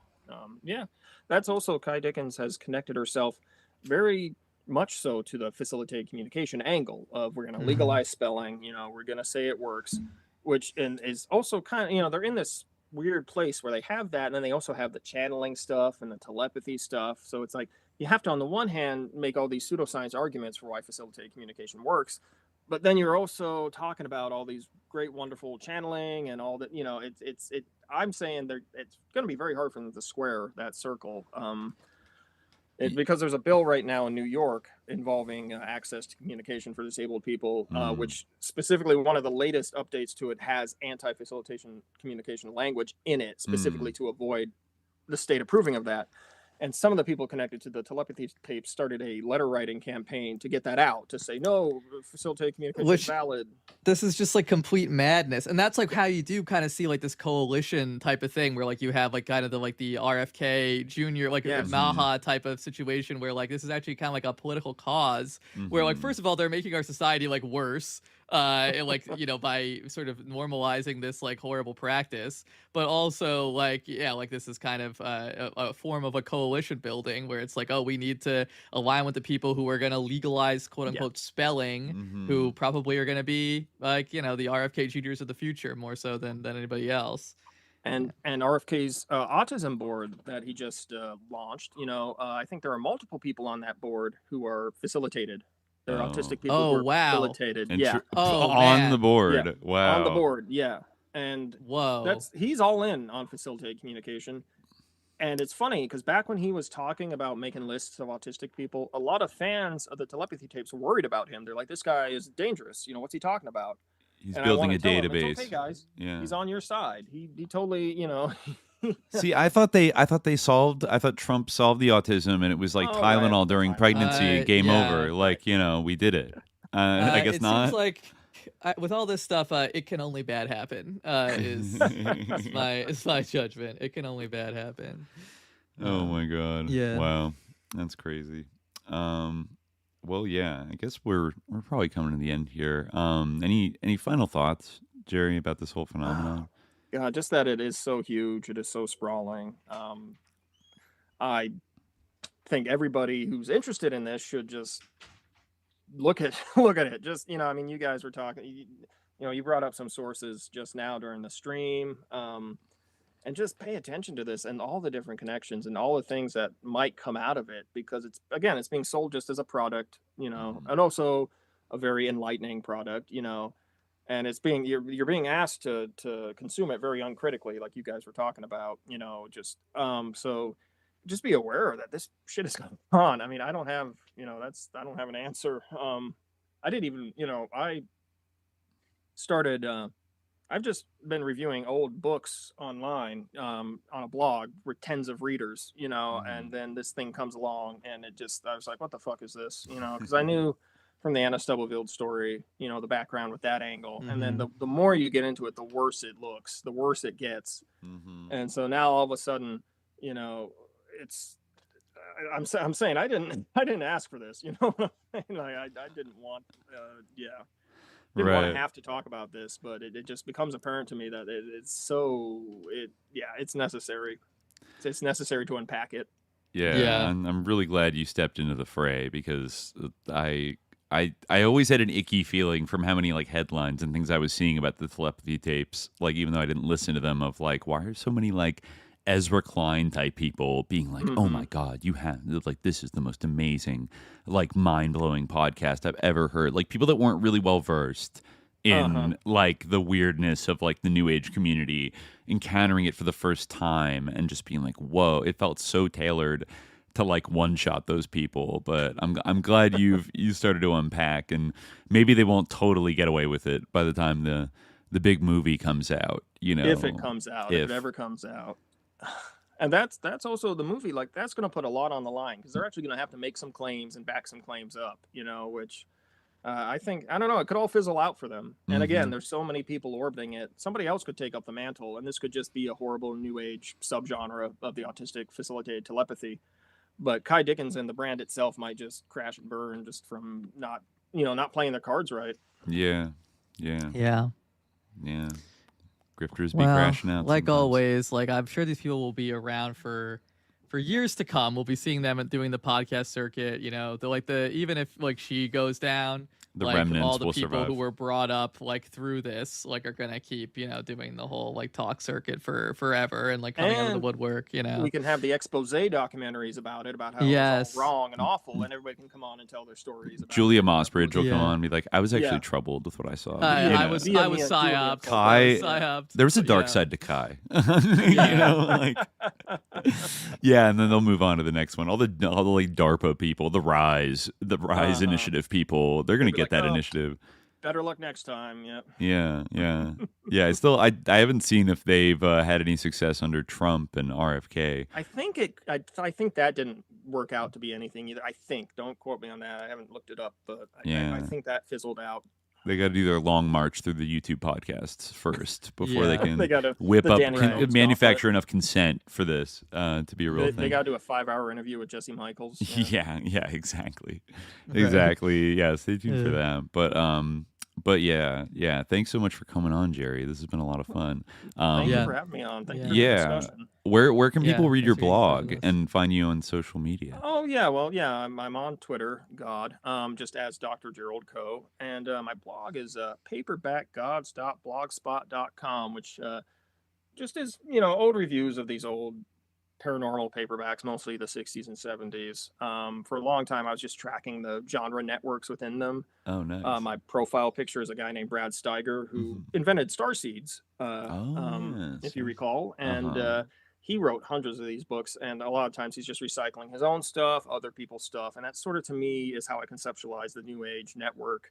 It's always just the churn and churn and churn, and seeing if something makes a buck, you snatch it up.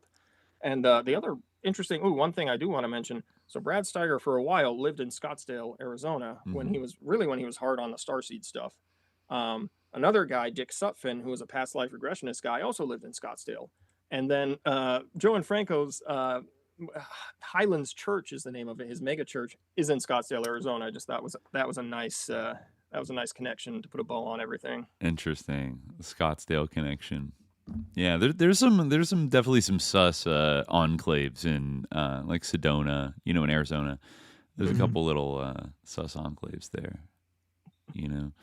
but yeah, go check out everybody Jerry's blog and follow him on X. We'll keep an eye on the story, as it further evolves. Khalid and I will be back on Monday on patreon.com/subliminaljihad. I think we're going to continue with the fall of Ramparts magazine. Monday was the rise of Ramparts. We decided to extend it. There's a lot of complicated things to unpack about that era. But yeah, we'll be back there on Monday. But until then, dear listeners, stay vigilant. Peace.